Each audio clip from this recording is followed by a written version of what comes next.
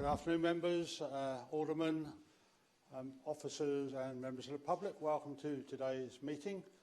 As you can see, I have my Christmas robes on, just the same as our UKIP colleagues and Councillor Stagg. As usual, we will ask the Dean to say grace. Prayers rather than grace, if that's Sorry. I'm not anticipating being fed. I was obviously anticipating that, so thank you very much, Dean. You may have noticed there's a major Christian festival approaching amidst a major commercial festival. So I'm going to lead our thoughts in the direction of Christmas, of the message of Christmas, and of those who at Christmas time are in a less fortunate position. Heavenly Father, at this holy time, your Son was born in human form. At this holy time, there is no room for your Son in the inn. Protect with your love those who have no home and all who live in poverty. Be with the charities who support the homeless and families under pressure. At this holy time, Mary, in the pain of labour, brought your Son to birth.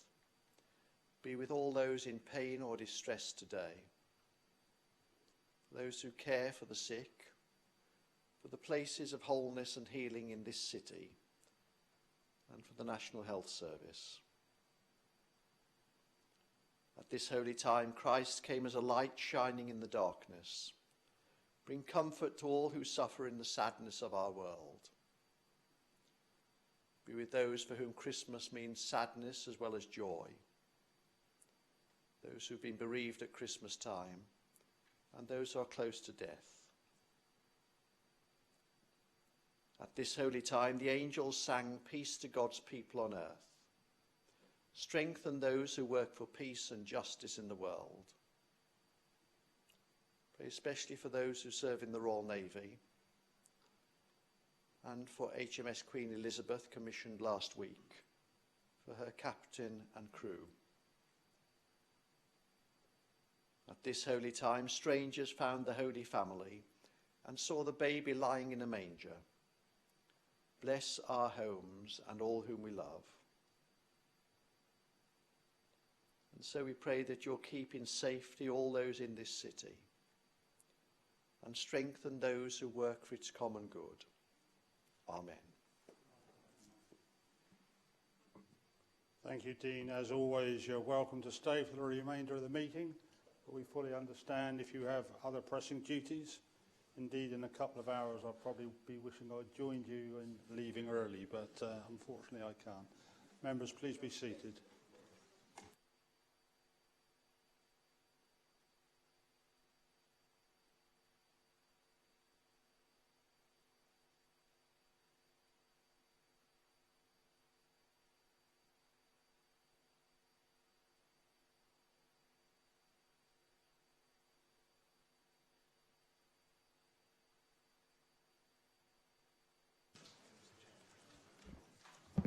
Okay, members, we'll move to item 1 on the agenda, declarations of interest.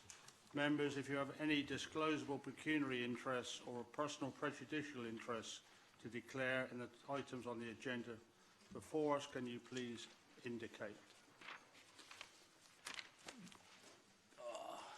Councillor Sanders? My Lord Mayor, I don't have either of those interests. However, I do have a personal interest, which in the interest of transparency it would be sensible to declare. Under motion 9B, my mother lives in one of the tower blocks which is currently being uncladded. Therefore, it is not a disclosable pecuniary interest under the regulations, but it seems sensible to declare it in the interest of openness. I understand from the City Solicitor this means that I can stay for the debate and vote on the debate, which I'd be delighted to do if, of course, it ever gets debated. Thank you, my Lord Mayor. Thank you, Councillor Sanders, for your transparency. Move on to item 2 then, the minutes. It is proposed by Councillor Jones and seconded by Councillor Hugh Mason that the minutes of the ordinary council meeting held on the 14th of November 2017, previously circulated with the agenda, be be confirmed as a correct record. Are the minutes agreed? Thank you. Move on to item 3, communications. I have received apologies from Councillor Vernon Jackson. I hope he and John are progressing well. I'm pleased to see Councillor Chowdhury. I hope you're well enough to stay with us today. I had notification you were sick, but welcome back. I also understand Councillor Morgan will have to leave early on account of parliamentary business. Leader. Thank you very much, Lord Mayor. I also have apologies from Councillor Jim Fleming. Thank you, Leader. Right. For everybody's benefit, filming the council proceedings. Just a reminder, all the microphones are controlled by me. Sorry. Councillor Wood. Sorry, Lord Mayor. I would give my apologies if I can leave early. So I've got another appointment at 6:30 that I've got to go to. Okay, noted. Thank you. Right. Any more before I carry on? No. Speak now, forever hold your peace. I'll move on. Filming of council proceedings. Just a reminder, all the microphones are controlled by me. Members wishing to speak may simply press the talk button on the unit in front of them, and I will activate your microphone when I call you to speak. I will also turn off your microphone. The cameras for the webcast will go to the speaker on the microphone that is active. With regard to members of the public attending to address the council, we don't have any today, so that doesn't matter. For the attention of those members of the public wishing to record proceedings, the council's rules prohibit the filming, photographing or recording of members of the public unless they are addressing the meeting, and only then if they do not actively object. Also, filming from gallery to gallery is also prohibited, but as we have nobody on the other gallery, it's probably irrelevant. Evacuation procedures. Also, just to inform you that the evacuation assembly point for this meeting, as always, is in Victoria Park, in view of the presence of the ice rink in Guildhall Square. There are building evacuation signs displayed both inside the public galleries and the chamber itself. Seating plan. You will also note there's been a slight update in the chamber seating plan, which is attached to your green sheet. We move on. The next item is remembering recent sad deaths. Members, as previously notified, Pam Webb, who was Lord Mayor of Portsmouth in 1998, sadly passed away recently. I attended her funeral on the 28th of November to represent the city, and Pam was the representative of Havelock Ward, which obviously no longer exists, for 8 years from 1994. Pam actually attended my wedding, so I'm very sad to hear of her passing. Also, as previously informed, Alan Lee, who sadly passed away. Alan was a civic awardee, church administrator and warden who worked with the Cathedral Innovation Centre and the Rowans. His funeral took place yesterday. I'm sure our thoughts are with Pam and Alan's families at this time. Moving on to happier times, I had the pleasure to recently visit our twin cities of Caen and Duisburg, along with some of you colleagues out there. Caen, as always, was greatly receiving of us, and they actually had it's the 30th anniversary of our twinning with Caen, and they put on a marquee with their version of what they thought the British ate for brunch, called it Croque Bretagne. I have to say, for those of us that went, I've never seen scones like it. They were more like a muffin, and to have them with butter was somewhat unusual. We were then given an option of various pies or pasty and chips, followed by a full English fry-up. So it's a rather strange version of what they thought, but we were well received. We looked at the Christmas market and various other things, and hopefully Mayor Joël Bruno will be able to come back soon. They presented us with a Caen stone replica of the Spinnaker Tower, which for anyone that wishes to see it is in my office. and we gave them a ship's wheel, something like a metre in diameter, which is going to hang, I believe, in the City Hall. The trip to Duisburg was also extremely interesting, but extremely cold. I think it got to something like -2, and on the last night it snowed. But again, their Christmas market, for those who've been before, is very spectacular. We were there to witness the 10th anniversary of their twinning with Perm, a city in Russia near the Urals, which apparently, I've never heard of it before, but it houses about 1.25 million people. So we were there for that, and we had an excellent time. And again, the hosting was excellent. I hope to see Soren Link, the mayor of Duisburg, back in Portsmouth in the very near future. It's full of good news today. The next pleasure I have is to present a scroll to Honorary Alderman Alex Bentley. Members, at an extraordinary council meeting on the 11th of July this year, it was agreed to admit former Portsmouth City Councillor Alex Bentley to the role of Honorary Alderman. Alex is with us this afternoon, and it gives me great pleasure to present him with his framed certificate.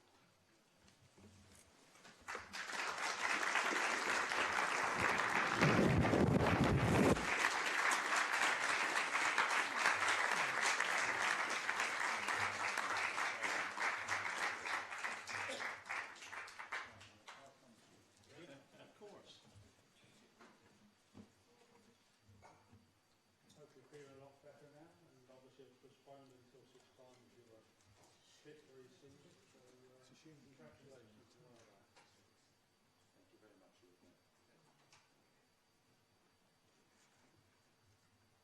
Would you like to say something? I would very much like to. Did I need the microphone on? Yes. Picture up here.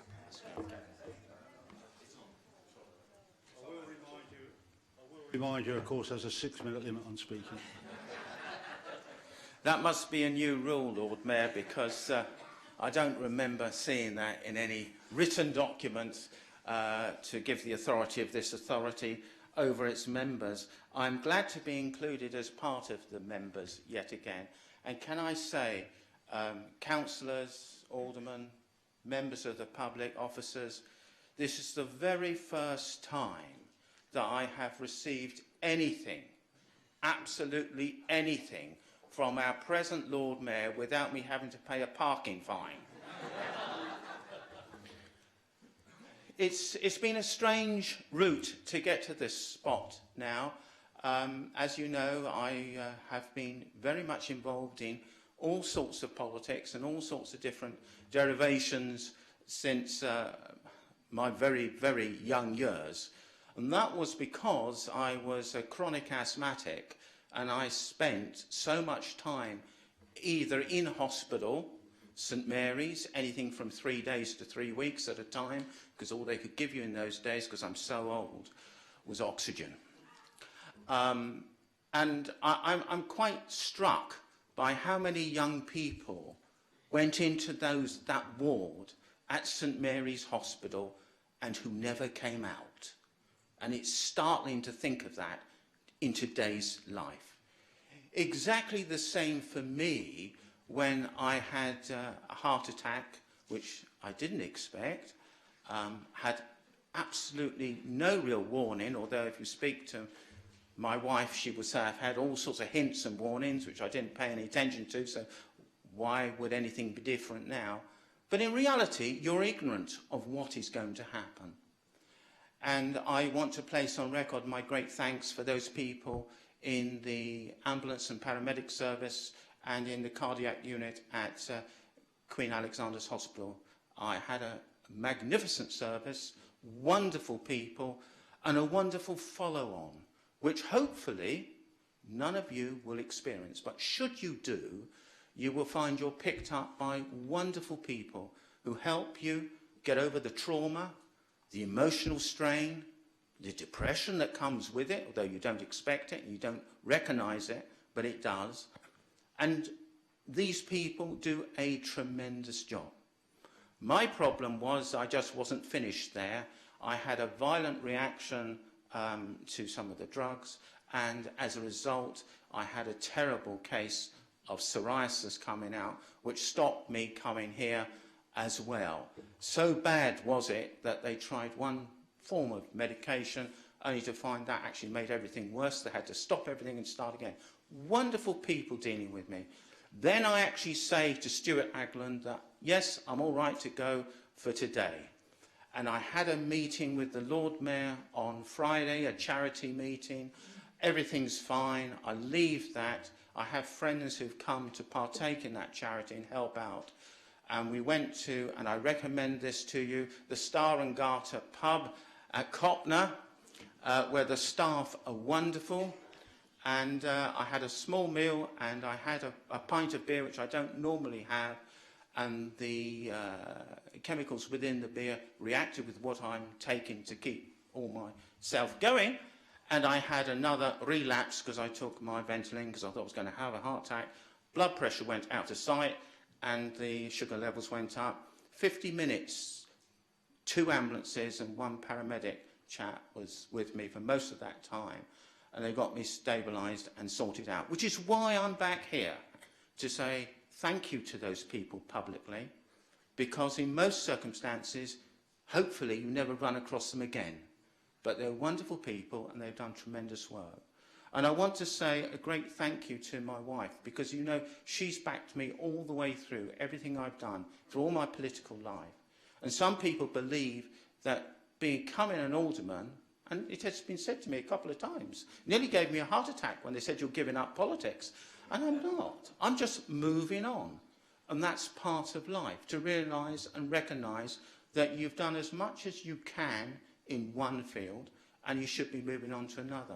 My wife said to me in the early summer, do you think it's time that we should, you know, consider not carrying on and doing something different while we got the life within us? We weren't to know what was going to happen while we got the life within us to do something different.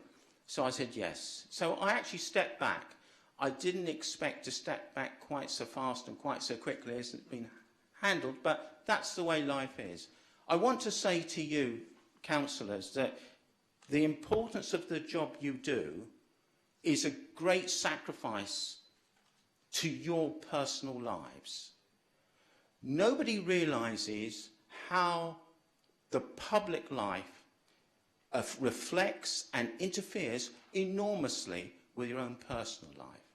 And I think my family and my wife in particular thought that we had done enough. She is beyond belief in actually having to handle the number of people who come into our shop who still don't believe that I am no longer a councillor. And it's quite amazing. When you walk around Sainsbury's or Morrison's, the same thing happens. And that's a good thing. I should feel proud that people feel comfortable to talk to me. That's a very good thing. But there have been many good people on this council. And I look back to when I started. I'm sorry that Gerald's not here, because he's always been the whiz kid of production of media and pamphlets. But when I started, it was the letter-set and the typewriter. Do you remember that, Linda, those days? Yeah? I'm not picking you out, but I remember having several leaflets from you. And they were enjoyable indeed. But the fact is that we've all moved on. And I come into this chamber and I see, even in the short time I've been away from attending meetings or one thing or another, let alone being a councillor, the technology has come in and moved people on and keeps people more informed. And that's a wonderful, wonderful development. The only thing that concerns me is we're not getting enough younger people to take a stand and stand up for their community. And so often young people get degraded by not being inspired by the people they see. I would like them to come here. I've been friends with a lot of different people across all political parties, which is probably what stunted my political development. But not just that. I'm grateful of the fact that I have been elected to this council in 1986 after my ninth or 10th attempt to get on. So it wasn't an overnight success, but it was a conclusion of putting yourself out there and putting your views across to people. That's a very important consideration. When I look back to the leaders of the council, to people that inspired people who did it because they really believed in their hearts there was something worth doing. Great people, Alan Burnett, Sid Rapson, Sally Thomas, Ian Gibson, John Marshall. These people were absolutely without equal in putting themselves forward to represent a city which had come out of the Second World War. And they did it without the thought of any financial reward. When I got elected in 1986, the compensation for the time you put in, the reimbursement, whatever terminology you like to use, was £300 a year. It seems inconceivable now that people would put themselves forward without any financial reward. But you have to seek those out that would, because they probably want to do it for the very best reason. And I'm conscious of the fact, having walked up Commercial Road today, to see the evidence of so many people who are displaced and uncomfortable. And I look at what we as a city could do, and I look to the leader of the city to put forward the very best that we can achieve within our city. It is difficult. I know it's difficult. And it's not always a question of politics. It's a question of what is able to be achieved. And when you're elected for a 4-year span, so much changes within that 4 years. Whether you will ever get re-elected, if you actually put your foot down and stamp the ground to make a change, is always a gamble. But I believe you folks here are strong enough and have the talent to take that challenge on. I hope you do. I just want to say one last thing. There are 3 very, very strange things in life over which you have no control. The first is that when you're born, you're going to die. The second is, and this is appealing perhaps to the season of the year, you have no choice in the parents that give birth to you. And the third and final thing is the place you were born. You have no choice over that. You can be born in Syria or in Southsea. You have no choice in that. So we have a collective approach as human beings to put our humanity out to help those people and to show generosity of spirit and forward planning, because that is the role that you have within your gift. I'm most grateful, Lord Mayor. I have probably gone on too long, but there's things I've wanted to say which, believe me, I have cut out of what I'm going to say today. But I'm most grateful to you for offering me this aldermanship. I'm very grateful to join you all again, and I'm most grateful for my wife and family who have always supported me, and only this year did my wife ask me to stop. Thank you very much.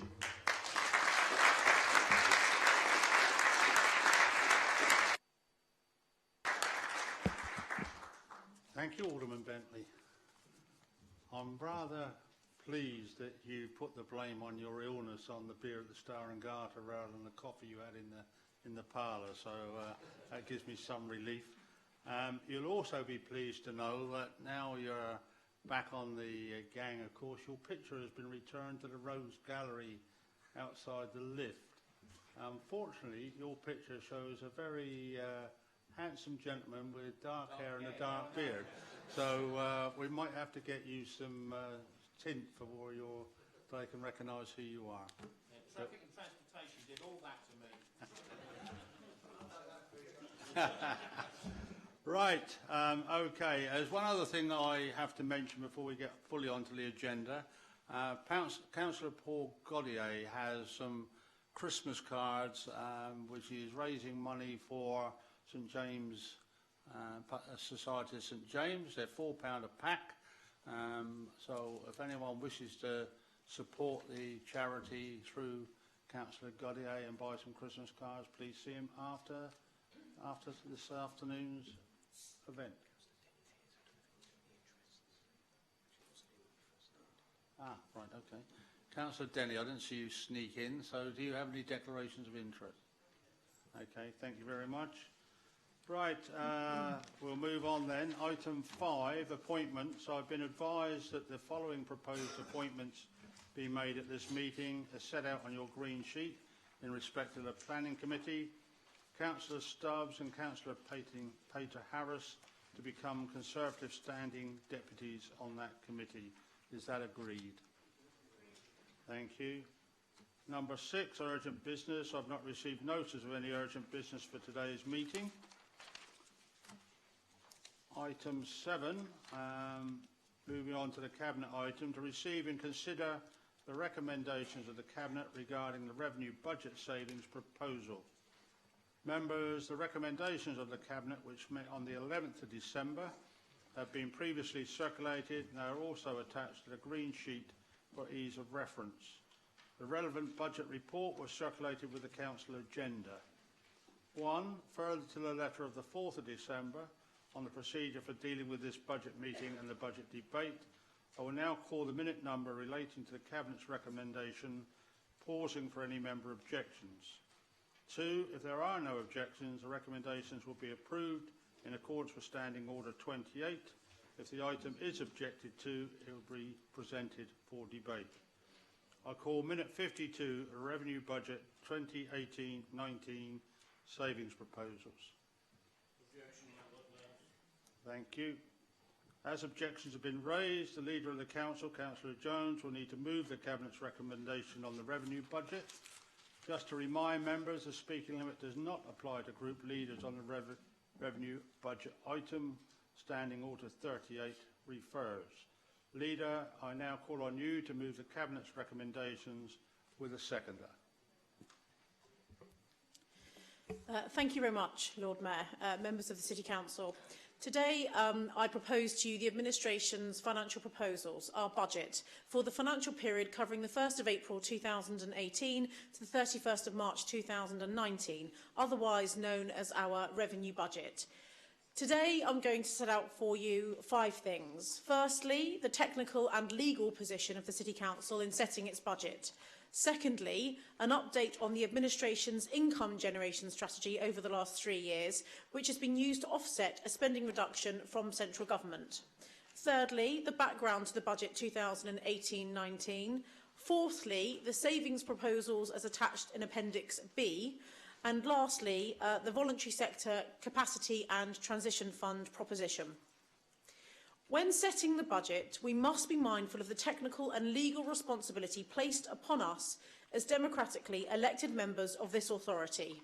We, as the employer, must think of the staff and citizens that we represent, which includes continuing to protect the most vulnerable in society, something the administration places a great deal of importance on. Through statute of law, it is a legal requirement for all councils to set a balanced budget each year. The budget must be set by the 31st of March to take effect on the 1st of April at the start of the new financial year in the United Kingdom.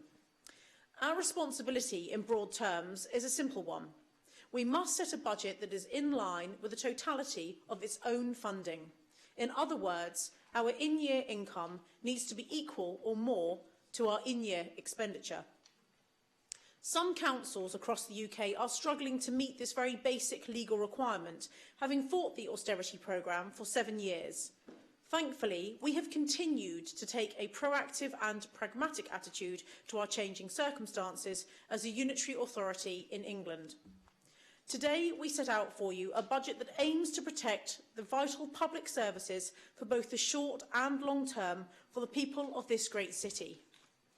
I would like to place on record my thanks to the independent members of the City Council who have worked diligently with the administration this year and suggested new ideas and ways to improve the services that we provide. Firstly, Councillor Paul Godier, who has supported the administration in the work that has been carried out to support homeless across the city of Portsmouth. And I'm pleased to confirm, Lord Mayor, that we opened the homeless winter shelter 6 days ago, providing refuge to the most needy during the extremely cold months. Paul's advice, outreach and care for those that find themselves in this situation is humbling. I'm pleased to see the recent announcement by the Government to introduce enhanced powers for local authorities to bring empty properties back into use. This will help to alleviate Portsmouth's housing waiting lists. Councillor John Ferret has chaired one of the most important committees on the Council, the Governance, Audit and Standards Committee. He has proved a safe pair of hands and has built a good reputation with the Council's external auditor, ensuring we have robust challenge and security in place to protect public money that we administer. I would like to also thank him personally for the counsel he has afforded me over the last year. Working collaboratively has improved beyond doubt the budget proposal that you have before you today, and we will ensure it is achieving the needs of citizens from all parts of our city. The first task in setting a budget is to know the income and expenditure required. The Council's income position is derived from a number of areas. The most obvious source of income is council tax. In the City of Portsmouth, we have a relatively low tax base. This is to our detriment. We are a relatively small city physically, and our space per head of population makes us the most densely populated area in the United Kingdom outside of London. This affects our income, with too few homes and limited space for business expansion. Our council tax income is £72 million per year, which is paid by some 85,000 households from Portsdown Hill down to Southsea Seafront. Under the current government rules, we retain 49% of our business rates, which is the equivalent to £40 million per year. The unitary authorities in the Solent, Portsmouth, Southampton and the Isle of Wight have recently submitted a bid to the Treasury to be part of the government's business rate retention pilot. This would mean that we would retain 99% of new business rates growth rather than sending 51% of it back to central government. I should note that 1% goes to the Fire Authority. We know it is the government's intention to cease completely revenue support grants for councils, and retention of business rates is another step towards this. The business rate retention scheme complements the much needed and anticipated Solent Combined Authority. Our bid has been with the government for some 14 months, and I'm pleased that following the Chancellor's budget 2 weeks ago, businesses are now speaking out in support of the Mayoral Combined Authority, recognising the vast amounts of infrastructure monies allocated to mayoral combined authorities across the UK, particularly in the north of the country. We welcome the creation of the National Transforming Cities Fund, with an initial £1.7 billion allocated to improving transport and infrastructure, as announced by the Chancellor in the recent government budget.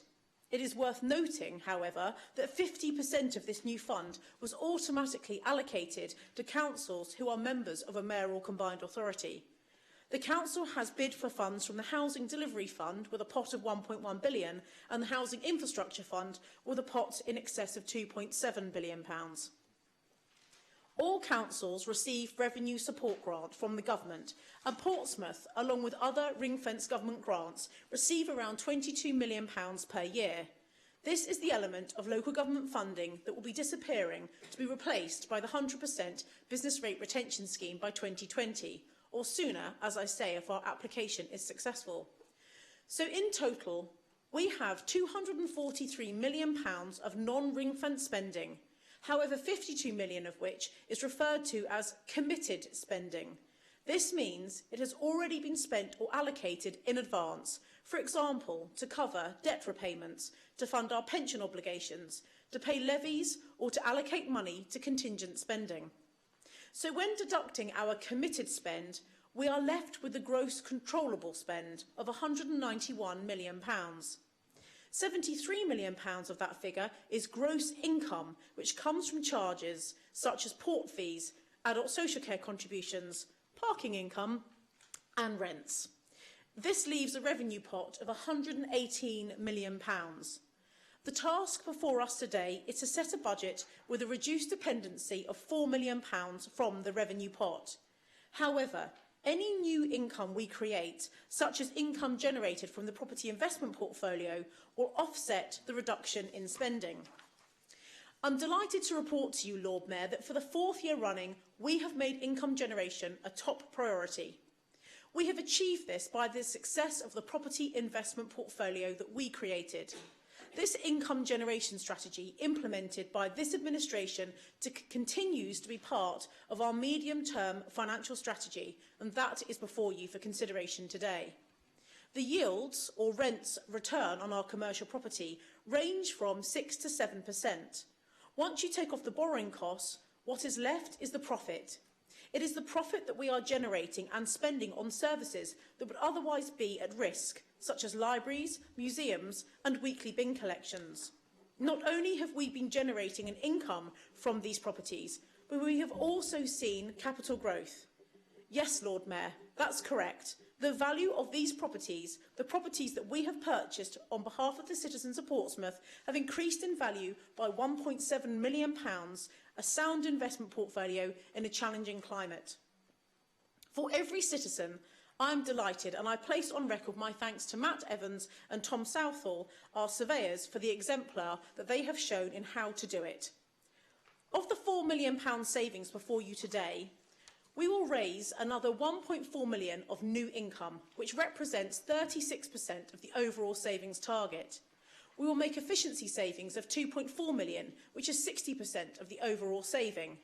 We will find £200,000 of service reductions, which represents just 4% of the overall saving before you today. And the total income now generated per year through the property investment portfolio is £6.8 million. After borrowing costs, the profit is £2.6 million, which we expect to rise to £4.5 million once the fund has been fully spent. In the last 2 years, we have created over £5 million of new income, which we already know will increase to over £6.5 million over the next 12 months. This is a staggering contrast to the previous administrations who failed to think outside of the box and instead addressed their savings targets by short-sighted political decisions, such as closing public toilets and reducing the community service grants to organisations such as Off the Record. We have worked hard using the business acumen of the Conservative administration to make sure short-sighted cuts, such as the toilets, don't happen again. In fact, we have plans to build more toilets across the city, adding to the vibrant place we live and work. By creating income, we are able to propose to you today one of the lowest reductions in spend of any city in the United Kingdom. Neighbouring city councils are having to make more drastic and deeper cuts than us. Why? Because this council is acting in an entrepreneurial way.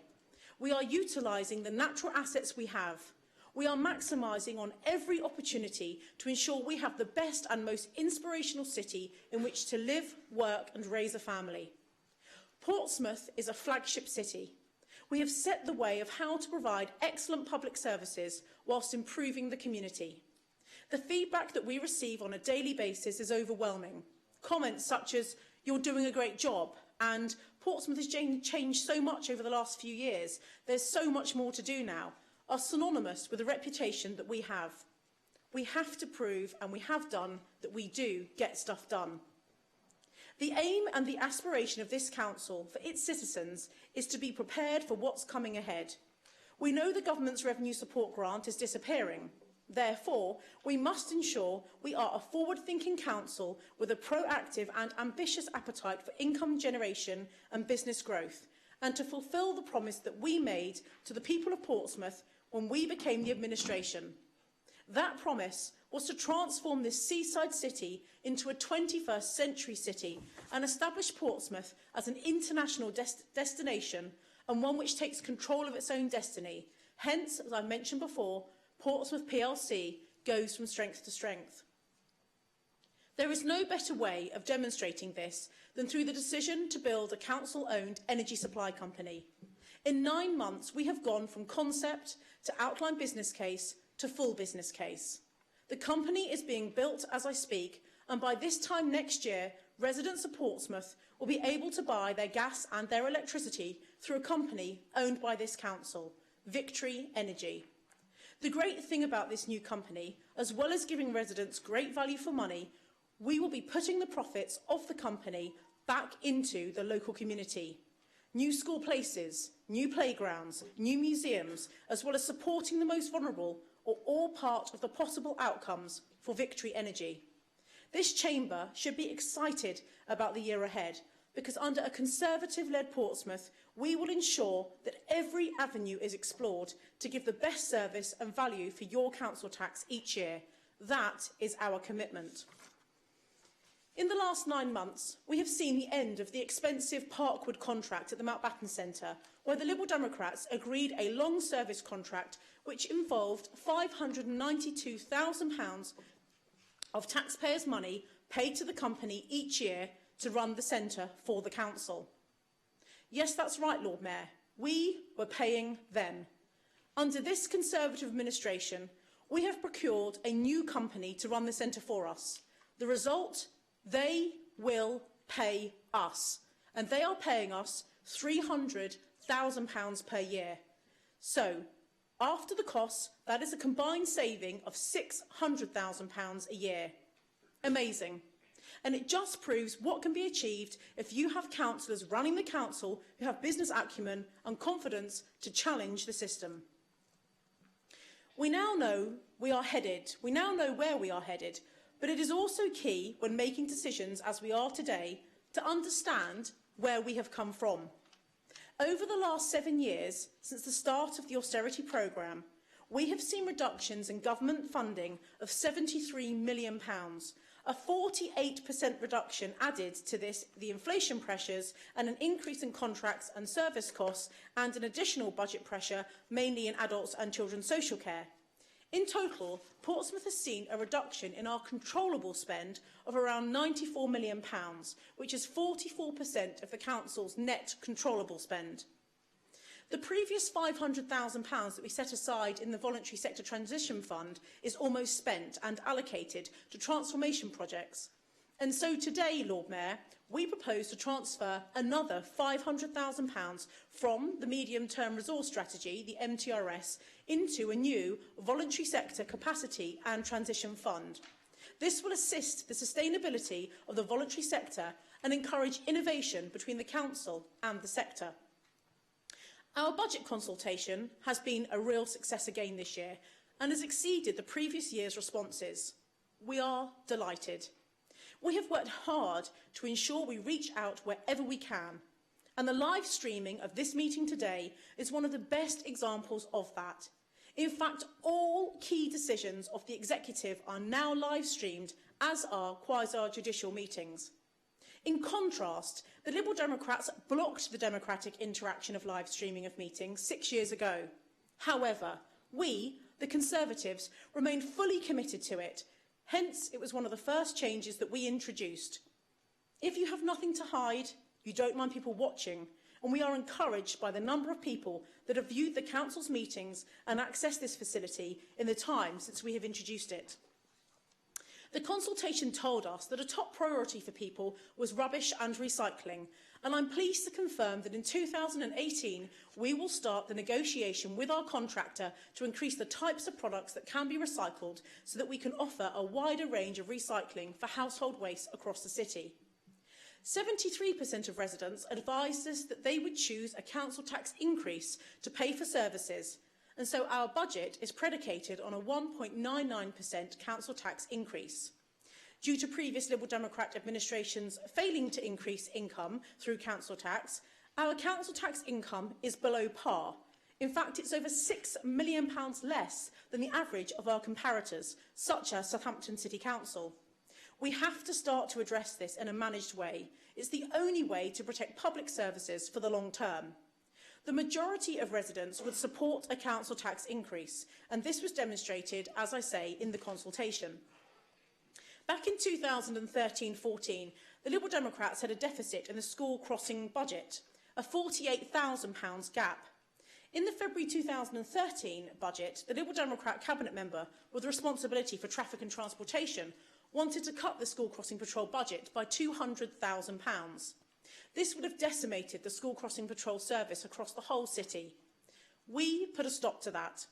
We made a clear statement that children's safety was not to be taken for granted, and we would not accept such a dangerous proposal. So, we deleted the 200k saving, and instead, we found the money by investing in property. As a consequence, we have not had to make 50 school crossing patrol people redundant. I'm proud of my Conservative colleagues for their excellent work in this area. Education remains our #1 priority. Over the last year, Councillors Hockaday and Young and I have met with head teachers across the city to discuss how we can help them. The recruitment of STEM subjects is still a challenge, and so, Lord Mayor, I'm pleased to confirm Councillor Hockaday and I have worked with our education team to arrange more STEM recruitment events as we did last year. This has helped to attract skilled teachers to Portsmouth. We believe in putting our money where our mouth is and actually delivering on new ideas and not just talking about them. And so the creation of the city's first UTC, University Technical College, which celebrated its official opening today by astronaut Tim Peake visiting the city, is amazing news for our young people. This is yet another example of the Conservatives delivering on a pledge to improve the education offer in the city, and I'm delighted that yourself, me and Councillor Hannah Hockaday were able to attend that official opening earlier this morning. Libraries are public places and a service that we and the public love and value, and that's why I'm delighted that for the 4th year I'm able to stand here and confirm we are not closing any libraries in the city. In fact, whilst hundreds of libraries across the country are closing, we are adding to ours. Longer opening hours, more activities on offer, and an enhanced children's library in Southsea. How are we doing this when the funding from government is reducing each year? We're doing it, Lord Mayor, by making them generate income. The excellent initiative of our Cabinet member, Councillor Linda Symes, and her team has seen the opening of waterfront gifts at Southsea Library over the last 12 months. This shop has been such a success, we have now rolled the model out to the new bus terminal at the Hard, the City Museum, as well as at Southsea Castle. With a 29% increase in profits, things are looking very good for waterfront gifts. As other cities struggle with municipal-owned museums, we have been able to completely rebuild one of ours, the D-Day Museum. Following successful bids to the Heritage Lottery, we are halfway through a £5 million regeneration programme of the site on the seafront. 2018 will be a huge year for the United Kingdom as we celebrate 100 years of the end of World War I, and we're delighted to have been able to add to one of the city's museums celebrating one of the Great Wars. Residents requiring support from drug and alcohol services will now be cared for by the Society of St James. This was a service being delivered previously by Portsmouth City Council Direct, but we tendered the contract and it started on the 1st of November 2016. The service is not equal to the City Council service previously. It is in fact a better service with a higher number of support hours offered to service users. This is saving us over £1 million over a 3-year period. In fact, so pleased were we with the Society of St James that we are delighted to have entered into another contract with them, this time at the Lodge in Victoria Park. The once tired and run-down building is now a fresh, up-to-date cafe, providing an excellent community space for all to enjoy. It's welcoming, and what's best, it's providing work for some of the most vulnerable in society. But it's not going to stop there. We have plans to extend even further the offer for people across the city and our very beautiful Victoria Park, with a plan to be worked on in the new year, encompassing ideas such as an opera space and open-air theatre spaces, including some new public toilets. Thanks to a focused back-to-work programme from the Conservative government, we now have record low levels of unemployment, with less than 2,000 people in the city claiming employment support allowance. This is good for the city, and it's good for those people, Lord Mayor. We need to ensure that we are helping and supporting people in their journey towards employment and improving their living standards. More young people now than ever before are bettering themselves in our city. Thanks to changes brought in by the government, all young people leaving school are going into either employment, full-time education or an apprenticeship. This is key for a number of reasons. Firstly, it creates new behaviours for those in society that need it most. It shows them the benefits that come from working and having a sense of purpose. It teaches them new things and aids them with the tools that they need to provide for themselves for the long term. As a city and as individuals, we will reap the benefits of this positive change within the next 5 years and for the future. I'm pleased to confirm that in the last 12 months, this council has continued its partnership with British Cycling. Family cycle events and guided rides have continued with the sole aim of improving road cycling safety and fitness. And we have built improved cycleways along the Havant Road and are currently improving and upgrading the Eastern Road. But the major improvement over the last year has been east-west connectivity with the build of the Goldsmith Avenue cycle lane. This is following the successful cycling strategy from the Portsmouth Cycle Forum. We are working on plans to increase the number of cycling highways in the city, especially as such as along the seafront when we build the new sea defences. In fact, we are the most pro-cycling administration to run the city in years, having delivered on more new schemes in the last 4 years than any other. And in fact, so committed is our Cabinet member, Councillor Bosher, he's even donned lycra on several occasions. Oh, yeah.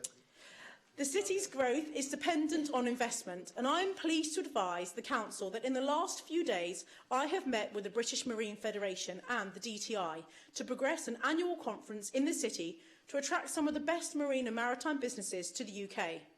The Solent area is home to over 70% of the marine and maritime businesses in the country, and we have plans to take this to a new level, especially in a post-Brexit Britain. When deciding on the budget proposal in front of you, we had to decide, first of all, what our political priorities were.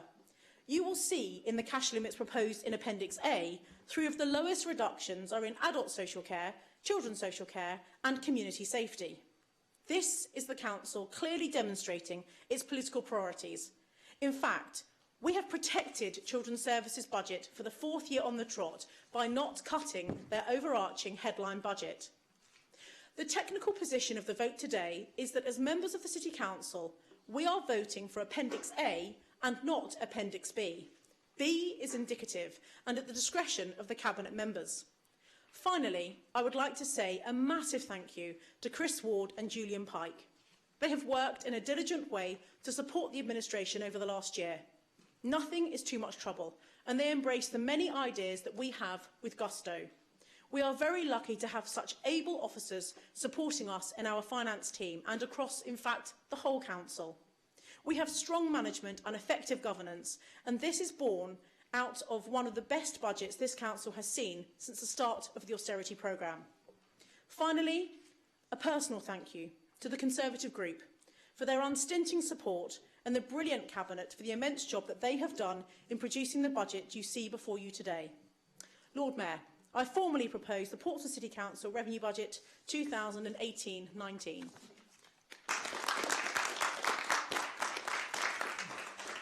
Thank you, Leader. Is that seconded? Councillor Stubbs, thank you. Right. Yeah. Lord Mayor, understanding orders, there's an unlimited time limit for group leaders, but this does not automatically go to deputy group leaders in group leaders' absence. In Gerald's absence, I'd propose that we give this unlimited speaking time to our deputy group leader, Councillor Hugh Mason, and I believe the leader is happy with this. Yes, I second that proposal. Thank you. Do you need a vote on it? In that case, members, can I have a show of hands if we're in favour of that? Of course. Hang on. Yeah. I understand what Councillor Dowling's trying to do, and I agree with it in principle, but he's asking for standing orders to be suspended so that a deputy group leader can have unlimited time.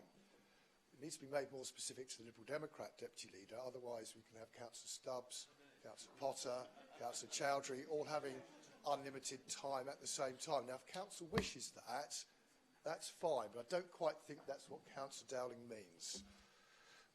Unless anyone's got any contrary views, I'll take the view that it applies to Councillor Hugh Mason only. Everybody in favour of that? Please show. That's carried unanimously. Thank you. I now call on the Deputy Leader of the Liberal Democrat Group, Councillor Hugh Mason, who is acting on behalf of his group leader, to respond without a time limit. As just agreed, any amendments will need to be proposed and seconded and then given to me in writing before the amendment is discussed further or put to the meeting. I now have such an amendment. Has everybody else been circulated? Mason may want to speak to yeah, okay.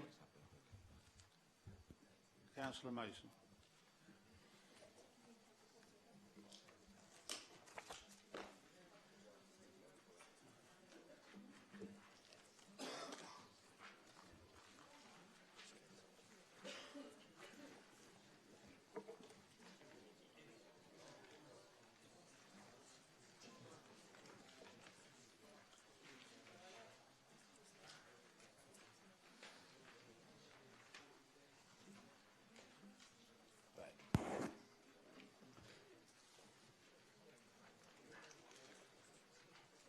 think everybody's got it, my Lord Mayor.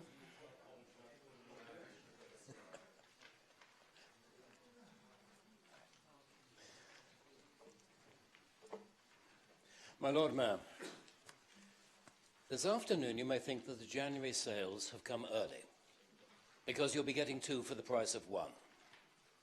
Part of this speech was written by Councillor Vernon Jackson, and part by me. If you listen very carefully, you'll be able to hear the join. Councillor Vernon Jackson is sorry not to be here today. It will not only be the first budget meeting he has ever missed, but also the first full council meeting he has missed in his 15 years on this council. The reason, as most of you will know, is that because he has had to go to New Zealand to bring back John, his husband, who has had a serious fall and broken the bones in his shoulder. It is a sufficiently serious break that he needs assistance to return home. At the beginning of this speech, I would like to thank the officers of the City Council for their hard work in providing the services which the people of this city rely upon, and providing them at times when their services are under huge financial strain. I would also like to thank them for their support to councillors, who so often have sensible ideas and reasonable hopes which cannot be put into effect in these straitened times, and for the imaginative way in which they construct other ways to achieve the desired end. In particular, I would like to express the thanks of myself and indeed the whole Liberal Democrat group to Chris Ward and Julian Pike for the help they have provided to us in preparing our amendment to the administration budget. It is important also to recognise the hard work put in over the last year by the City Council's Cabinet. We may not, and frequently do not, agree with them, but it would be churlish not to recognise the effort which they have put in to ensuring that the work of this Council continues.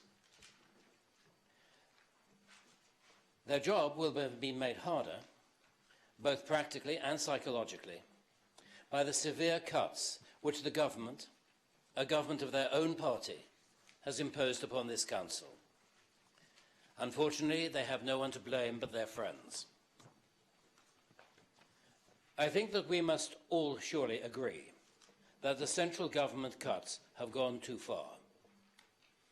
According to our Director of Finance, Mr. Ward, by 2020, the City Council will have lost 75% of the government funding which it received in 2010, while the demands on our statutory services have increased substantially. And of course, noting the Labour Party here, the cuts started long before 2010, under a Labour administration. This cut has inevitably resulted in reductions being made to our services, which none of us would have wished to make or even believed possible a decade ago. Both from the government's budget and from the local government settlement, we learn that the programme of cutting central government support will continue. What is more, my apologies, my Lord Mayor, what is more, the implementation of the much-heralded decision to repatriate all of the business rates to local government, well, 99% of them anyway, a move which would give us more control over our own destiny, seems to be further and further away, since the bill to this effect has still not been introduced to Parliament. And this is in a difficult financial situation. It is a situation where inflation is the highest it has been for 6 years, 3.1% today. It is a situation where the Bank of England is issuing increasingly gloomy forecasts for the nation's economy. And the propaganda displayed on the Brexit bus and the Leave leaflets is now clearly seen to be mere wishful thinking. It is a situation where the respected Rand Corporation has today produced a carefully argued analysis suggesting that the UK will be worse off after Brexit than it would otherwise have been. I trust that both the members of Parliament for this city will impress upon the government that the cuts to the City Council's funding have gone too far and must stop if the most vulnerable members of our community, those who most need and rely upon the services of this City Council, are not to have their prospects and their lives damaged beyond repair. My Lord Mayor, we have to do three things today. First, we have to make a lawful budget, a budget which balances. However much there are siren calls from extremists that we should challenge the government by declaring an unbalanced budget, we have to live within our means if we continue to govern this, our own city. Second, we have to find ways to finance everything which we wish to achieve. Third, and of the most importance, we have to have a vision for the future of our great city. We have to have a vision. We have to have ambition. And we have to have compassion. The amendments which we are proposing are lawful, and they provide for finance for the additional things which we believe need to be done in this city. Let us turn then to what we wish to do and why we wish to do it. The first thing is that we want to make our city cleaner and more attractive. You only have to read the local press to realize that local people are becoming dismayed and even appalled at the state of our shopping centres, how they have become grubby and untidy. In addition, there cannot be a councillor amongst us who has not been told time and time again about furniture and mattresses being dumped on the streets. We have not got the money to do everything which we would want to do, but let us make a start. We propose putting £67,000 next year and £73,000 thereafter into additional cleaning for our district shopping centres. We would specifically recommend that attention be paid to improving the environment of the North End and Fratton shopping centres. These are centres where traffic runs through the shopping centre, contending with pedestrians, and so businesses do not enjoy the separation of pedestrians from traffic. To be attractive, these commercial centres need additional attention to keep them clean.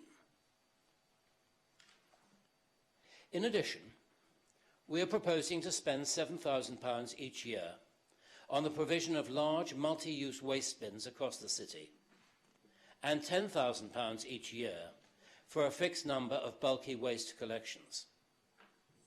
We are making this additional service available to make sure that those people who cannot afford to dispose of bulky waste are enabled to do so. The other side of our determination to improve the appearance of our city is that our local bylaws and regulations need to be enforced. Our enforcement and warden services are overstretched, and people comment that they rarely see our enforcement staff or our wardens on the streets. We propose to spend £74,000 in 2018-19, rising to £110,000 in the next year, in employing 2 additional enforcement officers / wardens in this coming year and a further officer in the next year. One inexpensive but important thing which we propose would both improve the street scene and help some of the most vulnerable people in our society. That is to spend £5,000 next year and £1,000 a year thereafter to provide simple, safe lockers in civic sites where people who are homeless and sleeping rough can store their few possessions. Not only would this ensure that their blankets and sleeping bags are kept dry and not piled up in the shopping centres, but also that those few precious possessions that the homeless have can be kept safe. Obviously, this is not what we should be doing. We should be providing homes or safe shelter for the homeless. But within the constraints on this council, it is one small thing which we can do to help.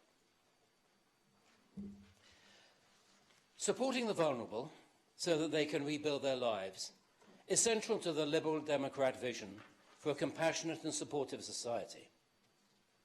And so in this amendment, we propose doing other things which would provide more help for people in need, and especially for the most vulnerable in our society.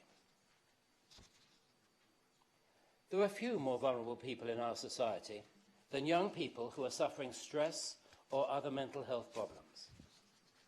It takes, on average, 16 weeks for a young person in a mental health crisis to see a psychiatrist. 16 weeks. That is not my estimate. It is in a professional report submitted to the Health and Wellbeing Board. The government, in reality, is not increasing the support for mental health services, and the personnel locally are massively overstretched. We need to help young people before they come to a state where they're in crisis and need to see a psychiatrist. The move last year, which led to the closure of Off the Record and the transfer of what was left of the counselling provision to Relate in Cosham, has been a failure. It was not Relate's fault. It is definitely not Relate's fault. They are very, very good at what they are set up to do. But the figures reveal the scale of the problem which has been created. In the last 9 months of its operation in this city, Off the Record saw 3,314 people, almost all of them under the age of 25, and 866 of them had been referred to Off the Record by their GP. Relate in the last year was able to offer counselling only to 270 young people. The gap is huge, and vulnerable young people suffer. And so we propose to bring back Off the Record to meet a real need, and propose putting £40,000 a year as a grant to the charity. Similarly, the replacement scheme for the dial-a-ride service, which was scrapped despite their producing a business plan which was acceptable to the council, the new scheme, the replacement scheme, has been a failure. The scheme which was scrapped had 390 users. The vaunted new scheme has, we are told, just 10 registered users, and the average number of rides per month is just 83. It isn't working. And we propose to put £50,000 towards reinstating and perhaps even extending the former dial-a-ride scheme, so that those really isolated elderly people are not left alone, but can once again have a decent quality of life. It is a small price to pay, and it would be far cheaper per person than the cumbersome replacement scheme which we have at the moment. Amongst the most vulnerable people in our city are those who are suffering domestic abuse. We have all heard time and time again about the cuts to the early intervention project for victims of domestic abuse.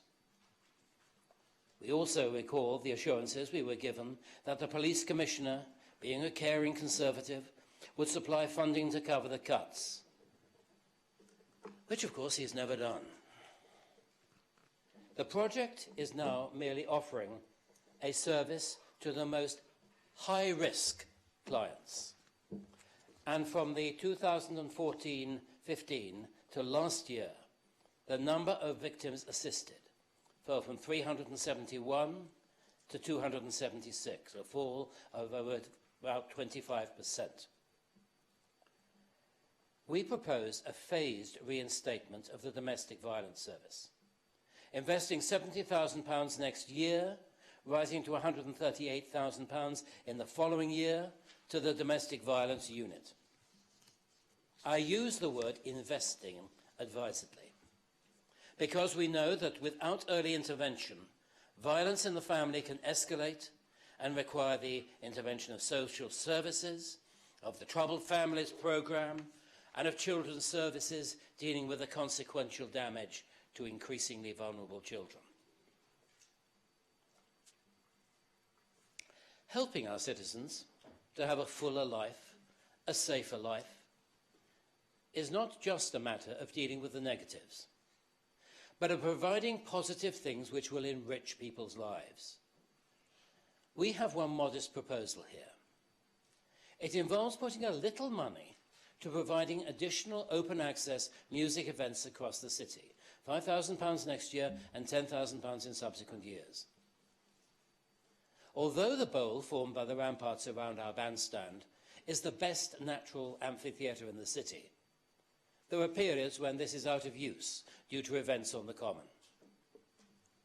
We therefore propose small-scale free music events at these times in places where people can bring their picnics and enjoy our local bands. Our parks in the north of the city, or even parts of Portsmouth Hill, could provide suitable venues for these events. The best way, however, to ensure that people have fuller lives is to ensure that people are properly paid in their employment. We, as a council, should be giving a lead, because we know that where we lead, others will follow. We are therefore proposing that from October 2018, there should be an increase in pay for the lowest paid of our employees to the level of the living wage as defined by the Living Wage Foundation. The living wage has been calculated openly, transparently, to be the minimum on which a decent standard of life in a country such as the UK can be sustained. Obviously, this will require the approval of the Employment Committee, which is why it is not prudent to demand its immediate implementation. We propose, however, to put aside £65,000 to implement the wage from October and £129,000 in subsequent years. There are, of course, many, many other things which we would like to do, such as to extend the hours of the free bus pass for the elderly. But in these straitened times, they will have to wait for another day. So, on the other side of the equation, how are we proposing to pay for these? In her speech, the leader of the council made much of the council operating like a business, and I would like to make a comment or two on aspects of the business of PCC Company Limited. We don't have shares, so we're not a PLC. We live in a very strange world, my Lord Mayor. A very strange world.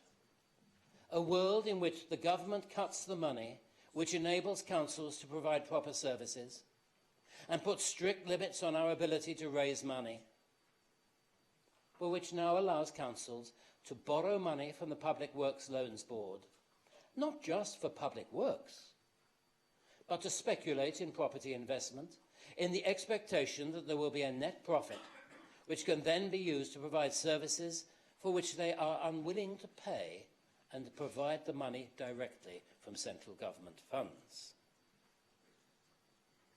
It's all rather convoluted, and certainly, my Lord Mayor, it is a very strange world. The system is, however, there, and the Liberal Democrats would certainly make use of the system, but we would seek to invest at least 25% of the money in commercial property in this vicinity, so that it could provide additional jobs for Portsmouth people and, if within the boundaries of the city, provide business rates to the council. The administration has also gone a long way towards setting up an energy supply company. It is wholly impossible for us to comment on this, because all that the senior opposition spokespeople have been allowed to see is an outline business case with names and other information redacted. We're not being given access to the detailed financial assessments or to the due diligence reports, which presumably underpin the outline business case.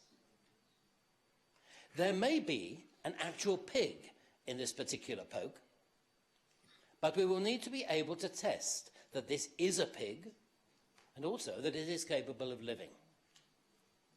We can't do that at the moment. It would be foolish of us to base our proposals on these speculative arrangements. We have instead based our proposals this year, as last year, on two things. And since our proposals are largely unchanged, I will not need to go into great detail. The first saving is that we judge that there are still a few efficiencies which can be squeezed out of the operation of the City Council. Sometimes, my Lord Mayor, it feels as if we're squeezing until the pips squeak. But we think that in these days, when increasing use is being made of computer-based operations, it is possible to reduce the administrative support across departments by a modest amount. We believe that it is possible to produce £92,000 per year by such savings. Similarly, we consider that the saving of £105,000 per year can be made, albeit with difficulty, in reducing the support services across departments. We recognise the difficulty, but we believe that these savings can be made without harming the overall operation of the service. The other area which we propose is the establishment and reinstatement of parking zones. We propose the reinstatement of two zones, MB and MC, where schemes which had been introduced with local residents' approval and which had proved popular were actually withdrawn. The assessment is that these two would raise a net income of £109,000 next year, and in subsequent years after the initial costs had been paid, would raise £147,000 each year. We also propose introducing residence parking zones in some areas where the local residents have voted, and sometimes voted more than once, in council-run consultations in favour of the introduction of parking zones. We believe that where people have voted, and only where they have voted, to establish parking zones and to pay a modest sum for the benefits which managed parking produces, we should create parking zones. The assessment is that these would raise a net income of £87,000 in the next year, and when fully operational, would raise a net income of £225,000 in subsequent years. We, of course, recognise that there are restrictions on what such money can be used for. But we have looked closely at the pattern of the City Council's finances and believe that parking zone income can free up money which can enable the general fund to provide the finance necessary to fund the spending proposals which we have made in this amendment. In making this amendment, we have been cautious, we have been careful. Indeed, I think Mr. Ward would never allow the opposition to indulge in any financial flights of fancy, nor giving the warnings over the future of the UK economy, which I have mentioned, would we be wise so to do. We have therefore produced this prudent amendment to the budget, which we judge will provide tangible additional benefits to the people, and especially the most vulnerable people in our city. I propose the amendment standing in my name and commend it to the Council. Thank you, Councillor Hugh Mason. Your seconder is? Yep, Councillor Dowling. Second, Lord Mayor, and I reserve my right to speak later in the debate. Okay, thank you very much.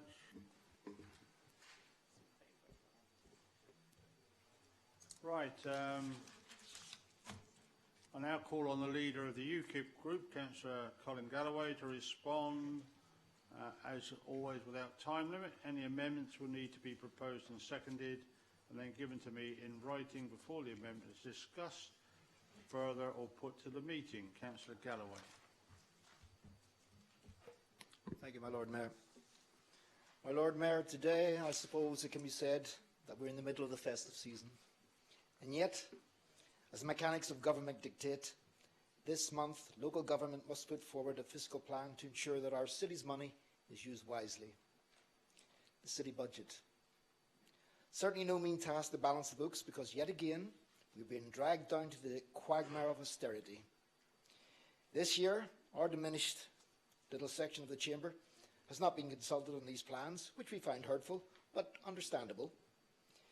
It therefore makes it difficult to come up with clever alternatives, even if we had chosen to do so.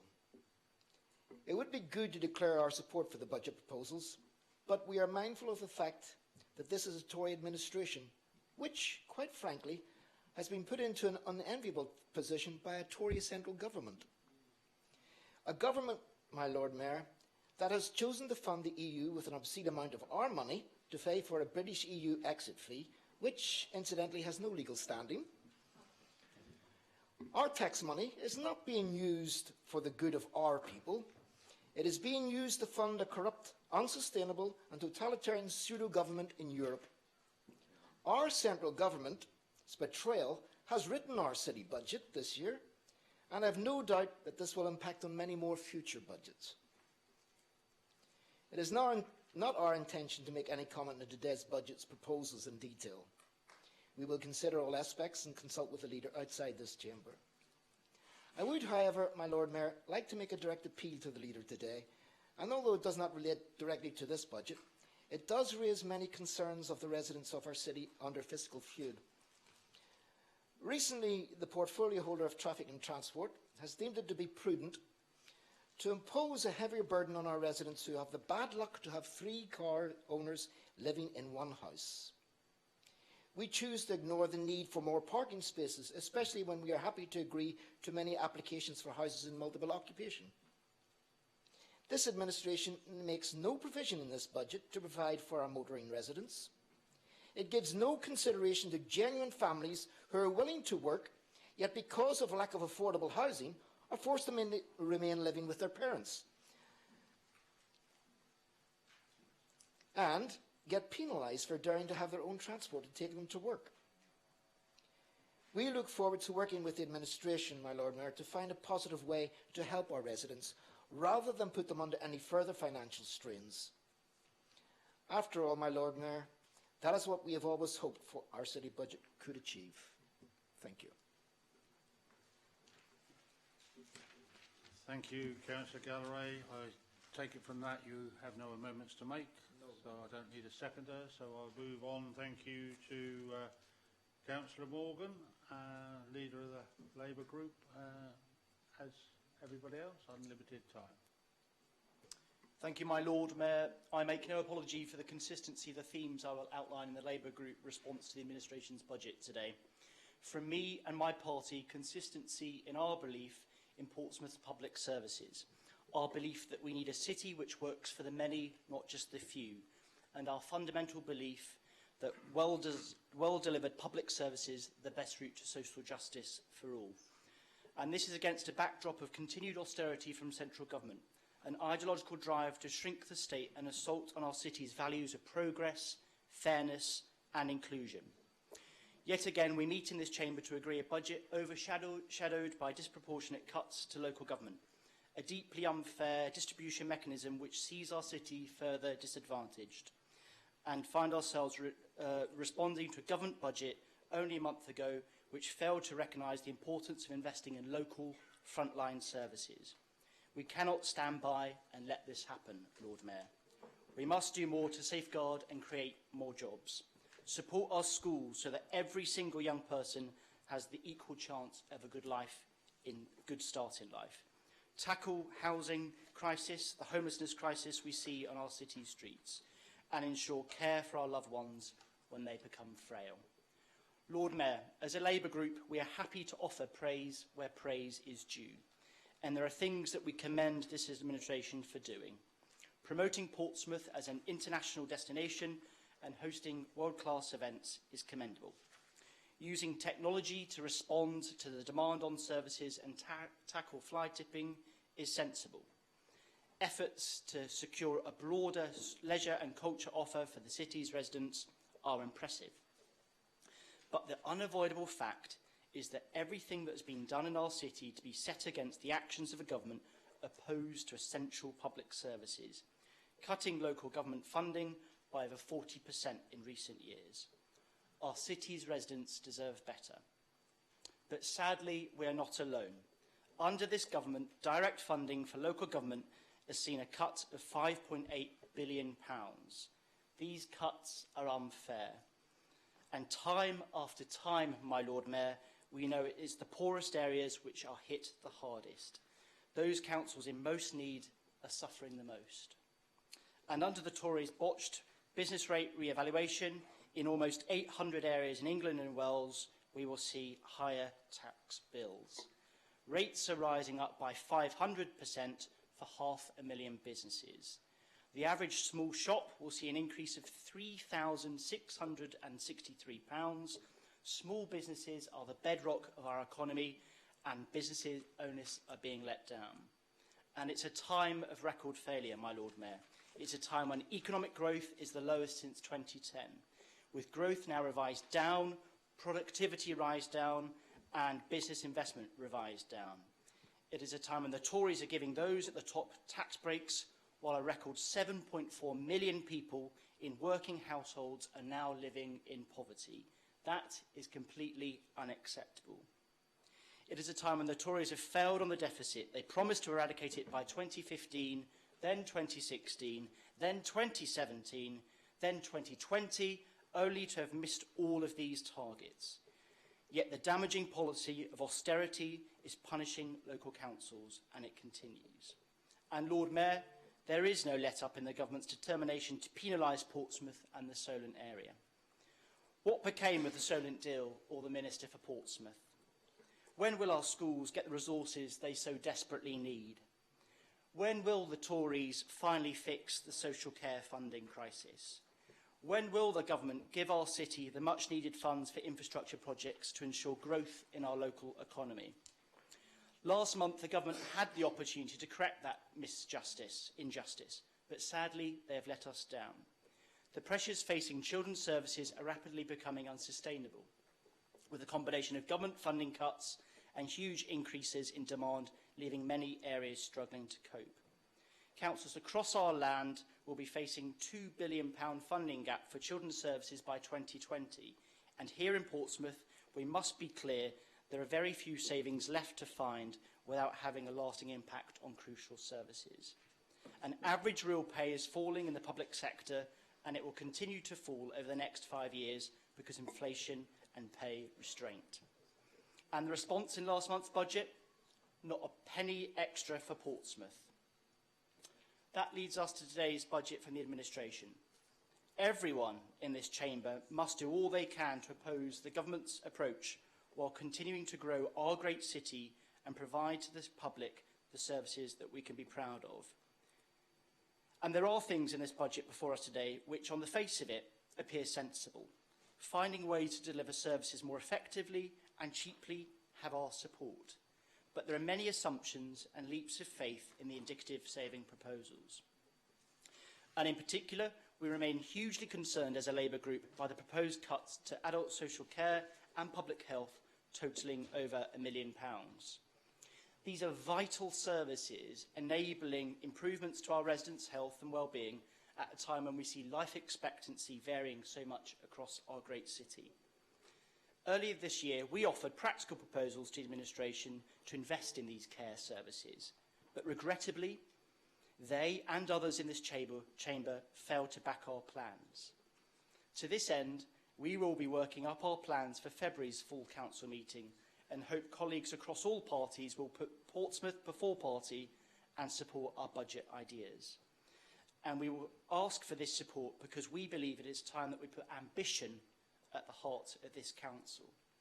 Ambition for something more, because the alternative is to accept the inevitable consequences of the government's addiction to austerity.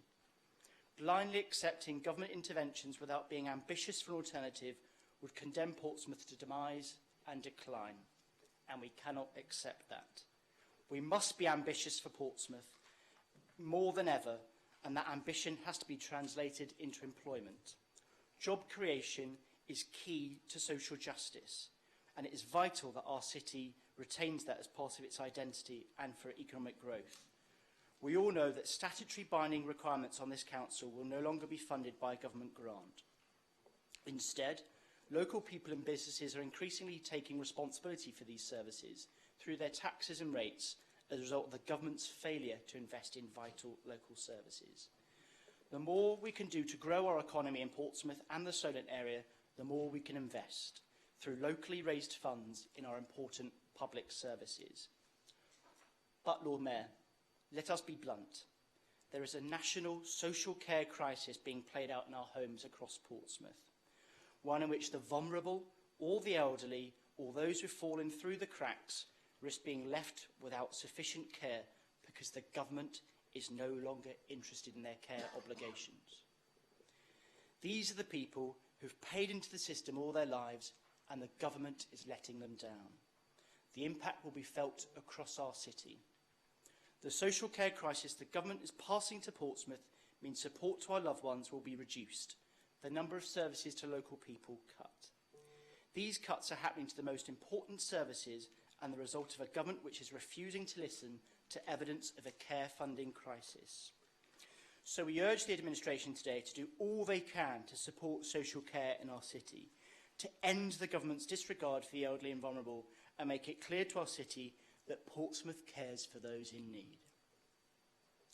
That means we expect the administration to do more to cut the cost of democracy, reduce senior management overheads, push harder for closer working with others in the public sector, share more services, and work collaboratively with neighbouring local authorities. And the only way we can see a council adapt is by change by consent. And that is why we need to work with everyone to consult widely and seek every opportunity to get the best for Portsmouth. This council must stand up to government and for our city. Portsmouth must be the frontier of what local government is doing and can achieve in the most difficult of times. People are tired, Lord Mayor, fed up and angered about the scale of cuts we've seen in recent years.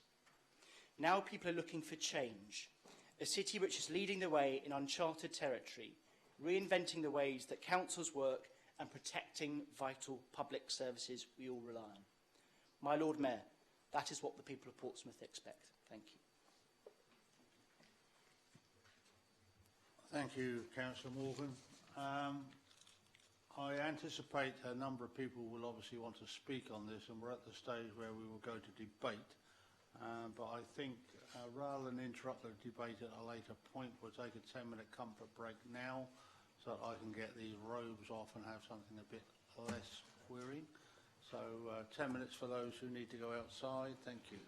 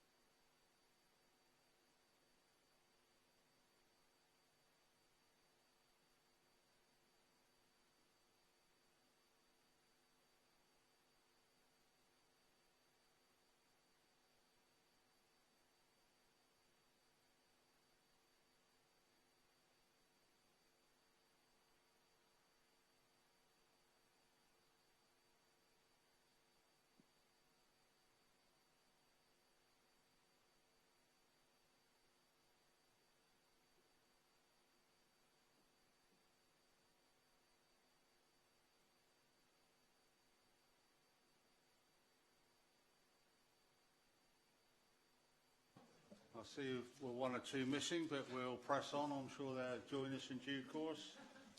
The proposal and amendments on the revenue budget item before the Council are now open to all other members of the Council to debate. The debate is now open. Councillor Stubbs. Okay, Lord Mayor, I get to go first then. So firstly, I think I just want to remark on the fact that there were no deputations here today. And in fact, the number of members of the public here is quite limited, and there was no union presence or other protest presence outside the civic offices. And in 12 years, this is the 12th budget I've been to, all the way back to, must have been 2007, it would have been the first one. And in every one, there have been deputations, and there haven't this time. And I think you really have to marvel at that, because people come along to this council primarily because they're angry about something, and there's no one here today. And that is really quite atypical across local government as a whole. You know, the Barnett graph of doom, which I'm sure a lot of the members here will be aware of, in many areas is coming true. The Barnett graph of doom, for those that don't know, says that a combination of falling budget and increasing costs mean that councils will be squeezed down to adult social care, children's social care and bin collections, and all other services will pretty much go. And there are parts of this country where that has now happened, and this isn't one of them. And I think that you know, the officers of this council, and yes, the administration, do deserve credit for that, and for keeping this council on a sound financial footing. I want to pick up on a few things said by some of the other speakers, by Councillor Hugh Mason and by Councillor Morgan in particular, and about some of the things that they've said, but also some of the most important parts of this budget are the things that haven't been said. So nothing very much has been said about housing, which is realistic. Now, I recognise that there's a housing shortage, not just in this city actually, but across the whole of England, and that high rents are putting a lot of families under pressure. I know that, we all know that.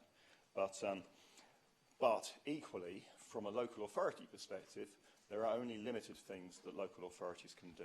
So we are building over 200 council properties, which is a substantial number. But that's about, under these circumstances and at this time, that is a considerable commitment, and we can't do massively more than that. And I was pleased at the implicit recognition from the other parties of that position. I also welcome some of the words that have been said when Councillor Morgan talked about shared services and about senior management reductions. Well, we've done a great deal on this council to streamline management and to share management with other authorities, not just because it saves money in itself, but also because it's a way of sharing good practice. And the number of senior officers in the top tier has fallen from 20 full-time equivalent, because we had 20 where they worked solely for us. Now it's down to, I think it's 10, because a lot of people, including the Chief Executive, Finance Officer and City Solicitor, all present here today, are jointly employed by other local authorities. When we were talking about adult social care, I think I'd like to say a few words about that, partly because, you know, that's the thing that I deal with. And we have been making quite significant efficiency improvements in adult social care. We've been reducing waiting lists across all sorts of things. So the waiting list to get a social care assessment, for example, is now down from 96 days to about 20. And there are sharp reductions in other queues. And this is just about redesigning what we do to take out waiting lists, to take out delays, to take out levels of authorisation and so forth. We are also doing a considerable amount about trying to join up thinking behind social care and housing. Because actually a lot of people with a social care need effectively have a housing need, and that by using the supported housing model you get a better service and at a lower cost as well. So we're doing a great deal towards that. I think though that you know, it is challenging. I mean, we've actually underspent on our core commission services budget by about £700,000 this year, which sounds like a lot of money, and it is. But equally then, we've been hit by a court judgment, not against Portsmouth specifically, but against all of local government, which has resulted in a £500,000 pressure because we now have to pay minimum wage on sleeping nights, and that's a big pressure in the budget. And I think with Councillor Morgan I mean, his speech obviously focused a lot on basically on Westminster, and I understand that. But from the things that we can actually deal with in this room, I think we are putting as much as we can into social care, and I'm content to say that I think we're making progress on outcomes. In actual fact, from a lot of the opposition leaders' speeches were, while they obviously focused on goings-on in Westminster, we're actually also quite realistic about the options the local government has. So I've only got a minute left. Oh, I have. I've got a long, long way to go. I'm going to have to delete a lot of this. But there was quite a lot of realism. I will pick up on a couple of points really quickly. One is when Hugh Mason was talking about lockers, this is something we're considering doing anyway. It's something we're looking at through public health. There's been some correspondence with British Aerospace or BAE Systems about whether they could produce them for us, and we're working on different locations. This is something we're thinking about for the reasons previously described. So far as off the record is concerned, the Futures in Mind contract is an NHS contract, and you're mentioning GPs and so forth. I mean, this is NHS stuff, and realistically, we can't backfill for the NHS. Moreover, the Recovery Cafe is making good use of that location. A mention was made of wardens. We've got the 4 town centre wardens coming, so I think that is somewhat covered. And finally, on property and business rates, well, the commercial properties that we are buying are already occupied. They've already got people in there. So if we bought a property in Portsmouth that already had a tenant that was already paying business rates, there would be no financial benefit to Portsmouth City Council. Thank you, Councillor Stubbs. Councillor Rob New. Wow, I wasn't expecting to be called so quickly. So, thank you, Lord Mayor. It was just to pick up on some of the points, but actually, Councillor Stubbs has already done it. And that was just to pick up on some of the amendments. And it looks like somebody perhaps has become a mind reader or has gained a crystal ball, which is fantastic. And actually, we're probably going to be a bit of a theme during this meeting. And I think Councillor Stubbs is quite right by the fact that there were no deputies and no funny socialist protesters outside. That it's a fairly good budget. And I think it's something that everyone's been working hard on. But specifically, I just wanted to talk about some of the things to give some clarity. So it mentions about a phased reintroduction of a domestic abuse service. We have a domestic violence unit here. And what happened after the last budget is we had a large intervention. And it was shocking. And I've spoken about this several times during the year at various full council meetings, about how the EIP service as it was then was not providing good outcomes in all cases. And that was something that we needed to address. And that was for various reasons, and it's going back over a long period as well. However, what was very positive is by moving that whole service across into Alison Jeffries' care and Sarah Newman's care, they were able to look at a multi-agency approach, but having a one-stop shop for victims that were coming forward. So now, when a woman or indeed a male, for example, who is fleeing an instance of domestic violence and they need assistance, they don't have to go through that harrowing experience of telling that same story to 6 different people. They've got a one-stop shop. And it also now looks after whether there are children are involved, because as we know, there are a whole huge range of issues around certain children being of a certain age being able to access refuge care and all of those things. But it also means that when those cases are now assigned to that member of the domestic violence team, it means that they have greater resources directly available to them. And we should be thankful to the officers for their approach to this, and making it all about outcomes for those victims, and it's really positive. I just wanted to also touch on the thing about wardens, although Councillor Ashmore's also just advised me that they're referring to day-to-day wardens, but it does tie into some of the other things in terms of high street cleanliness. So we're going through the recruitment currently, so we've got another 2 spaces which we're currently interviewing for, and they will be coming online very shortly. Their specific remit will be to look after the high streets. Again, I just reiterate that I have written to the Police and Crime Commissioner as well on this, and still yet to receive a response for him, so I shall be chasing him up probably next week, just before Christmas. I'm sure he's inundated with various requests. However, that's not my problem. My problem is Portsmouth, and I want the best outcomes for that. And we are concentrating, and I think that we can prove that we've been proactive. I've been working on this project for quite a number of months. And also as well, just to point out that on that specific item, it is for 4 officers over 2 years as well that we've already committed funding to for that, to assist traders, people who are vulnerable, etc., to help people at the very bottom of society. Thank you. Thank you, Councillor New. Councillor Stagg. Thank you, Lord Mayor. I am both extremely disappointed and seriously concerned about the negative effects cutting funding to Off the Record and Down the Ride have had on 2 very vulnerable sections of our community: children and adolescents with mental health problems and adults with disabilities or frailty. Cuts which were made, final cuts which were made by the current administration. As you've heard, the number of young people from Portsmouth receiving counselling through Relate since Off the Record in Fratton was forced to close has dropped dramatically, and I mean dramatically. This is no criticism of Relate, as Councillor Mason said, but Relate doesn't offer the same service as Off the Record, and it is located in an area difficult to access by young people from parts of the south of the city. People contacting Relate have to make an appointment and have to wait several weeks. Off the Record was a drop-in centre as well as running counselling sessions which are booked. In addition, if someone who has contacted Off the Record has to wait for a counselling appointment, they will be phoned every week by Off the Record and given support if they want it until an appointment is available. Very often this is enough and they don't need any extra support. They've been given the advice that they need.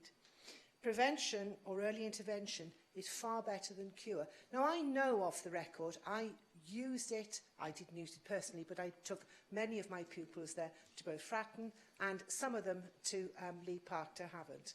And it was a fantastic service, and so many of our kids benefited from it. Children who came from really deprived backgrounds, where there was physical, verbal, sexual abuse, neglect, drug and alcohol abuse that they had to suffer from, and not just from the deprived families, but also from families where the pressure was on the children, and the schools as well put the pressure on children to get academic achievement. And this was playing on so many of their minds. And Off the Record, they could talk it through with people outside of their home environment or schools. You've heard that in the 9 months before the Fratton branch of Off the Record was forced to close, there had been a total of 3,314 contacts made. In the year since Relate has been running counselling services for the young people, only 270 have been seen. A bit of a difference. Of those 3,314, over half were from the south of the city. So we're talking about the areas of deprivation in the city. And not exclusively, obviously, but the bulk of them were from there. The Havant branch of the Record has seen some young people from Portsmouth, but mainly from the north of the city, and only a handful. The majority of young people who used Off the Record in Fratton came from the main areas of deprivation. Would they have the money to pay for transport to Cosham? I doubt it. Many of them from families which had very, very little money at all, certainly very little free money to do something as frivolous as catch a bus to Cosham.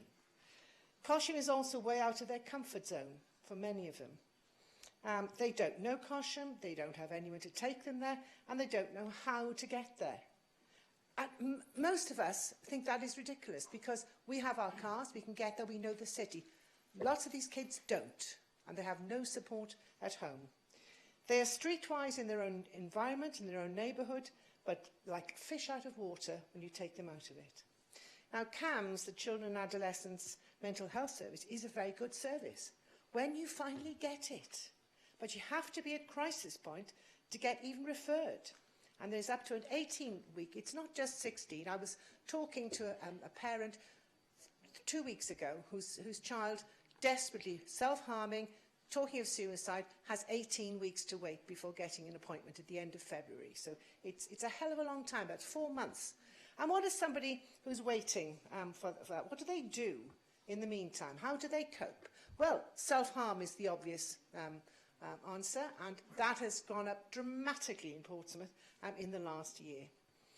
Suicide or attempted suicide is also quite common. It doesn't hit the headlines. If it's not successful, it doesn't hit the headlines, but it does happen. I had many pupils that I taught who had attempted suicide for the very same reasons. Off the record has been denied them, the only service that really supported their individual needs. It was a proven excellent service for thousands of very vulnerable young people. Interestingly, of the 3,314 people seen at Fratton, 866, as Hugh said, had been referred by their GP, 335 by social services. So they were coming from homes where there were problems. 324 by CAMS, because CAMS couldn't deal with them. And 360 by their own families. So it was a service valued by professionals, and yet this administration decided to force it to close. Similarly, a service which was greatly valued by vulnerable people of all ages, mainly older people, but others as well, adults, Dial-A-Ride, was also refused funding to enable it to keep going. Since the assisted passenger transport service has taken over, a total of only 496 single trips have been taken, compared with over 1,000 trips a month with Dial-A-Ride. And the new service is at a much greater cost to the City Council and to the users. It is failing some of our most vulnerable older people. And I don't mean the very old, I mean people who are over 25 who have disabilities or frailties. Sorry, I've been put off by that, sorry. Yeah, sorry. Right, I've found my place now. The leaders claimed that the pardon? No, it's okay. I allowed Councillor Stubbs to overrun, but if you can wind up. Oh, sorry. Now. Can I just finish this bit? Yes, wind up, yeah. Thank you. The leaders claimed that her administration is run like a business. I do find this a bit puzzling, as I note that she intends spending quite a bit of money on some city centre wardens, whereas we could have had a proven successful company, 3GS, keeping our streets clear of litter and, hang on, and dog mess at no cost to the council, as has been proved at a number of councils across the country. And I'll name a few: Swansea, Leeds, Wigan, Bournemouth, Bradford and Barnsley. Now that money Councillor that Stagg, was... I think I've given you due latitude, All right, okay. so thank you very much. Councillor Ferret.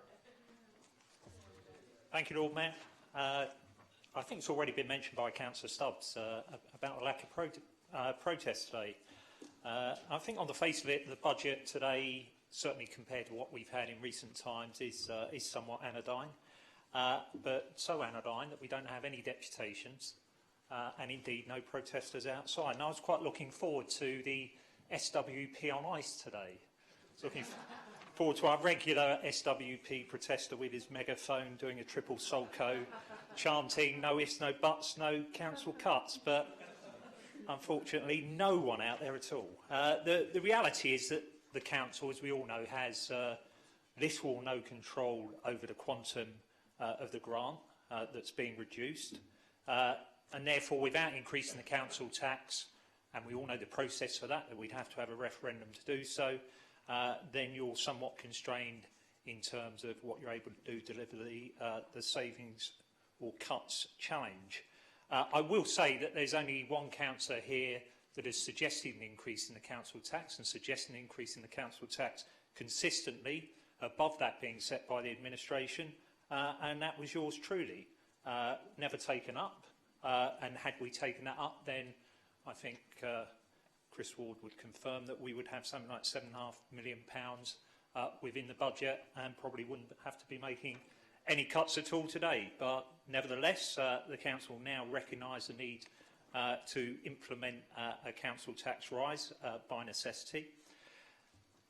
In terms of the savings are what they are. I think it is clearly incumbent on other parties to suggest alternatives as to what they're going to do.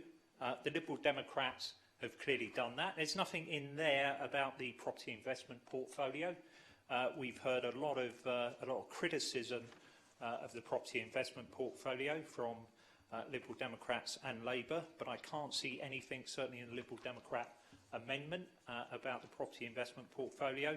And I think we need to commend the council leader who has taken that forward with energy, with imagination, and that has enabled us to mitigate a lot of cuts that we would otherwise have faced.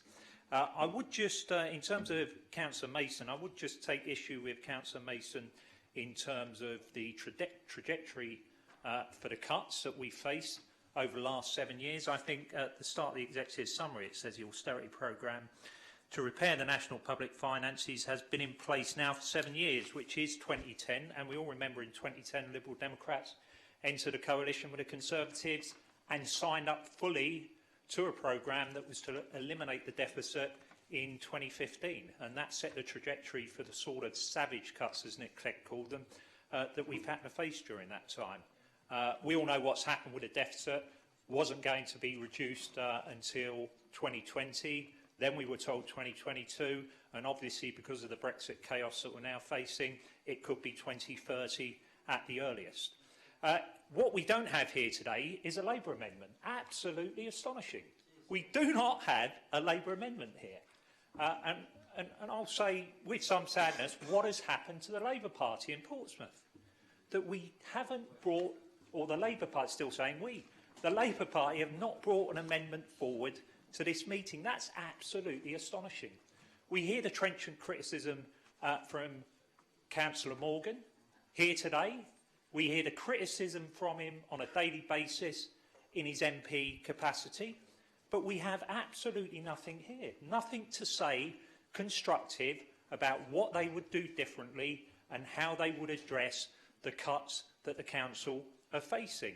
And he goes on about social care and education.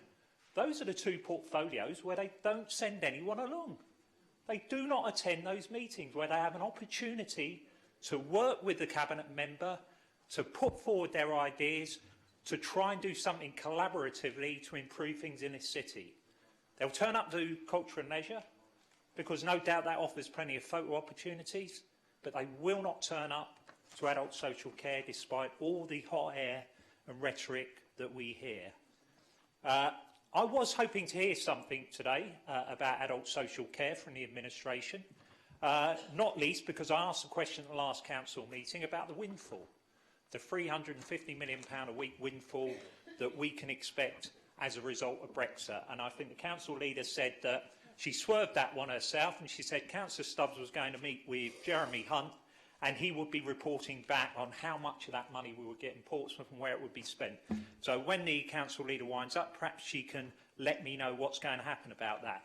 And I'm also disappointed not to see anything in the budget for fireworks and bunting, as suggested by Councillor Potter at the last meeting. I wasn't happy about that when Stuart suggested that at the last meeting, but I can see that working now in March 2019, because I think it probably will be worth celebrating the fact that we are going to have continuing regulatory alignment with a single market and the customs union, and to all intents and purposes, we're going to remain in the European Union. And I think that's something we should celebrate. Members, Councillor Whittington. Thank you, my Lord Mayor, and thank you, Councillor Ferrick, for that barnstorming end to your speech. So, my Lord Mayor, I want to concentrate on two main issues that were brought up in our budget amendment today: the living wage and additional lockers for homeless people. So, very early on in her speech, the council leader said that it was a budget for staff and for citizens. But unfortunately, there's not very much for staff and for citizens in there, which is why the living wage is so important to start with. It is absolutely essential. It's an absolute disgrace that this council is no longer a living wage employer that it was before this current administration took over.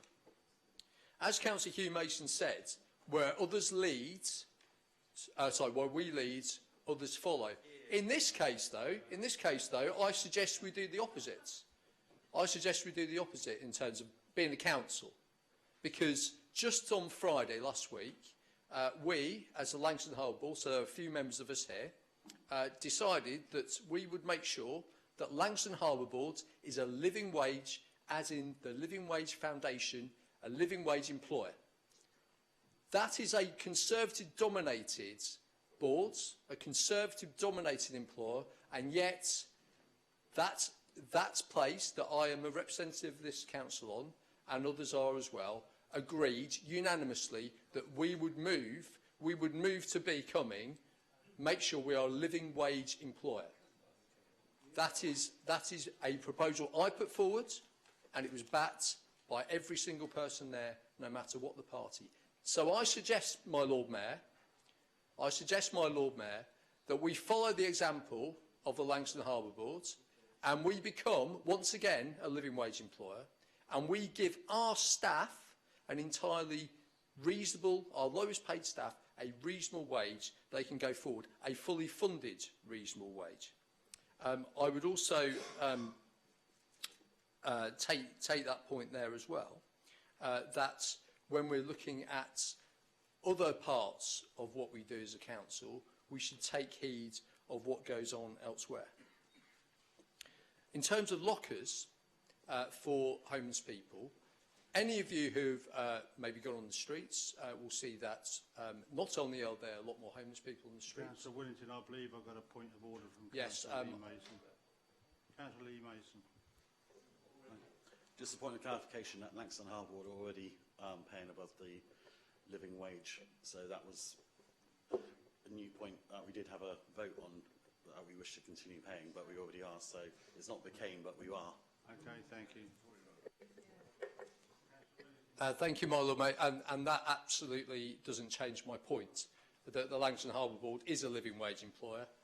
Indeed, at the meeting, we were checking we were a living wage employer, but the fact is that we have a board which is made up of many Portsmouth City councillors, is dominated by Conservatives from across the board, and they set an example that this council, which is also run by the Conservatives, also Conservative dominated at the moment, should follow. So, my Lord Mayor, I commend that point to this chamber. So, the additional street lotters, before I was rudely interrupted there. It is important that we regard not just the people on the streets, but the fact that their belongings, they have to look after them. It is extremely difficult. Anyone who has worked with homeless people will understand about keeping their things safe and secure is extraordinarily difficult. Things are stolen, things are tidied away, they think they have them somewhere safe. The council come along and they find things, maybe it might be stashed behind hedges or places like that. It is rubbish, it is fly tipping. It is really important that we provide people with a place to store securely. That is critical. It should only be an interim measure, because what we should be doing as a strategy of the council, and there were some warm words I know that have come from government, but there needs to be some real strategy now, regardless of that the council says we are going to provide more hostel space and we are going to do an awful amount of work on doing that in the future. Because both of these things come in we have something looming on the horizon, my Lord Mayor. We have the incoming of universal credits, the full service which is coming to this city next autumn. This will affect not just people who are out of work, not just people who are on out of work benefits, it will include working people in the city, including our own staff, my Lord Mayor. Universal credits under this government is being used as a vehicle for cuts. It is not used as something to support people. If we do nothing, if we don't increase our lowest paid staff to the living wage, if we don't increase our support for homeless people and people at the risk of homelessness, we will find ourselves in a much worse state. We will have more people losing their homes. We will have more people who are our staff who are going to food banks, because they are going to get their money cut. They are going to get that because of this government. It would have been lovely to hear from this council leader and members of this council, from the administration, saying that it has gone far enough from central government. This cannot go on. It's not good enough, my Lord Mayor. I commend the amendment of the Liberal Democrat group. It is for a cleaner, fairer and safer Portsmouth. and it will make this budget palatable. This budget is not good in any way, shape or form, because we are not allowed to have a good budget because of what government does.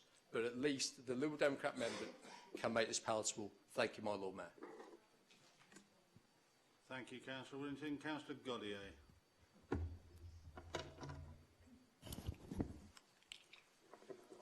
Thank you, Lord Mayor. Unusually for me, I've written notes, so you're going to have to bear with me for a second. Thankfully, I ain't a leader no more, so I've got that much time. Right. I'm going to start with a Lib Dem piece of paperwork. I would like to vote one of their things through one day, but there's just so much jousting going on, it's like going back to the medieval days. Right. Warnings of economic gloom about Brexit. We've heard it all before, getting a bit boring now. According to the last predictions, we should be broke by now. My turn. My turn. You can talk when you want. You don't need to let me know. Right, Law. Right, state of shopping areas. Just a moment, Councillor Guy. Please, members, can we have a bit of courtesy to other members? I'm in Christmas spirit at the moment, but I can soon become Scrooge. Thank you, Lord Mayor. State of shopping areas. I believe it was the Lib Dems who ran the administration for many years. Yeah. Pity our shopping centres are still stuck in the 70s until this lot started getting their hands on it, and now they're going forward. To you, sir. So, my point there is, I'd like to see better shopping centres. I was really looking forward to the Northern Quarter. It's a pity it didn't happen. Homeless lockers. Totally agree. Can't disagree with that at all. Our homeless need lockers. You're bang on the money. Please email us, talk to us, especially Luke. He's been running around. I'm not jousting. I'm saying we're running around trying to find the right type of lockers. We've probably got about 6 different locations, but we have been running around trying to find the right type of lockers. So you're bang on the money for that. I just wish that was all of your motion, because then I could vote it through. So thank you, because it needs raising. We do need lockers. All of us. With 42 of our brains in here, we can find the right lockers. And by the way, they can't be enclosed after time because, unfortunately, some of the stuff they put in it, they need to be open to a degree. Yeah. Wardens, again, totally agree. Personally, and Donna and, unfortunately, administration will tell you, I'm a fan of the wardens on the street patrolling around. But again, I can't vote for a bit of your thingy, and I have to put my faith in those who are running it, and I believe they're bringing out more wardens. So hopefully they've got that strategy right. Lib Dems want more music events. Totally agree. I'd like to see some of our local bands. You should come to our gigs we throw down here. We have quite a few of them. Yeah, a lot of local bands playing. I haven't seen anybody down there to support them, though. That's all raising money for the homeless. Want bus passes for the elderly, but I think that was just mentioned because there's an election coming up. I did write down no mention of dog poo, hence it seems to be every campaign going, but you've done it, so well done. It's like you might as well brought last year's motion out. And no mention of many other areas. I'm sorry, but what the Lib Dems have proposed, to me, seems more jousting than thinking. I'm not being hard-on-nosed on this, but that's the way it seems to me. You've got a couple of good things in there, you really do, but it's all jousting. So, sorry on that. Labour. Sorry. I've lost my paperwork, I do apologise. But Labour, Morgan hasn't brought forward any paperwork, any amendments, and he likes to quote quite often. 3 of them I wrote down. Our city's residents deserve better. It's the poorest hit most. That is what Portsmouth expects. Great quote. Then please tell me how you're managing to do 2 jobs at the same time, because when you leave here and go to Parliament, we lose a councillor. When you come from there and come here, we lose an MP. I supported your stand. I really got excited that my ward would have an MP in it, but we don't. We either have an MP with no councillors, or we have a councillor and no MP. Sorry, but it's not. It's not irrelevant when you're standing here, you're telling us Councillor Portsmouth Gautier, expects... please, you address me, not other councillors. Yeah. It's not irrelevant when you stand here and you tell us Portsmouth expects better. Well, my ward, Charles Dickens' ward, the poorest area in this city, don't just demand better, they want better. That's why they voted for you. Lovely campaign. Personally got annoyed with your friends going past my house on the thingy every day. Councillor Great campaign. Gautier, for about the third time, through me, please, you're not... Sorry, sir. Not a debating... No, you're right, sir. through Sorry. It's kind of all I've got to say, because Labour's not put anything forward, UKIP's not put anything forward, Lib Dem seem to have put forward last year's proposals, and then we get to the Conservatives. I've got to be honest, I was asked when I got elected to support them and their budgets, and the strategy they had with their budgets when our government were asking for huge amounts of savings. And it was hard. It was really hard to support it. But I've done it. And then the following year came up, following budget come up. It was a little bit easier pill to swallow. And I started to see what they suggested. Their strategy of the long-term vision might just work out. A bit worried about this election coming round, this budget coming round. But they've done it. It's reduced down to next to nothing again. So well done. And they've actually added more money on top of it by the end of the year. So it really comes down to, do I continue to support what I've been asked to support and have faith that they know what they're talking about? Well, I've seen the improvements to the city. They have faith. I support the Conservative budget proposals. That's it. Thank you very much. Thank you very much. Councillor Hunt.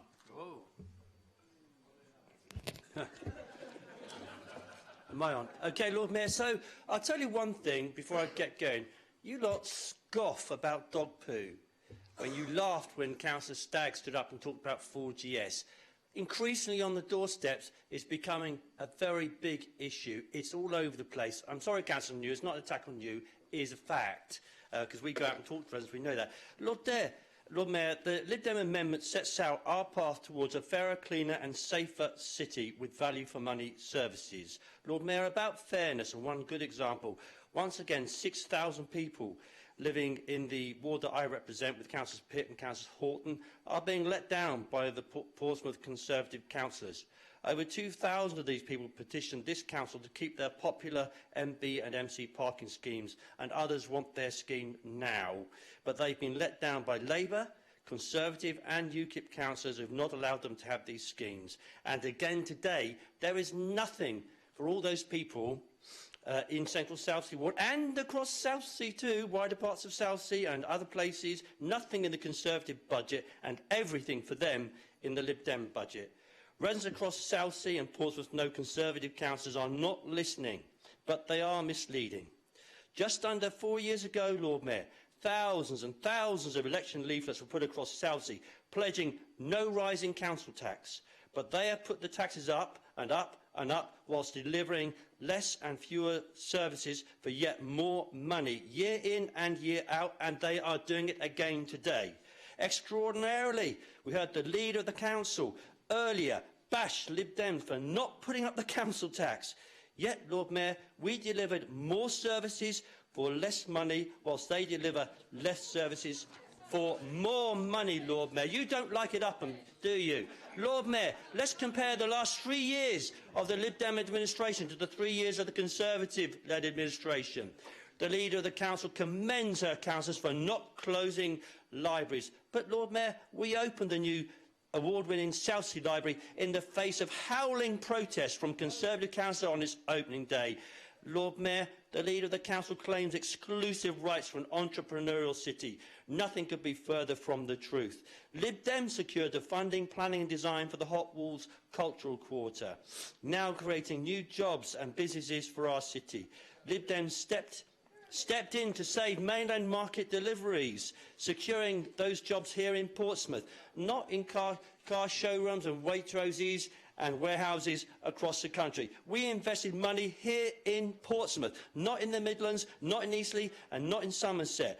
Lord Mayor, Lib Dems worked with the private sector, many other partners, to deliver 6 new seafront cafes and eateries along the seafront. and expand many others, creating new jobs and new income for the city, which the leader boasts about in her speeches all the time. We invested in the Portsmouth International Port, not in a car showroom in Eastleigh. We invested money here in Portsmouth, not in the Midlands, not in Somerset. So, Lord Mayor, Lib Dem secured the funding to redevelop the D-Day Museum to attract more and more visitors to our city and investing in jobs and its economic vitality. Lib Dems created the Portsmouth Cultural Trust, now running the Guildhall, saving the council millions of pounds and delivering better entertainments and working with the cultural and creative industries. Lib Dems brought BH Live to Portsmouth to run the pyramids and keep it going, and now the BH Live is running the Mountbatten Centre and again saving the City Council money. Lib Dems worked with British Tennis to bring more coaching jobs and the new indoor tennis to Portsmouth. Yet the leader of the council has the temerity to bash us for delivering those more and better services for less money, whilst today she delivers fewer services with taxes going up. That is the extraordinary thing, and the list goes on. We could talk about the expanded Havelock Community Centre. We can talk about the new Somerstown Community Centre, the new Wimmering Community Centre, and indeed the new Cosham Community Centre, and compare this with Conservative broken pledges. Pledges not to raise council tax, broken. Pledges to bring Park and Ride to Southsea, broken. Pledges to bring the Tour de France to Portsmouth, broken and not delivered. Pledges to fund, lies actually, to fund the domestic violence unit, broken. Shutting down Mind, shutting down Off the Record, and diverting charity monies from the Salvation Army, British Heart Foundation, children's charities and Hampshire Air Ambulance to fund their pet projects. The Conservative proposals fail to reflect what Portsmouth residents really want. It is again a slap in the face for MB and MC residents and thousands of residents who want action on parking. Lord Mayor, this Lib Dem amendment listens to residents who want a fairer deal, value for money services in a cleaner and safer city. Thank you, Lord Mayor. Thank you, Councillor Hunt. Councillor Dowling. Thank you, Lord Mayor. As always, I'll do my best to keep it short and not use my 6 minutes. I thought I should start with something that is quite close to my heart, something that most people in the room have heard me talk about before. It's a place I like to call Milton, one of the best places in the city.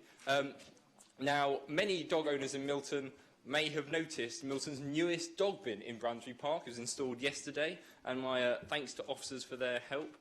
This may seem like a very small change, but we believe that people want to take pride in their city and they want to see a clean city. The Lib Dem amendment before you today, Lord Mayor, includes a number of initiatives to aid in helping this clean city approach. Much like in Bransbury Park, we want to provide for more multi-purpose bins across the city. We believe that people inherently want to do their part to keep the city clean, but we also know that fewer people do so where the facilities are not conveniently positioned. So the more simple things we can do to help people help themselves is always a positive. Councillor Hugh Mason mentioned that we want to see greater cleaning in our district shopping centres, including North End and Fratton. Everyone in this chamber knows the vital role that local businesses play, both in our local economy and in our communities. It's important that this council does all it can to aid those local businesses, including keeping the streets clean, to make visiting those businesses a pleasant experience. Now, most households generate bulky waste. I'm sure we're all aware of that. At some point in time, you might be replacing the sofa or fixing the fridge.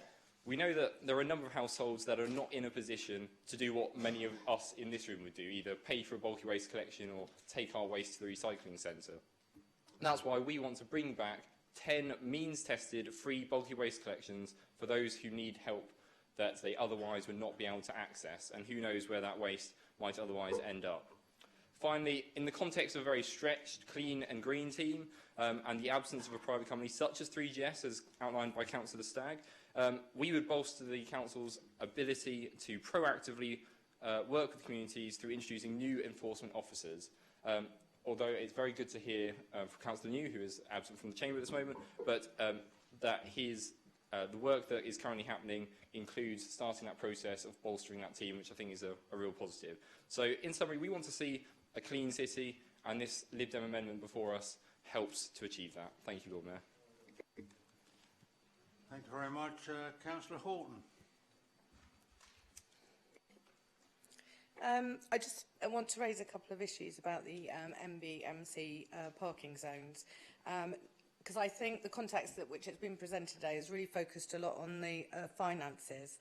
Not surprisingly, as I live in the area, that I have a lot of correspondence around these, and I just want to talk briefly about the personal and safety issues and the environmental issues that come with them, so that we don't just see it as a budgetary balancing. And these are actually, I'm just going to list a couple of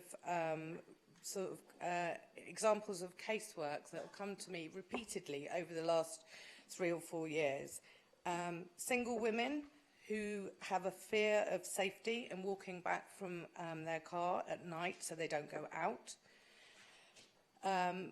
Parents who can't get their shopping in and either have to walk long distance or stop in the road with a fear of abuse from people from blocking the road. People who have questioned whether they leave the child in the car when they put the shopping in, or whether they leave the child in the house and go and actually take the shopping in, who genuinely have struggles with the fact that they can't get anywhere near to their house even to unload. People who don't go out at all because they can't afford to get back through taxis, or they leave an event early because of this. People who have teenagers at home, or people in their early 20s who can drive, but they don't allow their children to exercise that independence by driving because they can't get anywhere near the house. And we're not talking about down the road, we're talking 10 minutes, quarter of an hour walk away. And the other environmental factor is the fact that there is a kind of a chase of cars going around the roads at night. I know it's not exclusive to the MB and MC zones. I know it's a big problem for the city, and I appreciate a lot of the work that's being done to consider what is really, really a challenge to any people running the administration here. But I just urge you, when you actually speak to people who are desperate because of the impact that this had on their life, and you, if you are a driver with your own driveway, I urge you to consider the level of inconvenience and safety that this might occur if this was to happen to you. Because I genuinely believe that we are, we're here to represent the needs of the residents in this city, and for a lot of them this causes a high level of stress, and I'd even go so far as to say mental stress, which is impacting their lives every single day. Thank you, Councillor Horn. Councillor Pitt. Thank you, Lord Mayor. I'm not going to rehash the comments that have all been made quite ably by my ward colleagues, other than to say that this is something that I too do hear about on a daily basis, and I've checked my emails this morning, and last week three residents have contacted me to say that they've given up and are moving out of Southsea, long-term residents, and are moving out of Southsea because they can no longer stand.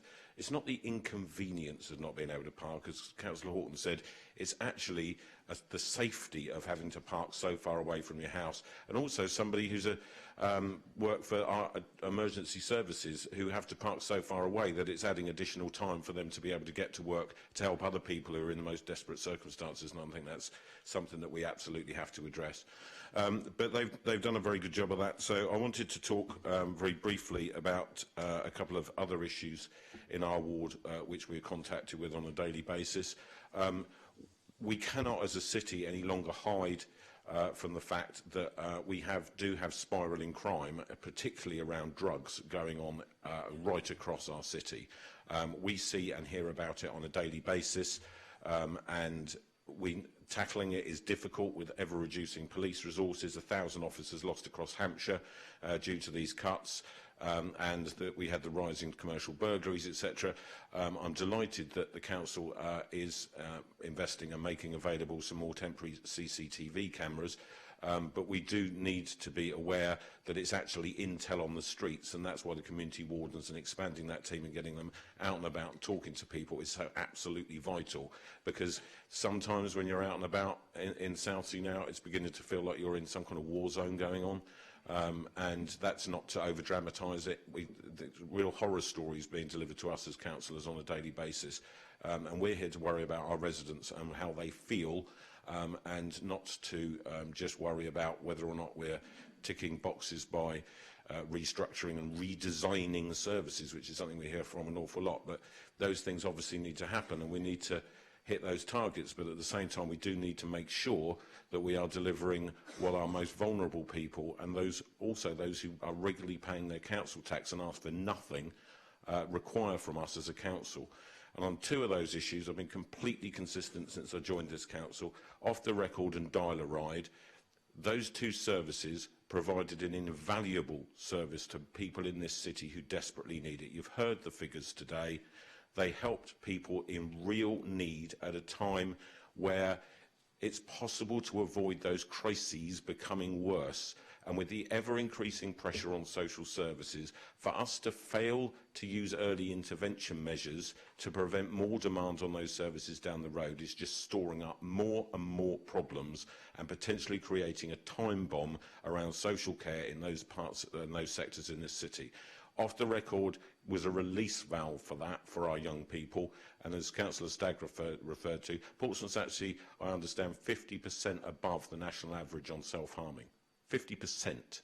We have to make sure that our young people have got somewhere that they can quickly access. And for dial-a-ride, it wasn't just about giving people lifts. Those drivers in that service knew very well indeed the individual needs and problems of their clients.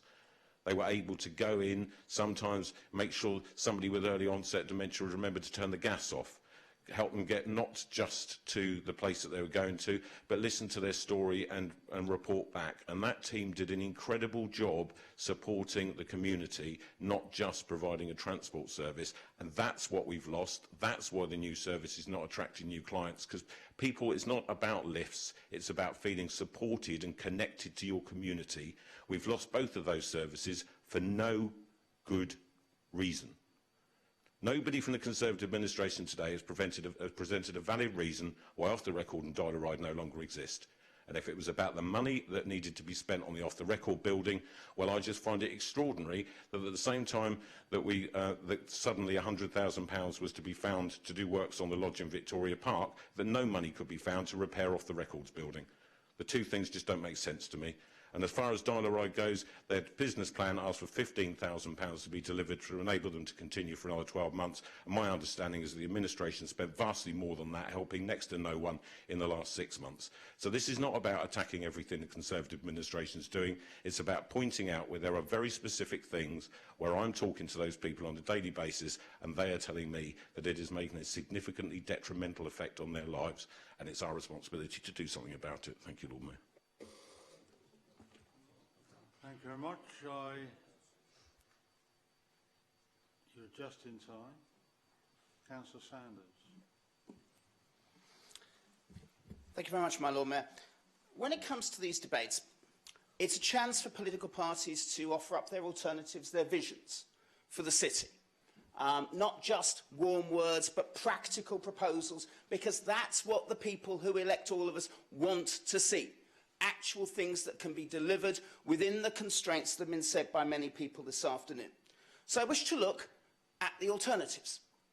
I wish to start with UKIP, because there wasn't one. And that, to me, sums up the frustration which I've said to UKIP colleagues previously I have. They had a real chance after 2014 of actually having this as their crown jewel in local government. They could have provided a uniquely nationalist, uniquely patriotic vision of what local government could be. That has not materialised. And the fact that there are more UKIP councillors who were elected in 2014 in the Conservative group than there are in the UKIP group indicates to me the frustration and the lack of vision and the lack of alternative that we saw this afternoon. To talk about third car permit holders in areas that very often don't have third permits is highly narrow when you could have had such a greater vision. And that is my frustration with you. So with UKIP, there is no alternative. With Labour, there is the wait-and-see alternative. As Councillor Ferret has rightly outlined, because frankly, Councillor Ferret, when he ran the Labour group, actually always did produce an alternative budget. And last year, Councillor Morgan produced an alternative budget, an alternative savings proposals.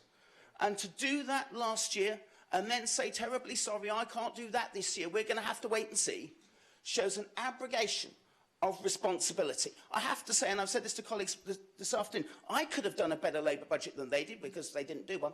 And I think that's the frustration with Labour. It's warm words, it's very Blairite, although Councillor Morgan might get excommunicated if he talks about being a Blairite. But it's very Blairite, very nice words, very warm words, but very little of the practical proposals that people, particularly Labour-supporting people, want to see. In fact, there are more things that Labour-supporting people want to see in the Liberal Democrat amendment than there were in the entirety of the Labour amendment. Oh, I forgot there wasn't one.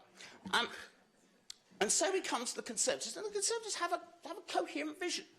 And there are many aspects of that vision that, as Councillor Mason has said, we support. And indeed, the vision comes from two people, not one, two people. It comes from the combined views of Councillor Jones and Councillor Ferret, whose council the leader did actually mention in her speech. And many of the arguments are very, very similar. But there are certain aspects that are wrong, certain things that fall apart. There are efficiency savings that are simply not efficient. It is not efficient. It is not good business practice to have a service that delivers hundreds of people in dial-a-ride and then put up with a replacement that has 10 of them.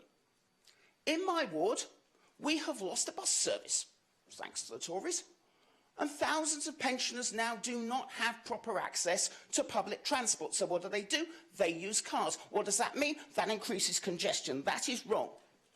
And to have a service that actually is not efficient doesn't work in business terms, it doesn't work in social terms. And the same is also true of off the record and relate. It is just, I'm sorry, Councillor Stubbs, it is just wrong to blame it on the NHS and say, terribly sorry, we can't do anything, the NHS is wrong. That's not the proactivity that you say in your leaflets you do. We suggest that a service that is not catering for thousands of young, vulnerable people across the city is simply inefficient, it is simply not working, it cannot be described as an efficiency saving. So let's turn to the Liberal Democrat amendment. Our approach is to provide the vision that is simply not there in the Conservative budget proposals, as Councillor Winnington has said, to make it more palatable. And it's to cover three areas that people across the city tell us they want to see. They want to see a cleaner city. They want to see a city whereby dog mess is picked up. They want to see a city with less fly tipping. They want to see a city where our high streets are cleaner, particularly those high streets such as North End and Fratton that don't have pedestrianisation. And that's why we want to bring in more bins. That's why we want to bring in more wardens. And not just the high street wardens, for which we understand from officers may not go to places like Tangier Road and Copner Road, but instead will actually serve everyone. We want to see a safer city. And that's why we want to see more investment, not just in wardens, but also in a better domestic violence unit. And finally, that's why we want a fairer city. That's why we want a living wage. It is a scandal that the only living wage in the country that doesn't go up every year is in Portsmouth. That's why we have practical proposals to deal with that, and that's why and that's why I will not in future take lectures from the Labour Party about dealing with poverty pay. And finally, parking. It's not normally an issue you regard as fairness, but to us it's simple. If you vote for a parking zone, you should have one. Not according to the Conservatives. Linda, you may disagree, but not according to the Conservatives, because they have areas in Southsea, including in your ward, Councillor Symes, who have voted for parking zones and never had them. And it's about time they did, because that is a symbol of the fairness, it is a symbol of the cleanliness, it is a symbol of the safety that people want in this city, that the Lib Dem amendment will deliver, that the Conservative vision doesn't, and that the other parties simply don't bother to think about. Thank you very much, my Lord Mayor. Councillor Ryan Brent. Thank you, Lord Mayor. I do find it interesting. I think that it's interesting, Councillor Stephen Morgan isn't here, and for him, I feel there's definitely irony in him raising taxes and actually realising that he does receive 2 allowances from taxpayers' money. And if there is no amendment, if Labour haven't got an amendment and they've just got a response, they must obviously agree with everything that's in the Conservative budget. Otherwise, why wouldn't there be an amendment? He did have one valid point throughout all of his ramblings, and that would have been that there is a funding gap for children's social care. But the part that I disagree with is that there is strong leadership in Portsmouth to make sure that we are lobbying. And I've got a couple of examples where you could look at the notice of motion that I brought in my name for the Children's Social Work Act, to lobby government to ensure that there is funding there for the additional statutory responsibilities.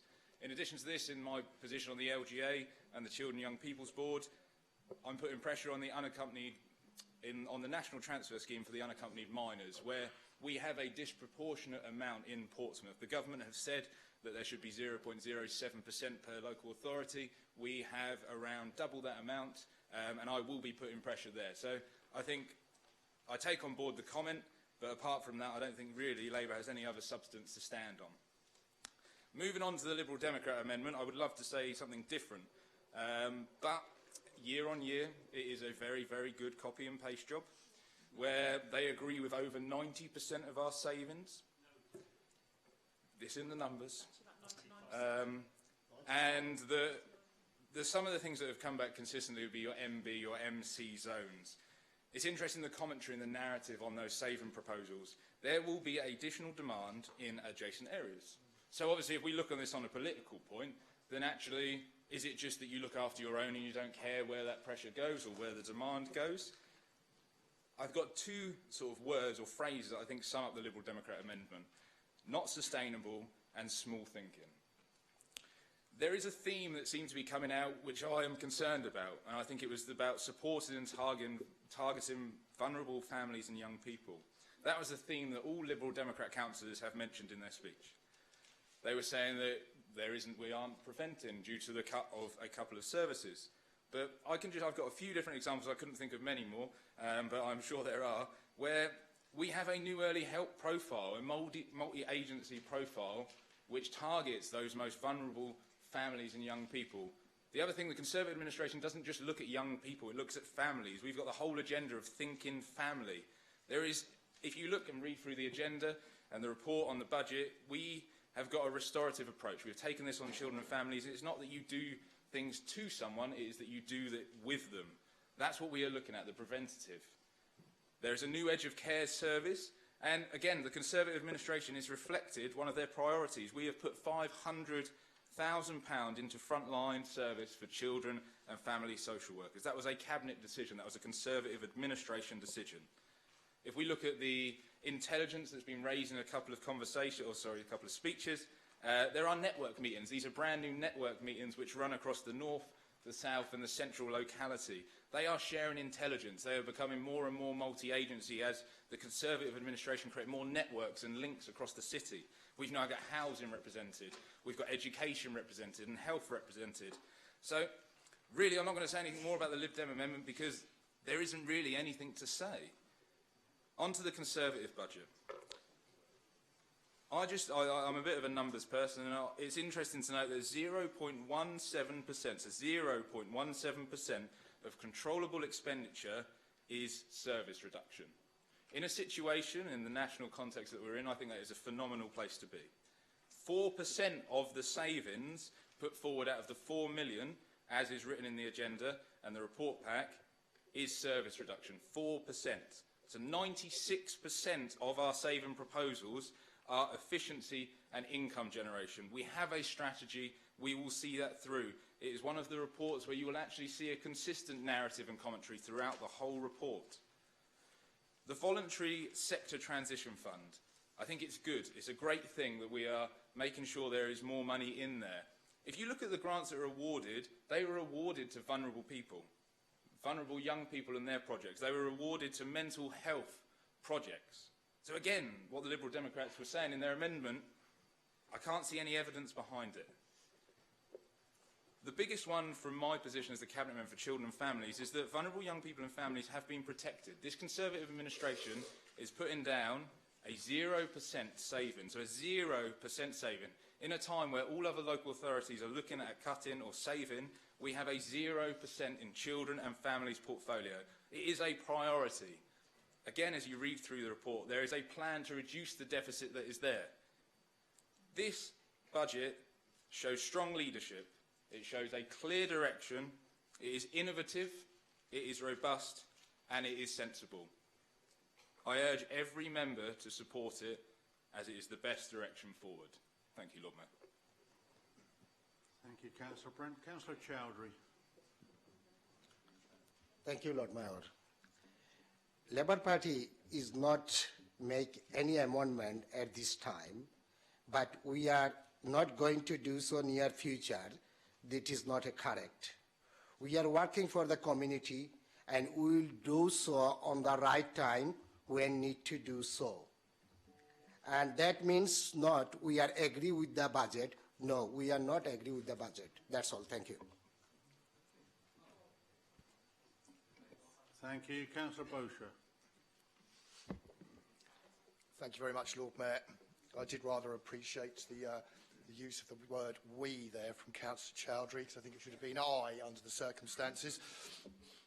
Normally Councillor Morgan has a habit of turning up, tweeting, and then going home early, but I haven't seen the tweet yet, so I don't know whether he's actually done that or whether he's waiting to create an illusion. Lord Mayor, I'll start with the Labour Party first, but really I don't know where to start, in all honesty. I'd like to thank Councillor Brent, actually, for a lot of the information he actually gave on what we're doing in children's social care. It might have been very informative to Councillor Morgan, bearing in mind they don't have any view on children's social care because they don't have an opposition spokesman. They also don't have a view on health and social care because they don't have a spokesman. And the same thing for education. So perhaps three of the most important portfolios in the entire city, Labour have no spokesman and no view. And it is quite clear today by the fact that the leader of the Labour Party has not put forward an amendment and has decided to disappear early. They've actually got no view on a budget for the city and a direction forward either. I will leave that one there. Councillor Galloway talked a little bit about third permits. A little bit of number crunching for the eggheads amongst us. There are 10,464 residence parking permits that are issued in the city. Anybody want to play higher and lower as to how many of that 10,500 are actually third permits? 43. Less than 0.5% of all the permits that we issue across the zones is third permits. And for those in your particular ward, Councillor Galloway, it's just 5. Just 5 of those people in Nelson that you were appealing to might possibly give you their vote next year on the basis that you're actually fighting their corner about third permits. Now, Lord Mayor, let's move on to the Liberal Democrat amendment as we actually look at it. It seems to me that it's totally reliant on income from residence parking zones, as it was last year. It's no imagination there at all. It sort of sends out this message of vote for us and we'll impose a residence parking zone on you whether you want it or not.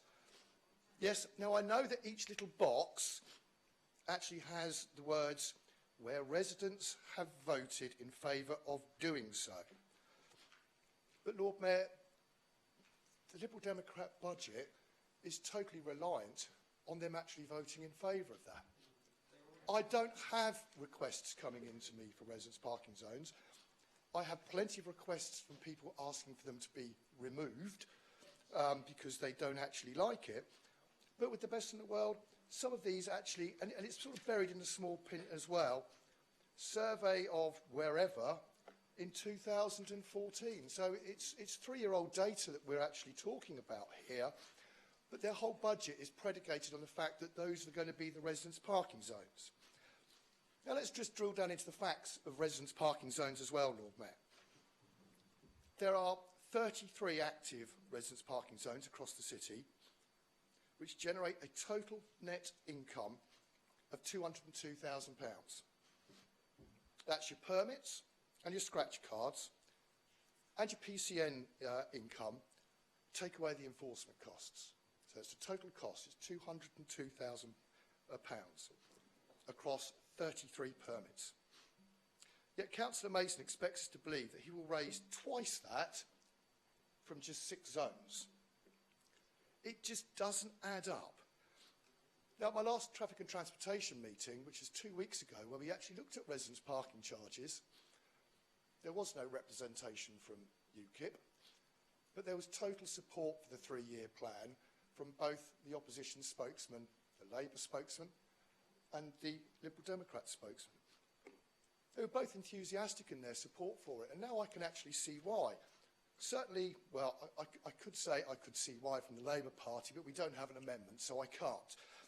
But certainly when you actually look at the Liberal Democrats, because in order to achieve this and actually get this sort of income from 6 zones, based on the 33 that we've currently got generating half of that, they've got no course of action other than to increase the cost of permits. But I thank them for their figures. It will be fascinating to actually do some number crunching on what they're actually planning to do against the enforcement costs, which don't seem to really have been included in this, to actually see what the permit charges would be. But one would suspect first permit charges could be doubled under the Liberal Democrats. And is that really where their residents actually want to be? Because I suspect not, Lord Mayor. Thank you, Councillor Weems. Thank you, Lord Mayor. I have to say, Lord Mayor, that as I've sat here in the chamber this afternoon, I have wondered whether I've stepped through a time warp, because clearly I've heard all these arguments last year, year before. I've heard the same old rants from the Liberal Democrats going on, bleating, bleat, bleat, bleat, parking, bleat, mental health, off the record, bleat, dogs mess, 4GS, bleat. And that's the point, isn't it? There's no new ideas, Lord Mayor. They put forward these arguments and say, well, I know people in my area who are against this. Well, I spent half my life living in central Southsea. I know exactly what the parking's like there, and I will tell you, Lord Mayor, the time it's a real problem is during term time, no matter what the university says, and it's evident every year, every day of the year, when the university's in session, it's difficult to park. When it's not, it's easy to park.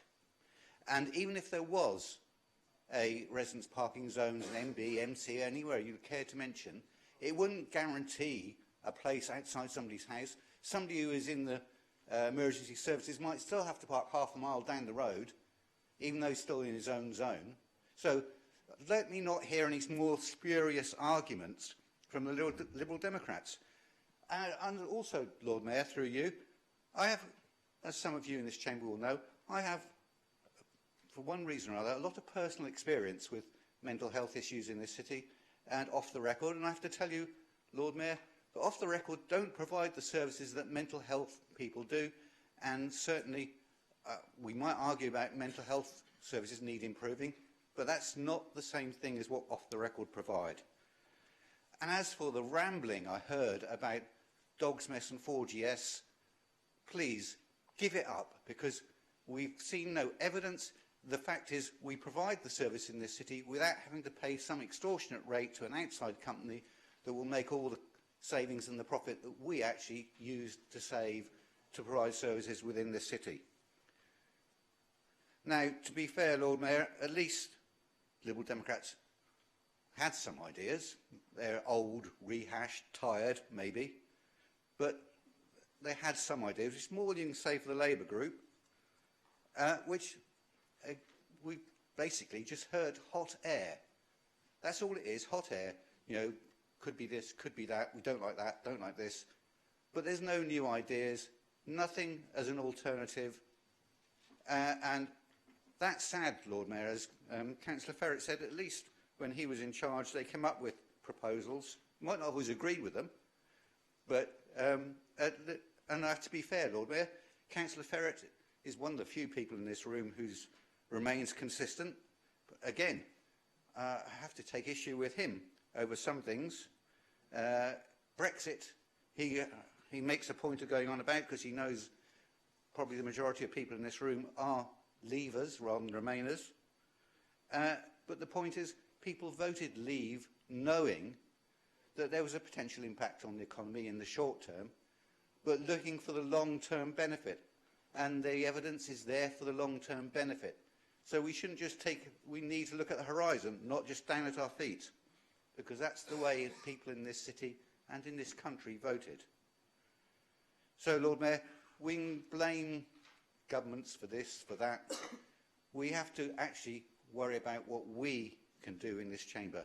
And there's only one budget proposal that's put forward that has any credibility, that has any foresight and flair, and that's the Conservative budget, Lord Mayor, and I commend it to the chamber. Thank you. My last speaker is Councillor Symes, and then I will... Okay, just a couple of things really. First of all, as far as Labour are concerned, having left the cupboard empty, we've had to suffer years of austerity to try and recover our money. Secondly, Councillor Hunt often stands up and talks about how we're responsible for this and we're responsible for that. He doesn't take responsibility for the bus portal system that cost us £4 million and as much again to maintain. He doesn't talk about the pyramids where he lost £2 million, or the £250,000 they had to pay for not completing the Millennium Walk. No, he doesn't talk about any of those things. He only talks about the few things he thinks he can claim as his, even though we're 4 years on and we've had to deliver them. And we've done a very good job of doing that. And talking about caring, they were so caring, they closed all the public losers their last hurrah. They had no other ideas. They'd run out of ideas, and we've been left to pick up the pieces, and we've done so very well. Hear, hear. Thank you. I now call on the leader to sum up. Thank you very much, Lord Mayor. Well, I'm going to start with some more thank yous, actually. I'm going to thank the unions for their endorsement of the Conservative budget. As we've heard, they're not here.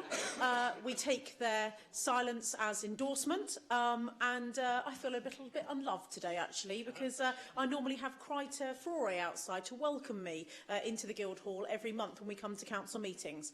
I'd also like to place on record my thanks to the Socialist Workers' Party, who've been vociferous in their comment of the Conservative administration since the 3rd of June 2014, when we took up the role of running this mighty city. So again, thank you to the Socialist Workers' Party.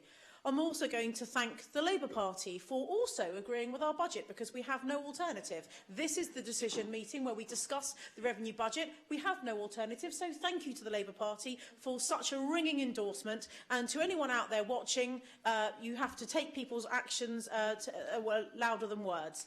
To UKIP, I'm going to come back to you, Colin and Stuart, if you don't mind, a little bit later in my comments. And to the Liberal Democrats, which actually, they have done the work. They've done a budget amendment, full respect to them. But actually, again, a thank you to them, because they have put forward a £500,000 amendment to a £118 million revenue budget. So thank you to the Liberal Democrats for agreeing with the Conservatives on £117.5 million of our revenue budget. A ringing endorsement there as well. OK.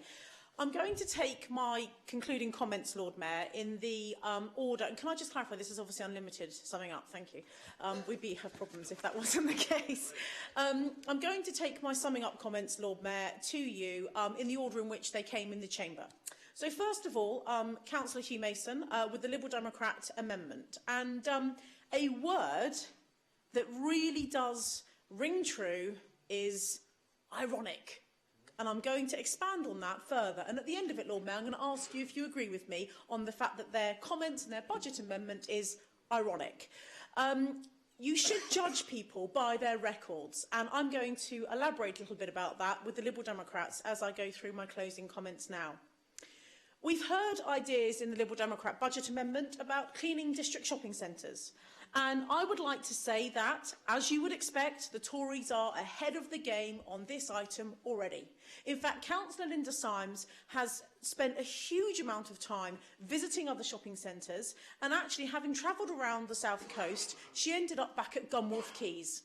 And she's worked quite closely with Gunwharf Quays and their management team to look at how they get the main public footpath areas in Gunwharf so clean, and actually in some areas actually looking quite shiny and gleaming. and they use a very high pressure, very extremely hot water pressure washer. And Councillor Symes has become somewhat of an expert in this piece of machinery, and we are actually working through the process right now of acquiring equipment so that we can have extremely clean shopping centres. And of course, you must remember, Lord Mayor, that through our capital programme last year, we have repaved and improved some of the areas of Commercial Road to improve the street scene there as well. But the Liberal Democrats would spend £73,000 doing that when actually us Tories were already doing it and were managing within the existing budgets. We then heard in the Lib Dem budget amendment about new community wardens. Actually, Lord Mayor, again, the Tories have already done this. We're ahead of the game. The Lib Dems, however, would spend £11,000 additional in this area, when through Councillor Robert New's portfolio, we have created 4 high street community wardens specifically designed to help Cosham, North End, Southsea and Commercial Road. And I find it slightly ironic, Lord Mayor, that this is the previous Liberal Democrat administration, when they were sat here in the middle of the chamber running the City Council, who actually cut or proposed to cut the community warden service by over 60%, and we, the Conservatives, aligned that with our Green and Clean team to save the community warden service, again done by our very excellent Cabinet member, Councillor Robert New. We then move on to homeless lockers. Yes, actually, I completely agree with what Councillor Gaudier has said. Commendable, good idea. You may think they overheard us in the corridors, Lord Mayor.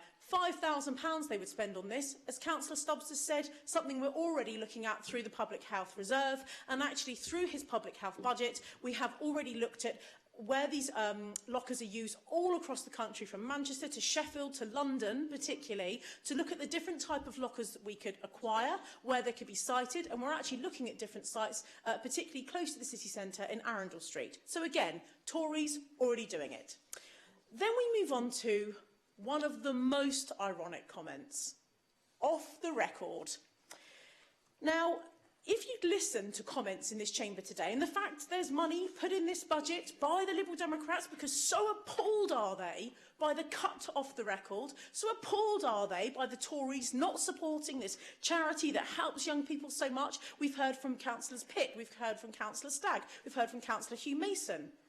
But guess who it was who cut the revenue support budget to off the record? Was it me and my Conservative colleagues?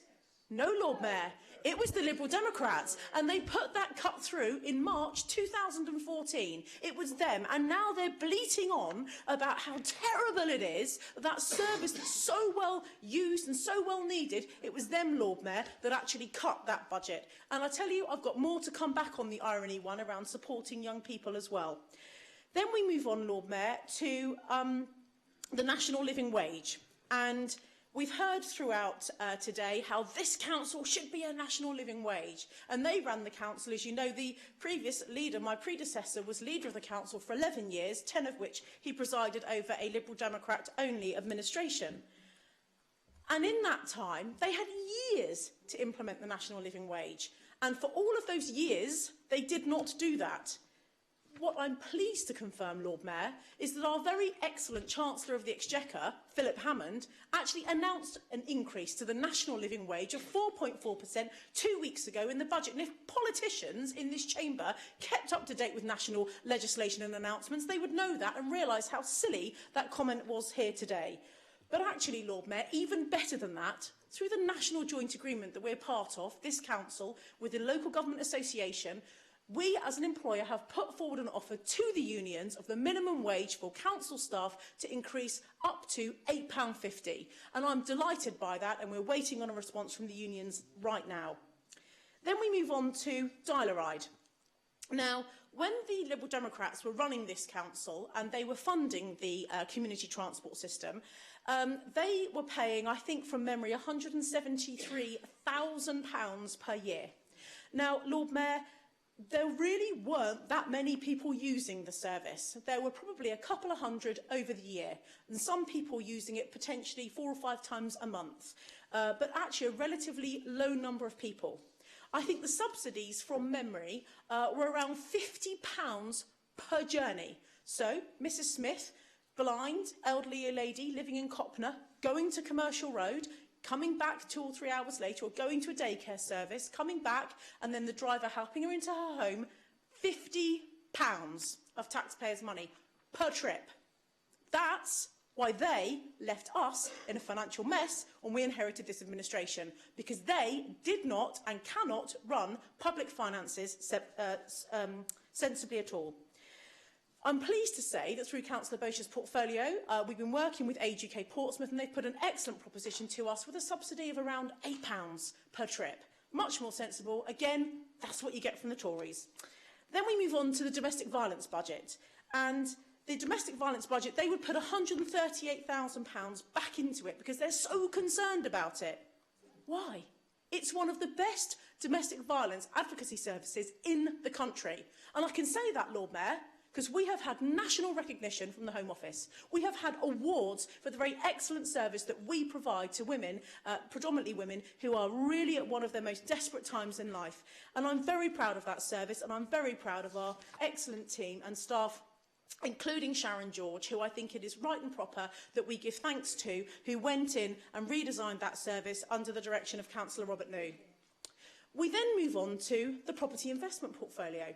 I was quite interested to hear about this one, actually. So we've heard today that if the Liberal Democrats took control, and you can only judge them by their record, judge them by what they're saying, here it is, yeah, that they would not be buying commercial property across the UK, they would only buy it in Portsmouth. Well, where is it? It's not in here, Lord Mayor. I can't see it. I can't see where their business rates and their rent and everything else that would come through. I can't see it in the budget amendment. A bit light, not much detail in there. But what I will say to you is Councillor Hugh Mason presides on behalf of this council on the Hampshire Pension Fund. The Hampshire Pension Fund has invested hundreds of millions, over £500 million in commercial property. And guess what? It's not just in Hampshire, it's across the whole of the UK. That's all right, so it's okay for the Hampshire Pension Fund to do it on behalf of all of our staff who are members of the Pension Fund, but it's not okay for us here in Portsmouth. And Lord Mayor, we then move on to the energy company, and we had comments about, the energy company, the business case. Councillor Hugh Mason had a copy of the business case. So he was able to read it, and he was able to look at the figures and the projections and all of the details upon which our very excellent officer, Mr Chris Ward, brought a presentation to the Cabinet meeting in July for a decision. He had that. Then we come on to 3GS. And apparently, the people that fine you for dropping a cigarette butt or for dropping litter or for not picking up your dog poo, it wouldn't cost this council a penny, we were told by Councillor Stagg. It absolutely would have done. And let me tell you why, Lord Mayor. Because if I go out today and I happen to drop some litter on the floor and you come along and you work for 3GS, you're one of their agents, you give me a fine. I then have to pay that fine within 2 weeks. But guess what? Invariably, I don't. And if I don't, the council has to take me to court after many letters being chased up. By 3GS? No, by the council, because it's the council that has the authority under bylaw to prosecute and to take the fines forward.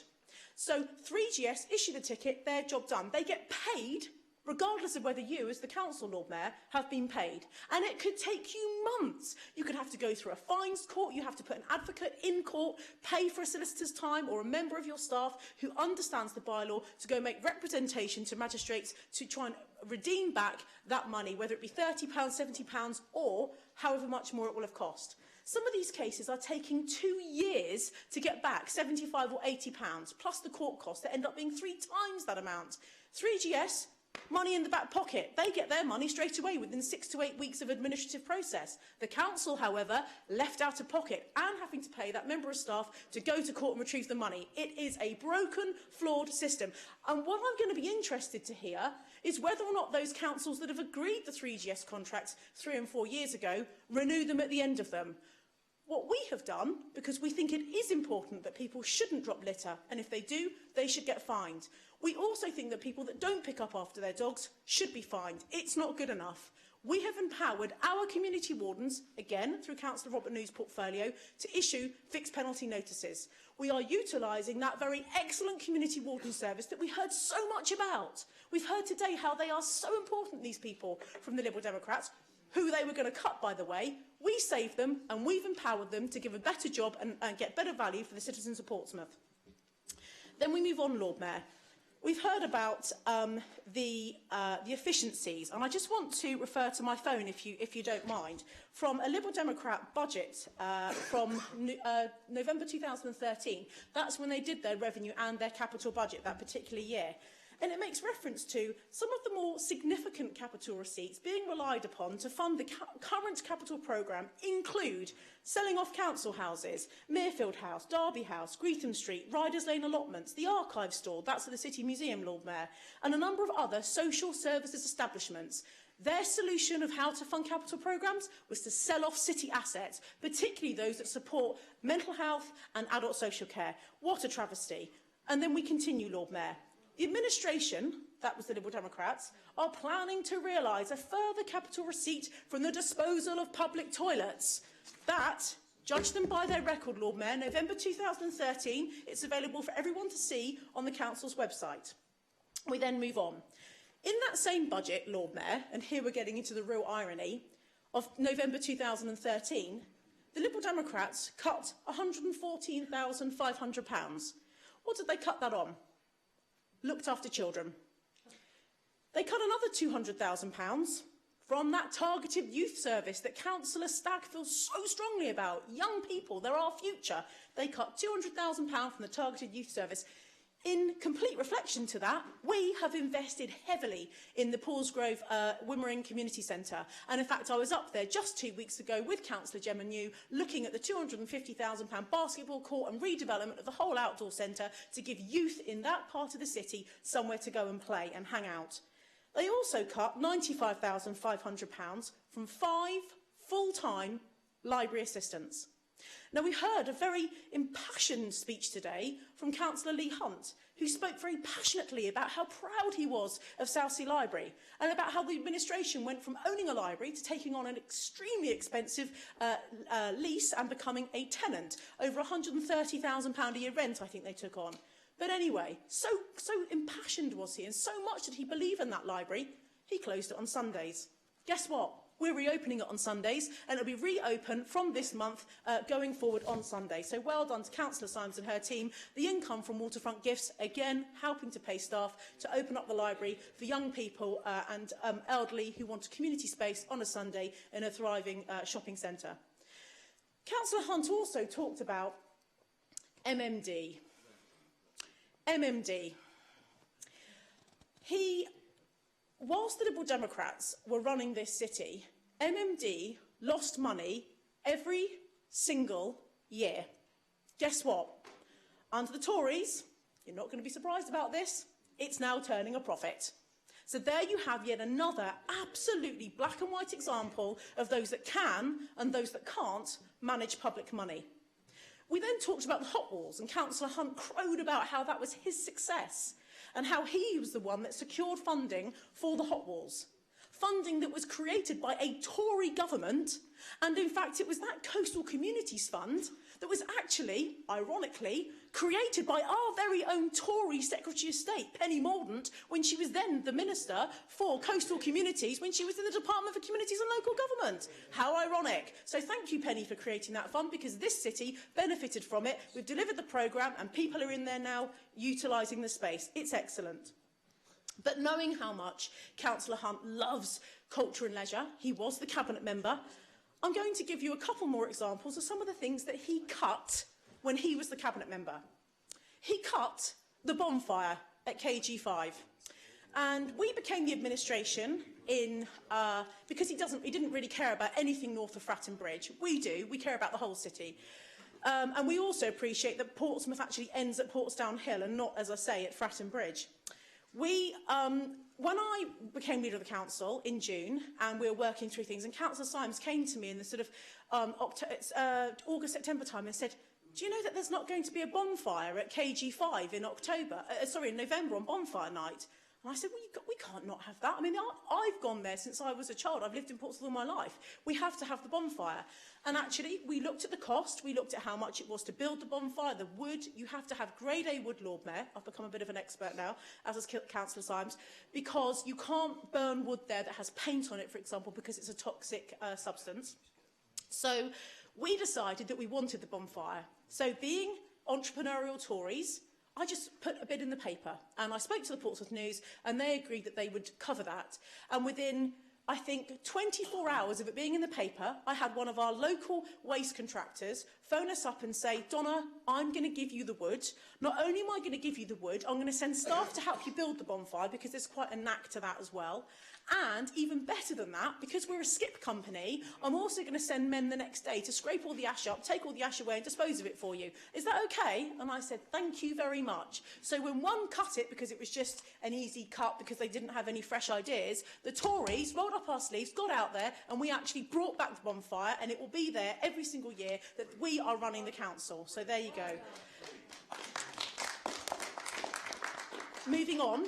So committed is he to culture and leisure that he also cut the sports development's budget. And I'm going to quote what it said in the budget papers in November 13.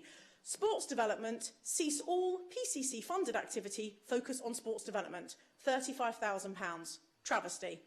Then we move on to the next cut that he put forward, £25,000. A reduction in the coastal maintenance budget to the seafront. Appalling. I'm done with Councillor Hunt now, so I'm now going to move on to other comments, and these ones particularly around some of the points that Councillor Pitt made. And Councillor Pitt spoke very specifically about drugs, and he spoke very specifically about how Portsmouth has a 50% higher self-harm rate here in this city than the average across the UK. That is very alarming, Lord Mayor, isn't it? No one in this chamber would want that to be the case. And I think Councillor Pitt made some very, very good points. I'm not actually going to blame Councillor Pitt because he wasn't elected at this point, but I just want to make him aware of some of the cuts that were put forward by the last Liberal Democrat administration running this city, the last budget they put forward. £90,000 they cut from the Learning Disabilities Daycare Service. £187,500 they cut in adult mental health services. In the very same budget, the line below, £100,000 cut to dual diagnosis service. That's people with mental health and substance misuse.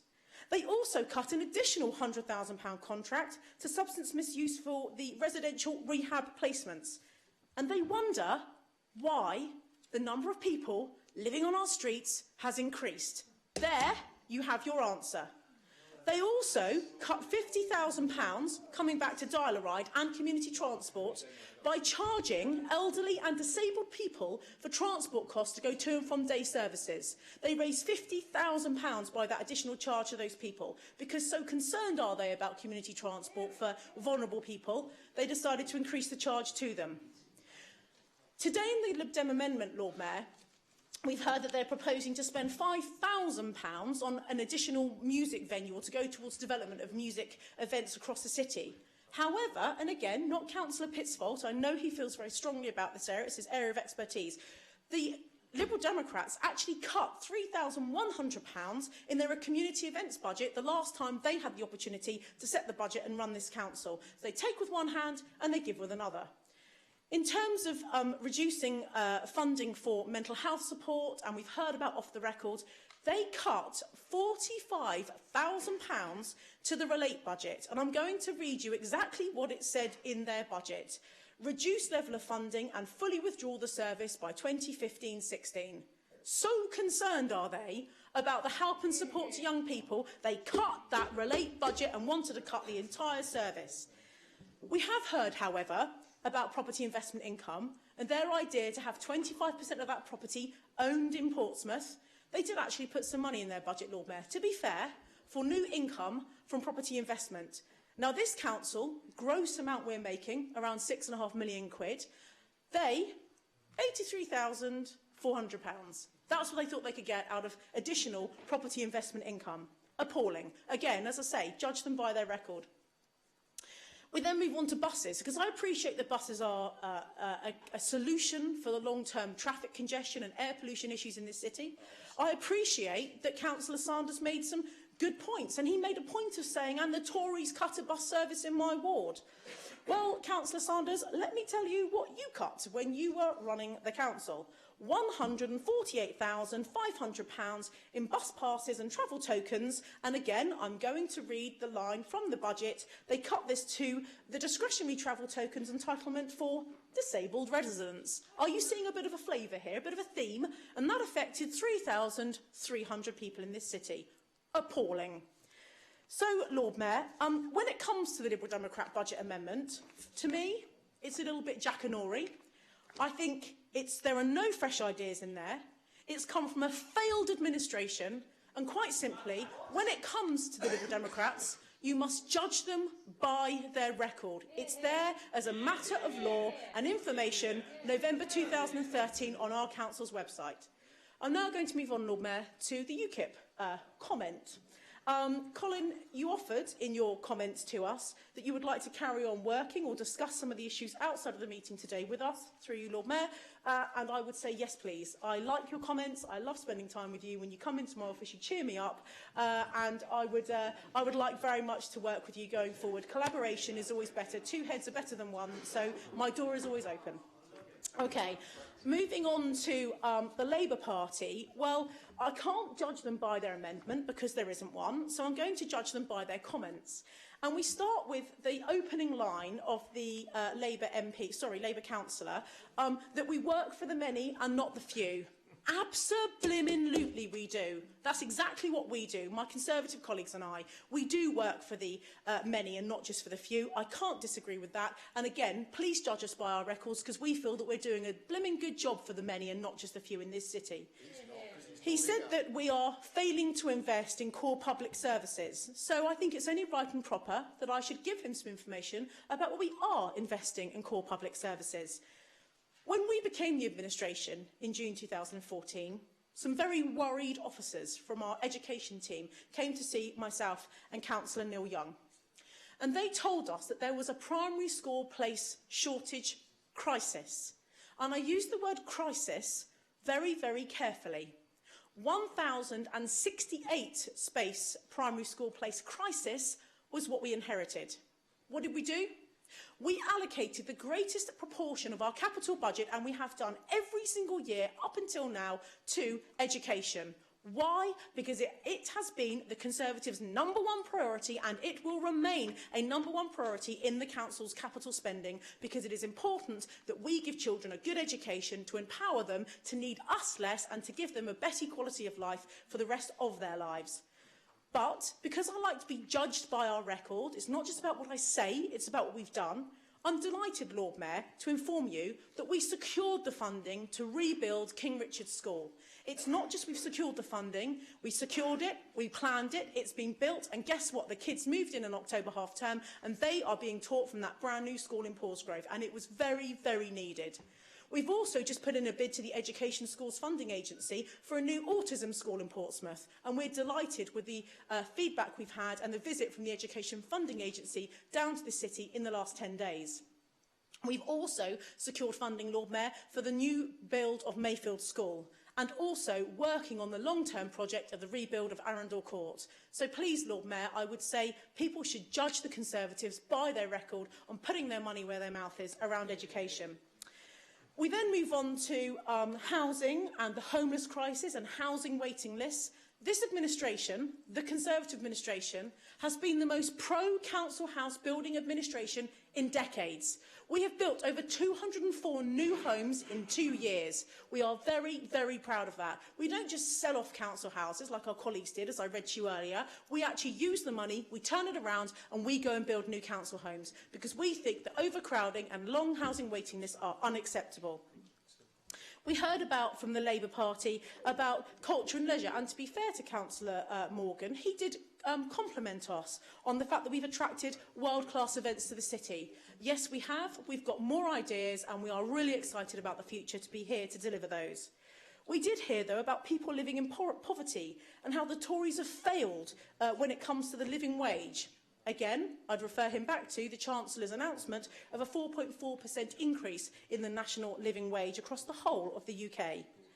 He also spoke about a social care funding crisis, and he said, when will the Tories fix this? That was his question. When will the Tories fix this? And actually, Councillor Ferret, Comrade Ferret to my right, also challenged me to give him some information about the adult social care funding, and I'm pleased to do that. We have had some wins. First of all, there was the precepting, that we are able to precept around adult social care. But more importantly than that, we have secured money from the government, and I'm pleased that the government have responded to lobbying. And for this council, we have secured £7.5 million of additional money on top of our normal needs assessment for social care through the Enhanced Better Care Fund. That £7.5 million is coming to us over the next 3 years, and that is really helping us have light at the end of the tunnel to dramatically reduce the overspend that we inherited in adult social care. And finally, Lord Mayor, from the Labour Party, we heard about how we should be saving costs on senior managers, how we should be reducing the cost of democracy. Well, I do 2 jobs, so that was levied to me last year and the year before, and so not only do I do the leaders' portfolio in the council, but I'm also the Cabinet Member for Adult Social Care. I'm also a Director of the Solent Leb. I'm also Vice Chairman of PUSH, so, you know, I would love Councillor Morgan. I know he's into multiple jobs, but I just want to reassure him that I have multiple jobs as well on behalf of this council. But what I would like to say, again, because judge us by our records, this Conservative administration actually saved over £570,000 in the first year of us running this council by removing strategic directors who managed no budget and who didn't directly manage any team, and instead reduced, as you heard from Councillor Stubbs, the senior management team down dramatically. We also heard from Councillor Morgan how we should be working with other councils, how we should be sharing officers. And literally, in 1 or 2 minutes, I sat and made a note of just the ones we've agreed over the last 18 months. And there are more. This list is not exhaustive. We share our Director of Public Health with Southampton. Done. We share our emergency planning manager with Southampton, and that has come into force in the last 7-8 months. Done. We share a Director of Adult Social Care with a CCG. Done. We share a City Solicitor, a Chief Executive Officer and our Director of Finance with Gosport Borough Council. We also share our Director of Finance with the Solent LEP, with PUSH and also with the Isle of Wight Council. Our property investment team, the surveyors I mentioned earlier, we're sharing them and we're billing their time out for them to help the Isle of Wight. Done. We've provided Director of Housing support to Gosport Council. Done. We have a 3-way building control partnership between Fareham, Gosport and Portsmouth City Council. Done. And we provide the strategic planning officer support to PUSH. Done. So, Lord Mayor, my ironic speech is now finished. I would like to urge all members of the City Council to please support the administration's Revenue Budget 2018-19 and once again to place on record my thanks to all staff for their help and support over the last financial year.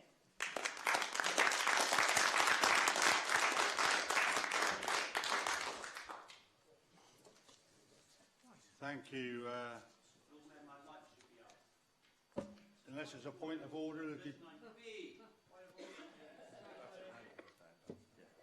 It's actually I've got to straighten 3 things out, Lord Mayor. I couldn't keep up, quite frankly. It was going so fast. You always know when you've got under the leader's skin, don't you, when you become the centre. On the City Archives, she said that I sold it. I didn't sell it. And then no, I didn't. And then she complained about where it was moved to. It was actually moved to Southsea Library. And the thing is, Lord Mayor, great respect, she voted for it. She, the leader, actually voted for it. That's the first thing I want to get straight. Second, on mainland market deliveries, well, she's a business person. You know, when you start up a new business, it takes a while for the money to come through. So we're glad we did that. That's a couple of points. I couldn't keep up, Lord Mayor, so I'm glad I got under her skin today. I'm doing my job. Members, please. Councillor Hunt. Thank you, Lord Mayor. Very kind of you. Right. In that case, we'll move on. The amendment to the revenue budget set by the Liberal Democrat will now be put to the vote using the recorded vote method as previously notified and in accordance with standing orders and regulations. So, those in favour of the Liberal Democrat amendment, please stand. Thank you, Lord Mayor. If the members' names are called out, if they'd kindly sit. These are those that are in favour of the Liberal Democrat amendment. Councillor Hunt, Councillor Pitt, Councillor Tomwood, Councillor Stagg, Councillor Fuller, Councillor Sanders, Councillor Winnington, Councillor Hugh Mason, Councillor Rob Wood, Councillor Leah Madden, Councillor Dowling, Councillor Purvis, Councillor Horton, Councillor Ashmore. Would those members who are against the Liberal Democrat amendment please stand and sit as their name is called?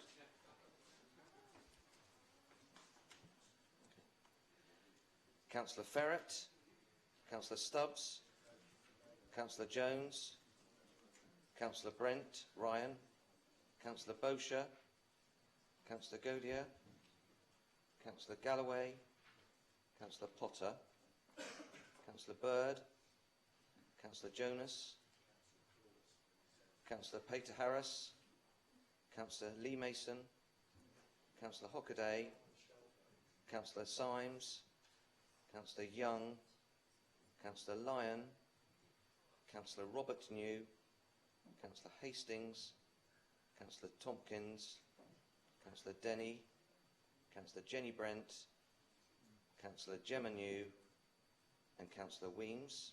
And any members who wish their abstention to be recorded, please stand and sit as their name is called. Councillor Chowdhury. We'll just tally up that for you, Lord Mayor.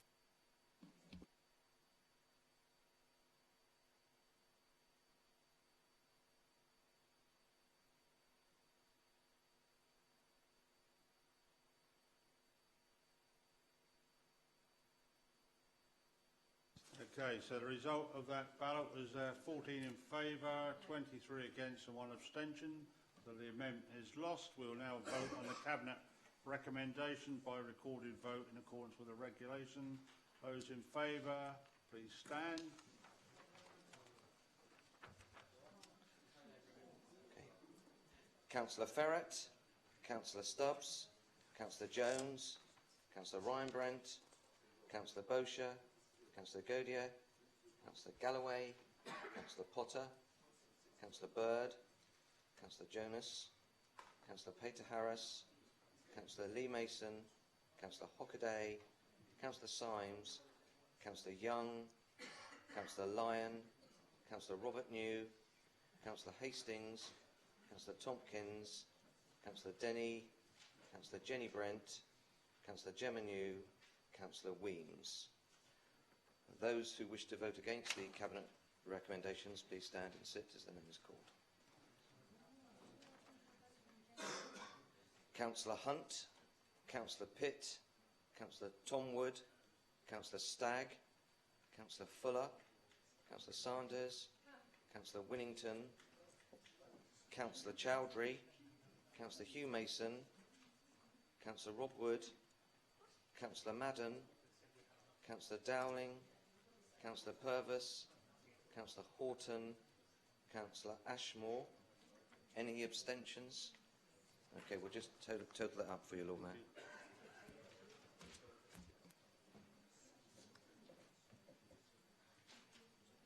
The other way around, isn't it? 23-15. Yeah. Right, so the result of the recorded count is those in favour 23, those against 15. So the revenue budget as put forward by the Cabinet is approved.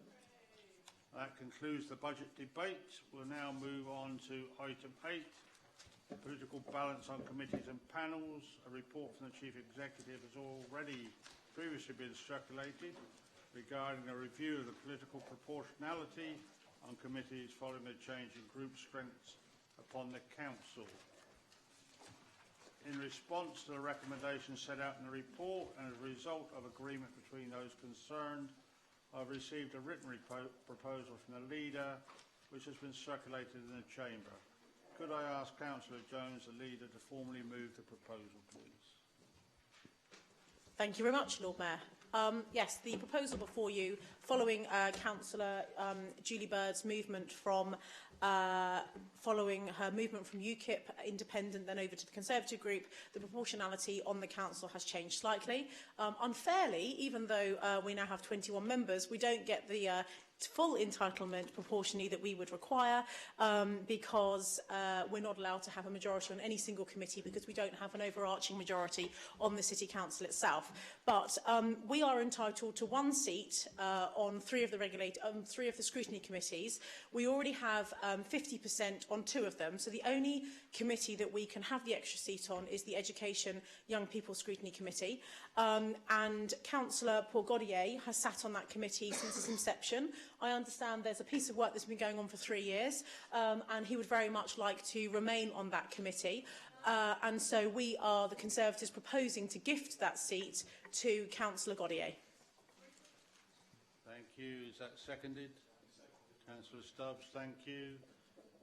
Can I remind members details of any amendments are to be given to me in writing before commencement of the debate. The matter is now before members for debate if required. Agreed? Okay. I'll now ask officially the proposer to sum up if necessary. Is there anything else? No? We'll go to the vote then. Those in favour?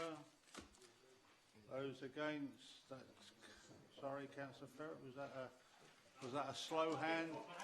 All right, okay, we're moving on. That concludes that item. We'll move on now to number 9, notice of motion. Okay, thank you very much. Right, members, let's concentrate. We can crack this. We now have 2 notices of motion before us today, and understanding Order 32D, they must be formally moved and seconded. Is motion A, contamination of oceans, proposed by Councillor Ashmore and seconded by Councillor Dowling. Is that correct? Councillor Ashmore, yeah. Would you like to formally propose that? Okay. All right, in keeping with being brief, because we seem to be getting through this at a rate of knots, I'll just state the reasons for bringing this notice of motion in the first place.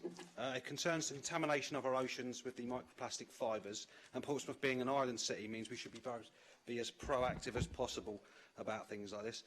You may have seen or heard the news reports about the microscopic particles from these fibres that end up in the sea from something as simple and everyday as washing our clothes, because our washing machine filters can't filter them out, so it's causing contamination in the waters, which harm aquatic life to those who ingest them, and it can cause death. Now, as it says in the notice of motion, these fibres attract toxins and chemical pollutants, which can then end up in the food that we eat.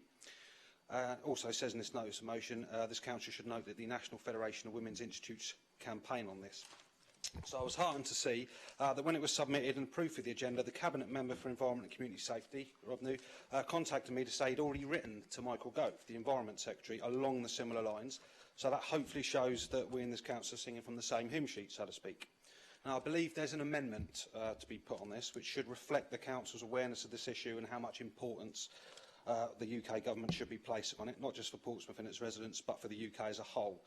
This notice of motion won't be a solution. It doesn't seek to give any easy answers, but I feel, and hopefully we feel, that any responsible council committed to a fair, safe and clean, friendly city should not be shy in promoting what it's doing in these fields. And while we don't have all the answers, I think to flag it up and show a commitment to holding the government to account, I believe is the right thing for us members to do. Thank you. Okay, thank you, Councillor Ashmore. The council will now vote on whether the motion should be dealt with today. Those in favour of debating it now. Any against? Any abstentions? No. Okay. I'll now call on the proposer, Councillor Ashmore, to present and speak to his motion. Is there anything else you wish to say? There's nothing else I wish to say. That's already been said on there. Okay. Are there any amendments to this motion which need to be proposed and seconded and circulated? We have received one, Lord Mayor. Right. We have one in the name of Councillor Stubbs. Thank you. Do you wish that circulated now? Can you circulate the amendment, please?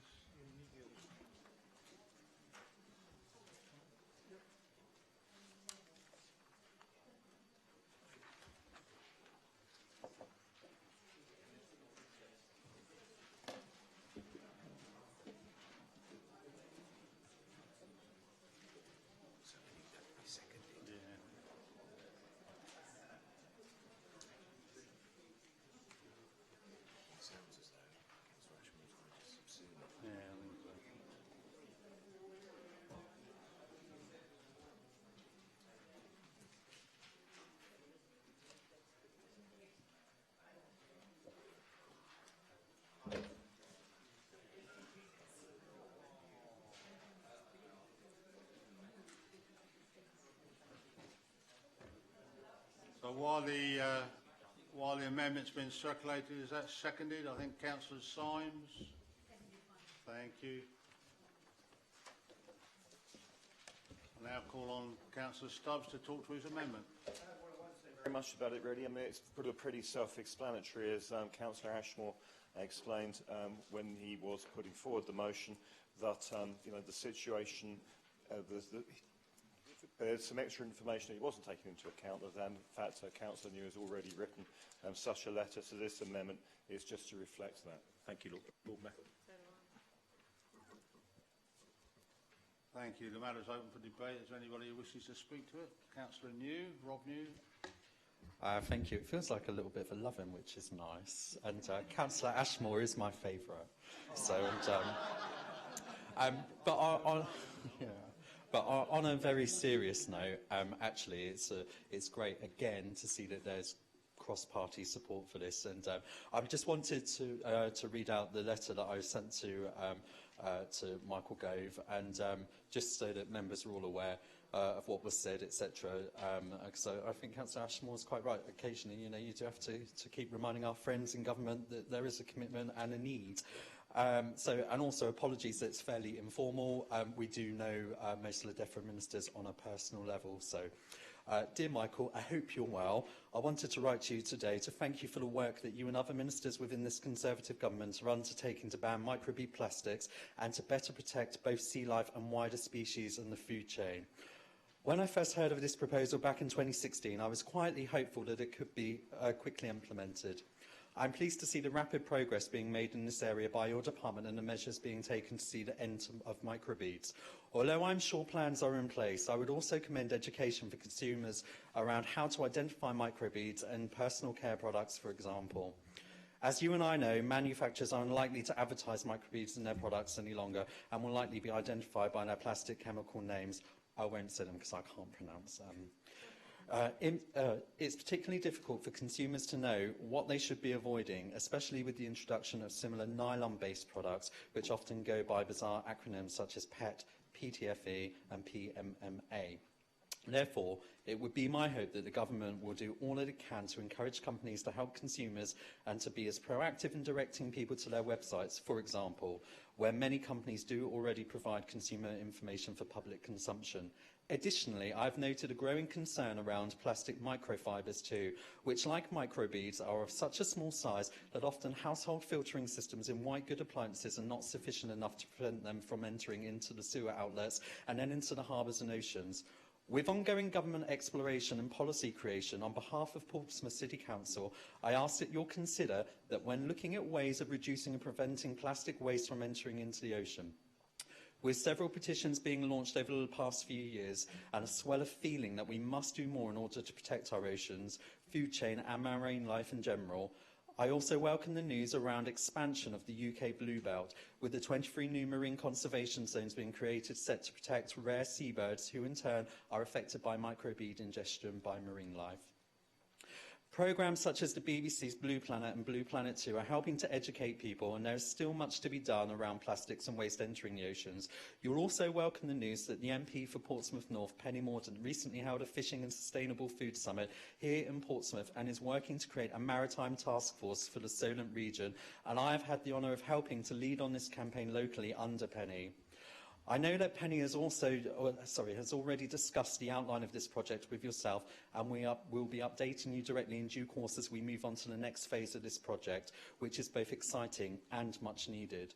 Additionally, I do continue to have concerns around water quality in our harbours, least of all when there are unauthorised discharges into Langstone Harbour, namely from southern water where shellfish beds are and have been regularly affected in recent years, with the classification of shellfish beds regularly coming into question, affecting local fishermen. To tag onto this issue, an organisation called Blue Marine Foundation has set up a fledgling local project called the Solent Oyster Project, inspired by the Oyster Project in New York City, where they aspire to seed 1 billion oysters to clean the Hudson River. I've had the privilege of visiting New York City earlier this year and was able to visit the project and see firsthand the work that they are doing. The Solar Oyster Project is one such way of reintroducing a native oyster species as well as harnessing their natural ability to clean our harbours and wider Solent. But there is still much work to be done, and I'm keen to see their work progress at a rapid pace. The Oyster Project is working with specialists at the University of Portsmouth, Ben Ainsley Racing and schools locally to expand the project and provide important education around marine protection and being environmentally responsible for our city's young minds. As we leave the European Union, I believe that we have an untold amount of opportunities that we can seize to empower, improve and rebuild both our fisheries and our marine habitats where needed.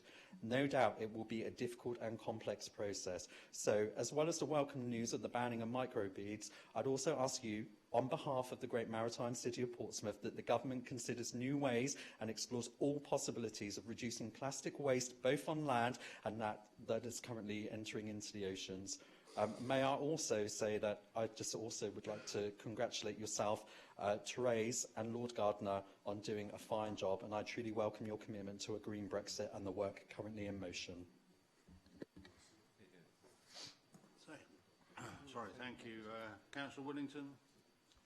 Thank you, my Lord Mayor, and thank you very much to colleagues, obviously, colleagues on this side who raised the motion, and indeed for Councillor Rob New's statement as the letter he does. Could I just ask one thing, just while we're thinking of that? If a cabinet member or someone is writing on behalf of the council, it would be really good if every council actually knew what was being said on our behalf. So if a letter or an email is being sent on behalf of the council, as was said there, it would be really good, because obviously I think it's important that we're having this conversation, doing our commitment in full council, but it would have enabled us to do a motion to start with, which maybe could have been cross-party to begin with, and where we could have stated the cabinet member has already done this, but we would also like to say we, as a maritime city, would be able to support what is in this motion as a whole. And so I do thank for that. I'd just like to expand a bit more about what was said by Councillor New in particular, and obviously is in the motion as a whole, about the impact that it's having on Langston Harbour. As I've said earlier, I'm a member of the board and have been since being a councillor. That's coming up for 6 years now. And the effect on pollution in the harbour, and indeed we were talking last week as Councillors Hastings and Lee Mason will remember, and Darren Sanders will remember that we were talking about plastic and all that. Oh yes, and Alicia Denny. I'm sorry, Alicia. Sorry, member. That we were all looking at those circumstances to do with plastics and the effects on our environment in Langston Harbour. And I think, again, like has been discussed before, there is a disconnect between what central government is doing and what we want to take priority in our local communities. Because central government have taken, not only they're being very slow at actually responding to this, so they're finally getting there, but also in Langston Harbour we've only just had the approval through the Southern IFCA that Councillor Hastings is a member of through the city. They've only just done a bottomed gear, towed bottom gear bylaw, which protects the environment of the harbour as well. So this kind of thing we do have to keep going on as the City Council, which is why I'm really pleased that Councillor New did write to the Secretary of State. Well, I'm really pleased that this has been raised today, and I do think it's one of those things, as a unique island city, that we have such regard to our environment, our marine environment, and we should continue to push on everything like this going forwards. Not least, there's one or two other environmental or potential environmental challenges which are coming our way through either developments or other kinds of works and other kinds of possible pollution events now and in the future. Thank you, my Lord Mayor. Thank you. I now call upon Councillor Ashmore to sum up, and then a vote will be taken dealing with any amendment first. Are you prepared to subsume the amendment into your proposal?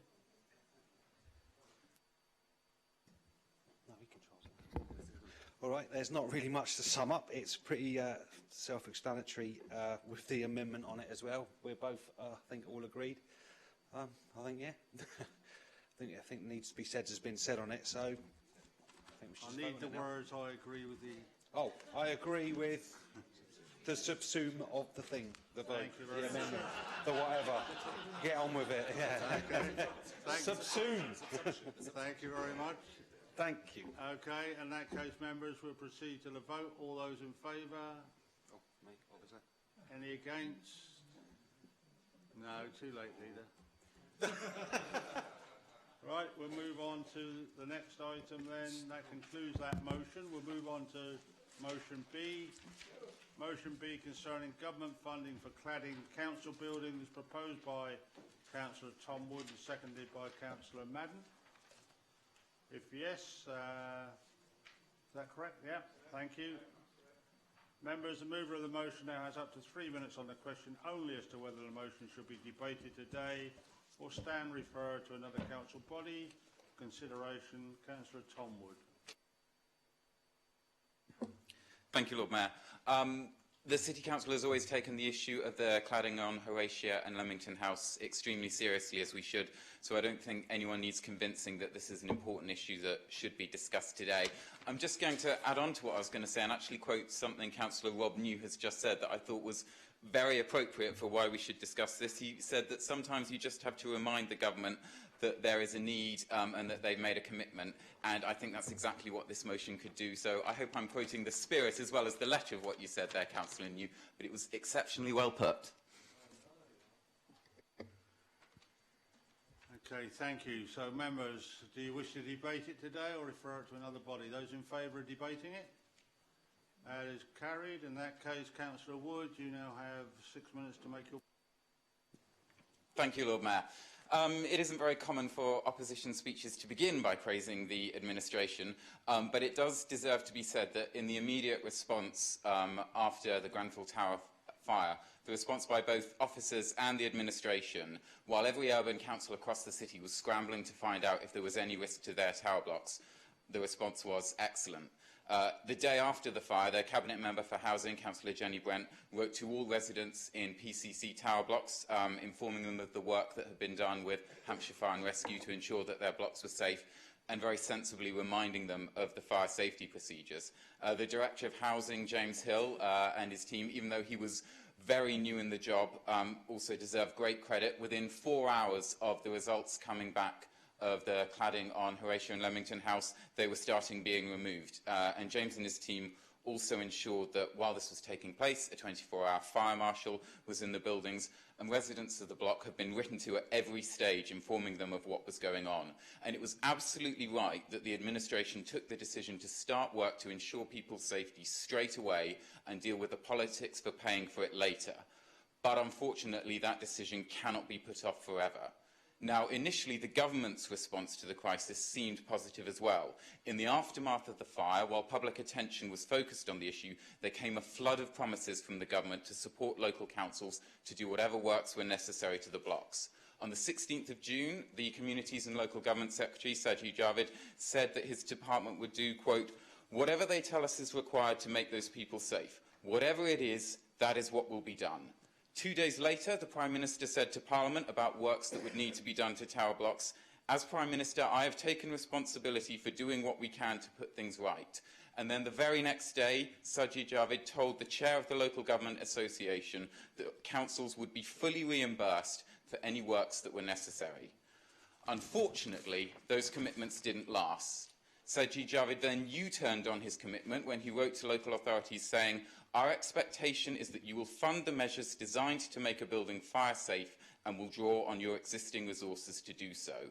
Now, instead of actually paying for the costs to remove and replace the cladding, the government is talking about considering financial flexibilities. Now, let's be clear, that means finding a way to let us borrow the money. That's what they're talking about. But if the council is forced to borrow the money, then one way or another, it will be Portsmouth residents who are forced to repay the debt. It's right that in extraordinary circumstances such as these, national government should step up, just as it's done in the past. Portsmouth is studded with buildings from the 1950s and 60s. These were built using national government funds. In 1945, there was no question that the building work that was desperately needed should be paid for by local councils that couldn't afford it, and the government stepped up for the plate. The council did not bear the cost of new social housing in 1945, nor should the council today. If the government doesn't pay for these work, it amounts to nothing more than an additional financial burden on a city council whose budget, as we have seen today, is already stretched and is working hard to make every penny count. National government should acknowledge the extraordinary nature of the Grenfell emergency, and they should honour the commitments that they made. I started out by praising the administration, partly because their action really did deserve praise, but also because we don't need to make this issue a party political fight. It's true that I believe the Conservative government is failing the people on this issue, but one of the first people to speak out against it was Councillor Gary Porter, the chair of the LGA, who is a Conservative councillor. Now, the leader of Portsmouth City Council can do the same, and I hope that she and her party will support this motion today. Thank you, Lord Mayor. Thank you very much. I have an amendment which will need to be proposed and seconded and circulated. You propose to circulate it. Thank you, Councillor Ryan Brent. Councillor Jenny Brent seconded. Thank you.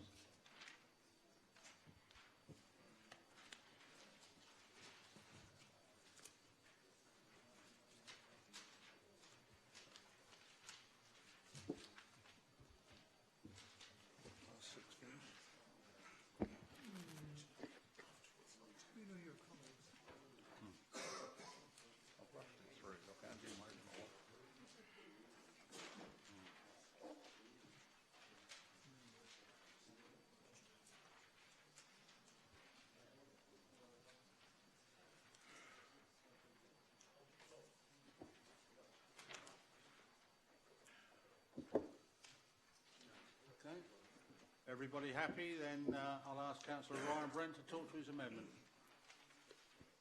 Thank you, Lord Mayor. I think it was a good point that's potentially mentioned and made in this notice of motion, but I'd sort of note that Councillor Tom Wood's phrasing at the end is that there's no need to make this political, but I think if you read it, it is a good point, but it is written in a way too political way. This, as maybe will be given more factual evidence by the Cabinet member, is a factual amendment. It just portrays to me that the Lib Dems are out of touch with what is going on, who is doing what, and who has done what.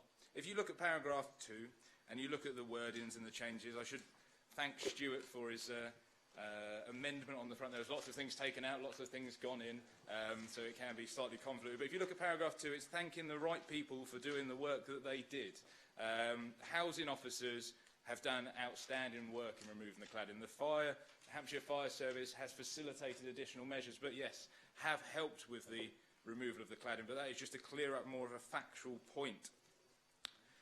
On top of that, what this amendment seeks to do, and the Conservative amendment, is depoliticising an emotive subject. Bullet point 3, the one that in the amendment has been removed, is a very scaremongering bullet point. At the end, that council tenants will be the ones who ultimately pay.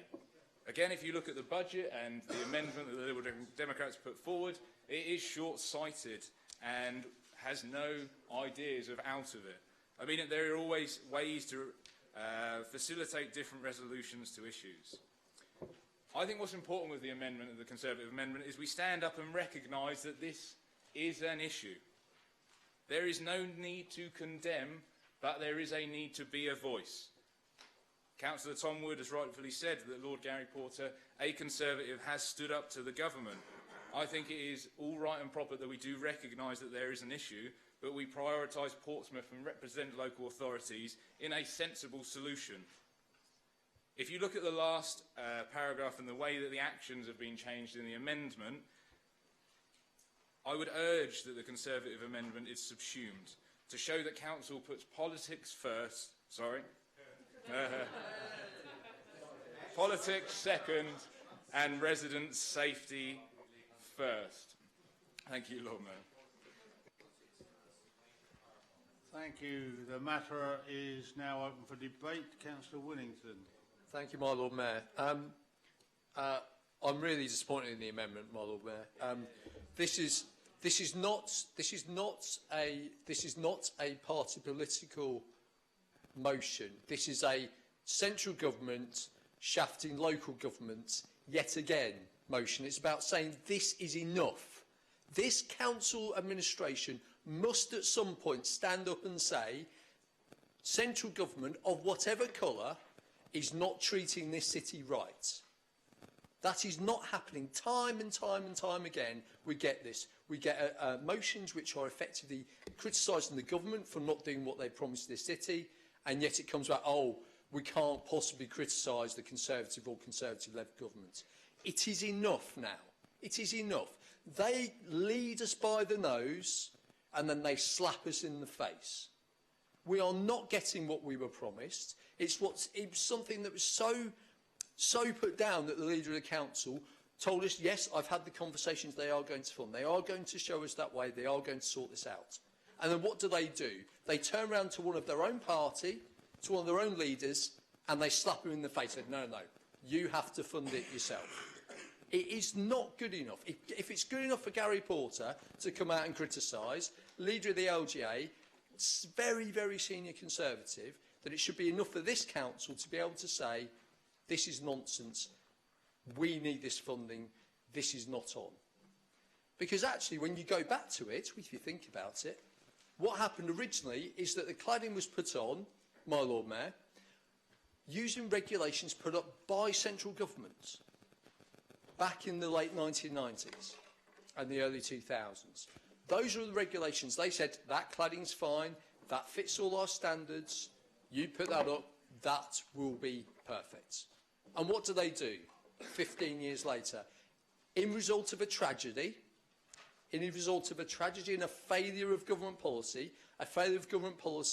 under at least two governments, no, at least three governments, possibly even under more, might even be going back to the 80s or pre-97, I'm not sure.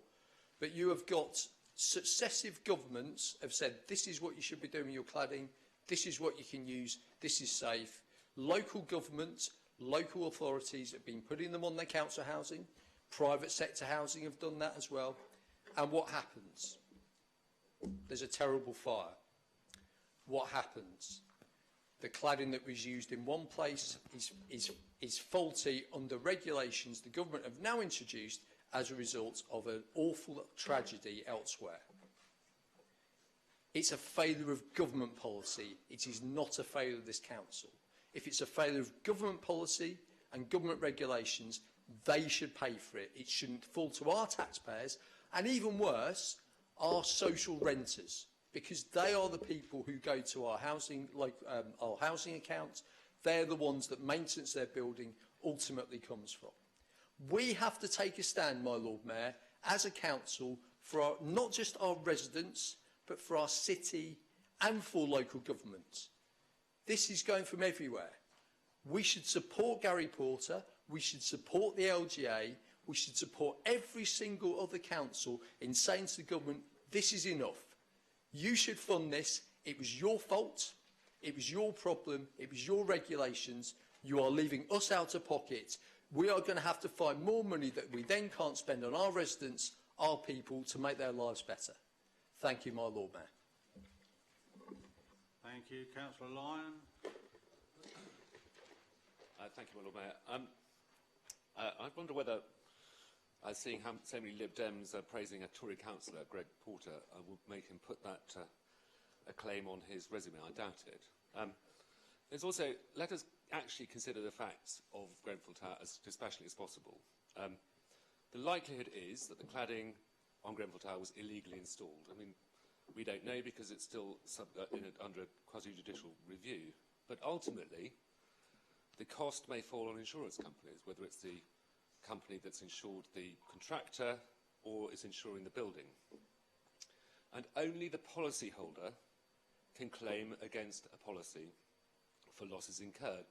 So if the government were to grant money to Portsmouth to pay for redoing the cladding, Portsmouth then has no recourse to the insurance policy belonging to the developer, the person who installed it, or even their own insurer for the buildings. So it does make sense at this stage, not necessarily to go around bashing the government about it, but understanding how the commercial sense would work. And it may well be, ultimately, that the insurance companies, and I suspect they've made provisions already, will end up paying huge amounts of insurance to local councils all over the place where the cladding has been put up. It's not, by the way, policy, my Lord Mayor, as Councillor Winnington thinks. It's execution of policy. Policy is that the building regulations are in place. They may not have been as clear as they could have been, but they are certainly there. And the inquiry is looking at whether or not there was a legitimate or illegitimate way of getting around those building regulations. They exist. It's quite clear in almost any dispassionate look at them that they were not permitted to do what they did to Grenfell Tower, effectively wrapping it in a Roman candle.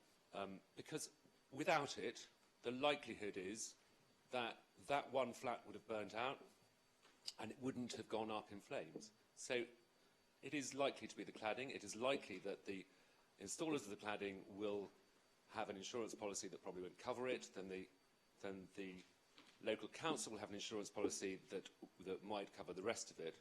But it will be an insurance policy if the quasi-judicial review that is being conducted at the moment comes out and says that the developer or the local council were at fault. And ultimately, therefore, I think that we should hold fire and not just stand here and blame the government for lack of policy. It's not policy, it's simply understanding how the commercial world works. Thank you. Thank you. Councillor Madden. Oh, thank you, Lord Mayor. I'm seconding the notion motion, as you know. Can I say it's quite right that following the horrendous fire at Grenfell Tower some 6 months ago, that cost so many lives unnecessarily, that the cladding on our own tower blocks was looked at, and the necessary removal of the cladding of Horatio House and Leamington House has taken place. Now, I have to say, Lord Mayor, that it's my firm belief that that cladding was installed on those buildings in good faith by the council at a particular time that it happened, having regard to the regulations then that were in place. And now, of course, that cladding, as we know, has proved to be a fire risk and has to be removed. In the immediate aftermath of the fire, the government indicated that council should not be out of pocket should they have to remove cladding. Though reading the small print, there certainly was some doubts as to whether councils would receive full compensation. The Independent newspaper on the 27th of June said councils face bills running into hundreds of millions of pounds to make tower blocks safe after the government said it would not guarantee extra money to pay for vital work to prevent a repeat of the Grenfell Tower disaster. And there lies the problem for us and for many local authorities. Now, as that Independent newspaper article was being prepared for publication, Councillor Donna Jones was quoted as saying on the 26th of June that the full cost for cladding removal would be recovered from the government, and she repeated that again on the 26th of August, the portion of the residents would not pay for the removal of the fire risk cladding. Now, on the 26th of June, when Councillor Donna Jones was saying that the government would pick up the total bill, Penny Mordaunt MP, then a minister in the Department for Communities and Local Government, confirmed that the council could expect financial help from the DC. Was she not DCLG? She wasn't. She was DWP. Whatever. Right. Yeah. Well, good for her. Good for her. Yeah. She said the council faces the cost of doing the remedial work on the cladded blocks. The Secretary of State has said that where councils need financial help, they would receive that help. And just so off the record, I just got a bit of divergence. I think this council should congratulate Penny Mordaunt for being made a Secretary of State. I think it's a great honour for her and for the city. And I look forward to all the good work she's going to do. With a bit of luck, we might have a second Prime Minister who had some relations to the city. But that's not what Penny Mordaunt was saying, and what Councillor Donna Jones was saying are not in line at all. So the current situation is one of total confusion. And that does give me as a councillor, obviously some concern. Now, what's the situation at the minute? Well, the actual cost of the cladding and recladding is not known. The figure of 10.9 million has been quoted in the press. That's the best we can come up with. A feasibility study has taken place, and the results will be known in January or February of this year. And what about the borrowing? What about the borrowing of 10 million, 0.9, or whatever it's going to be? Well, interestingly, it was a council officer who was quoted in this, not Councillor Jones. And on the 11th of October, this council officer said that the council could be forced to borrow millions for the cladding works. The spokesperson said, "We have discussed some possibilities, and the suggestion is that we could lift the borrowing cap in order to get funds." However, the article does remind us, once again, that Councillor Donna Jones has previously restated her confidence that the GCLG would fund the costs. But we haven't borrowed any money so far, and decisions will be taken on that. My concern about this, now, Councillor Donna Jones is very good, isn't she, is telling us, name-dropping all those wonderful Tory grandees and all the MPs that she knows throughout the region. So perhaps she knows something we don't. So I'll be interested to see what she has to say, having given a commitment to the people of Portsmouth that it wouldn't cost them a penny to take the cladding off or to reclad. So will the council receive any public funding? Well, we don't know. All I know, having spoken to officers or contacted officers, is that dialogue, this is the reply I got, dialogue is ongoing with regard to the, as Councillor Wood said, flexibilities, what wonderful words government come up with, may be offered to help fund the work. Whatever the situation, whether the money is borrowed or the government fails to provide funding, Councillor Wood is absolutely right. The bill will have to be picked up by our residents, and that could be either through the General Fund or that could be through HRA. And there's a government, I remind you, that less than 6 months ago offered, in fact agreed to pay the DUP £1 billion extra in order to secure their support in keeping this government going. I have no problems with the people of Northern Ireland. I have some sympathy for them, as you can imagine, getting any extra funding. But I haven't seen the basis of what they've got it, other than to prop this government up. So if you can find £1 billion, for God's sake, in order to prop up the government, surely they can find the money to make sure that our residents aren't out of pocket. Can I just return to the amendment? Because I think the amendment is absolutely bits of it are fine, but the bit, and I thought the important bit was, when Councillor Wood and I discussed it, was leading a delegation. Because I think we need to demonstrate that we, as a cross-party in this council, are absolutely concerned that our residents don't pick up a bill for something. Is that a minute left? For some, what? For a minute? What? Is that it? They shouldn't pick up the bill, Lord Mayor. So I will vote against the amendment because it cops out, and it's something that we should be doing cross-party. I had a lot more to say, Lord Mayor, but there you are. Thank you very much. I note your interest in Northern Ireland. Councillor Jones. Thank you very much, Lord Mayor. This is obviously a very serious and emotive subject. You can't put a price on people's safety, and I welcome the comments made by Councillor Tom Wood. He's absolutely correct. Our very excellent officers did work extremely quickly, as did we as cabinet members with responsibility for the high-rise blocks in the building that were affected.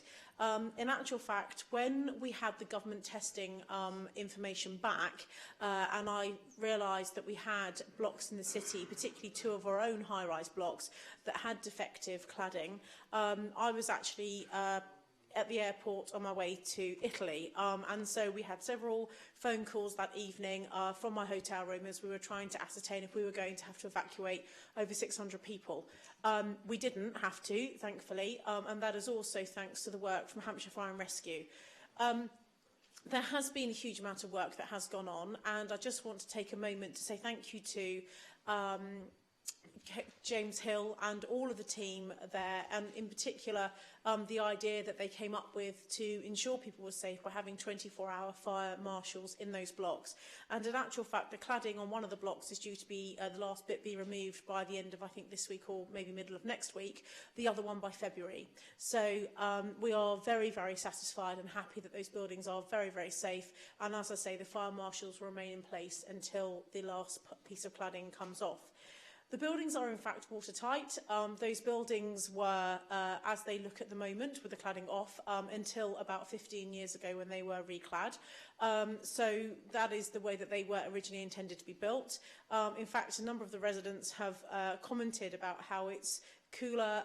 The buildings can be very, very warm, even if you don't have your heating on, because the cladding acted as a giant insulation to the building. It's like having a big jacket on, effectively. And some of the high-rise blocks in the city are warm all year round. So actually, the ventilation and the fact the building is able to breathe a bit more actually has been maybe not a bad thing. I note that the national inquiry started on the 14th of September, which the terms of reference of which were set by the Prime Minister herself, and it's chaired by Sir Martin Moore-Black. In fact, just yesterday, the procedural hearing started in the inquiry, and that is due to last for 2 days, so yesterday and today. So there are people in Parliament at the moment working on this very issue. In terms of the funding, at the time when this happened, of course, there was an immediate reaction from the government to test cladding and then to make the appropriate direction to councils who were landlords and also private landlords to remove defective cladding, and we did that. And yes, the government did make the statement, in particular the Secretary of State, around the funding that, safety was not... there was no cost you could put on safety in people's lives, and that the government would help and would pay for the cost of the removal of the cladding. And that was the message that both myself and, as we've heard, Penny Mordaunt were given, and that is the comment that we have made. In terms of the ongoing negotiation, and it is an ongoing negotiation we are having with the government around the cost of that, it's being led by our officers. It's not being done directly between myself and Sajid Javid or any minister. It's being carried out by the civil servants in the DCLG and Portsmouth City Council's housing team. And we've been asked a very specific breakdown of costs and estimates around recladding. We have provided that information to them. They've come back and to seek additional information and clarification from us, which we've provided. I think from memory there have been 3 or 4 exchanges over the last 2 months between the DCLG and Portsmouth City Council. I've also taken the opportunity to speak to Lord Porter, Gary Porter, about this. I see him monthly at the LGA executive, and his advice to me was feed everything through my office because I'm obviously negotiating directly, and he meets with the DCLG once a week on a Wednesday morning, so he has been talking to them about that. I think Councillor Lyons made a very good point. The inquiry is ongoing. The terms of reference have been set. The articles and the scope of the inquiry have been agreed. That was agreed throughout, I think, October by the chair. As I say, the procedural hearing started yesterday, and I think it is right and proper that we do see what the conclusion of that says. There could be additional costs incurred in our own tower blocks that we're not currently aware of.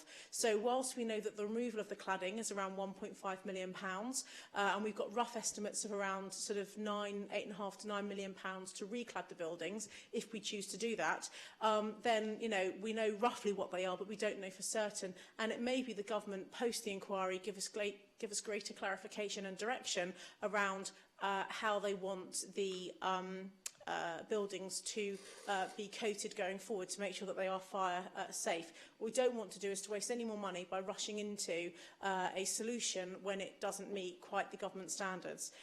In terms of the amendment, I will be supporting the amendment. I get the principle. I think this is a very important issue.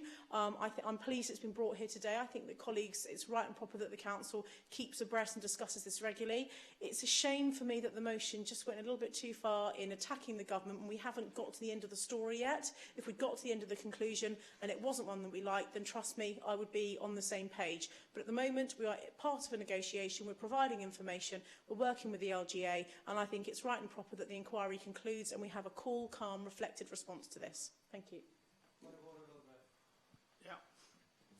39A Lord Mayor. Could I say that Councillor Jones said in her statement that both she and Penny Mordaunt, our MP, were given the same information and came to the same conclusions? That is not correct.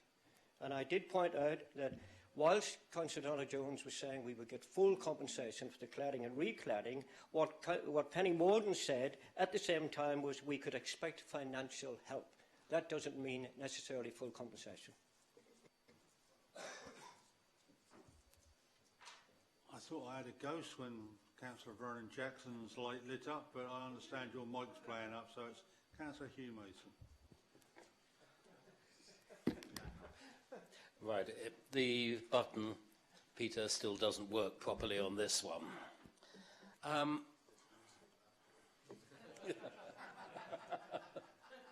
I thought there probably was, and that's how I now know who to blame.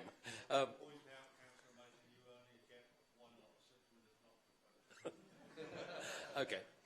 I don't think I shall need 6 minutes. You won't need 6 minutes. I find the amendment interesting, and I can see why it was presented.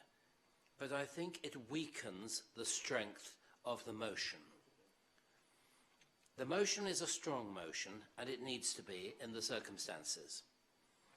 And I would emphasize this by asking 3 questions and 1 rhetorical question. The first one concerns the 3rd bullet point, number 3, which the amendment wishes to remove. It's not a government grant means that the council tenants will be the ones who ultimately pay. Well, if the council tenants don't pay when there is no government support, who will? Then the council condemns the decision by the Secretary of State on a U-turn. They want to change that in the amendment. But when is a new turn not a U-turn? What we have seen is a U-turn. Let's call it by its name. And then the last paragraph in the motion, which they want to change, asking the Secretary of State for Communities and Local Governments to honour his commitment. Well, if his statement was not a commitment, then what was it? I think these 3 questions suggest that what we need now is a firm statement, is something which is firm and clear. How do you influence government? You don't influence government by temporising, by modifying what you really believe and what you really want to say, and just to mollify them. We have to be strong. We have to be firm. We have to call a spade a spade. We have to say what has happened and to say what we want to happen. So we have to use I think we have to use the words about who will pay. We have to use the words U-turn. We have to ask a commitment to be honoured, because if we go around and weaken the words, we weaken our effect with government. And I don't think, given the seriousness of this situation, that we should do so. Thank you, my Lord Mayor. Thank you. Councillor Sanders. My Lord Mayor, I have £1 here. It's £1 for your appeal, because I wasn't going to speak, but I then read the amendment from our Conservative colleagues. The issue is really simple. This isn't about this as such, it's about what it says. This is a real issue for our authority. If it's right that we're going to not have £10.9 million of money, that's got to come from somewhere. It's either got to come from the housing reserve, or it's got to come from our reserve, or it's got to come from the residents. And as someone who had to deal with only £1 million that government did not provide in year, that it should have provided, I know how painful that can be, because I know what the choices are, and I wouldn't want these choices on anyone. And I don't think it is credible for us as an authority to go to the residents of Horatia and Leamington House and say, well, the insurer, Councillor Lyon, said they would pay, and then they've chosen not to pay. And I think it is very difficult to go to those residents and say, terribly sorry, we're not going to say that they were wrong. We're not going to say that they let us down, because they did, but instead we just note their actions. I would be very interested to hear the response of the people in Leamington House to that, if that were to occur. And I think that's the problem. If you're let down, you condemn people. I was let down as housing portfolio holder by a government of which my party was part. And I didn't turn around to residents and say, I note their action. I said, I don't like it. I think it's wrong. I don't know if we can reverse it, but I do not like it. Because I believe that what residents want throughout in this city is a council that will stand up for them. That won't just note if government gets it wrong, won't just note if government lets us down, because that's what happened, but instead was prepared to say, as Councillor Mason put forward, is to call a spade a shovel and actually say the truth. Because government has let all of us down here. They've let Councillor Brent down. Sorry, Councillor Jenny Brent, I apologise, down. They've let Councillor Jones down. They've let residents here down. I know why. They said one thing and then they discovered the bill. And they discovered that when all these blocks didn't pass the fire test, they took one look at the bill and said, we can't pay. Well, if you can't pay, don't tell people you pay in the first place, because that does not generate trust in politics or politicians or this authority. Unfortunately, this amendment, by merely noting something that we should be condemning, actually waters down and lets down not just the Conservatives here, not just all councillors here, but the residents who are affected. And I respectfully suggest that we vote against this amendment and actually tell the truth rather than weasel words. Thank you, my Lord Mayor. A pound is on its way. Right, no, every pound counts. I'm not knocking it. Right, thank you very much. I now call on the proposer, Councillor Tom Wood, to sum up, and then a vote will be taken, dealing with the amendment first, and then the substantive if applicable. Right, Councillor Wood. Thank you, Lord Mayor. Well, I'm not going to accept to subsume the amendment. You're probably not entirely surprised by that. I understand why you've made it, and I am grateful that it's not a complete wrecking amendment and it leaves at least some of the intent of the motion intact. Honestly, Ryan, we get on and we work well together. I'm kind of disappointed, to be honest with you. I'm a bit disappointed that you managed to go from saying that you wanted to take the politics out of something to saying this just shows the Lib Dems are out of touch within 5 seconds. Like, I don't think that was necessary, actually.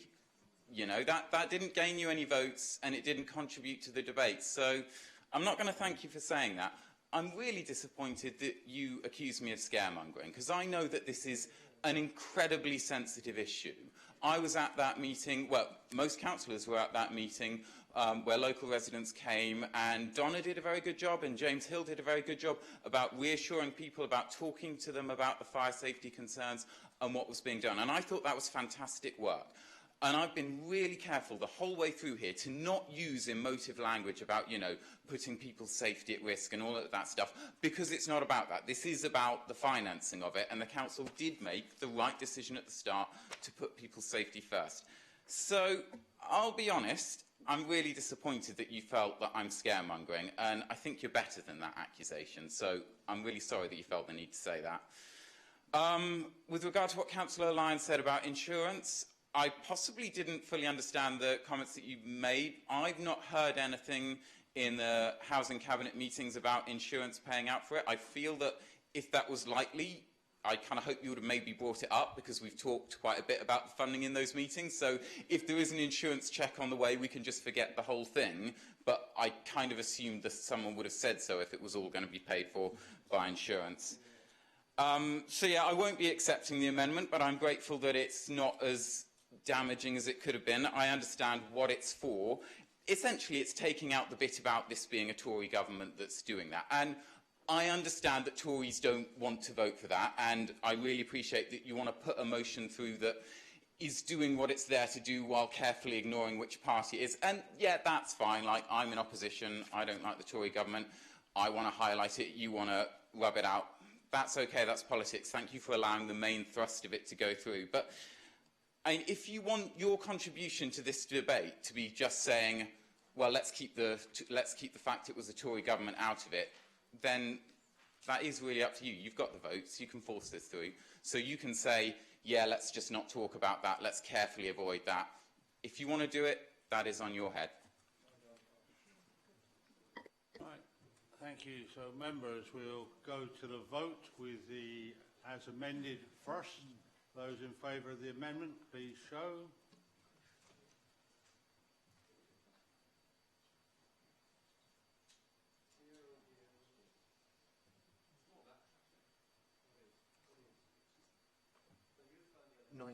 Lord Mayor. And those against?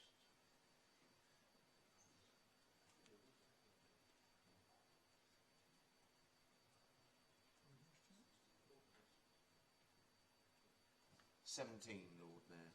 Thank you. So the amendment is carried. Now voting on the substantive. You're now voting on the substantive. Those in favour?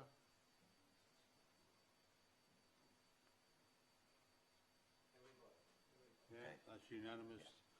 Thank you very much, members. That concludes the motions for today. This being the last meeting of the year, I wish you and your families a very merry and happy Christmas and New Year.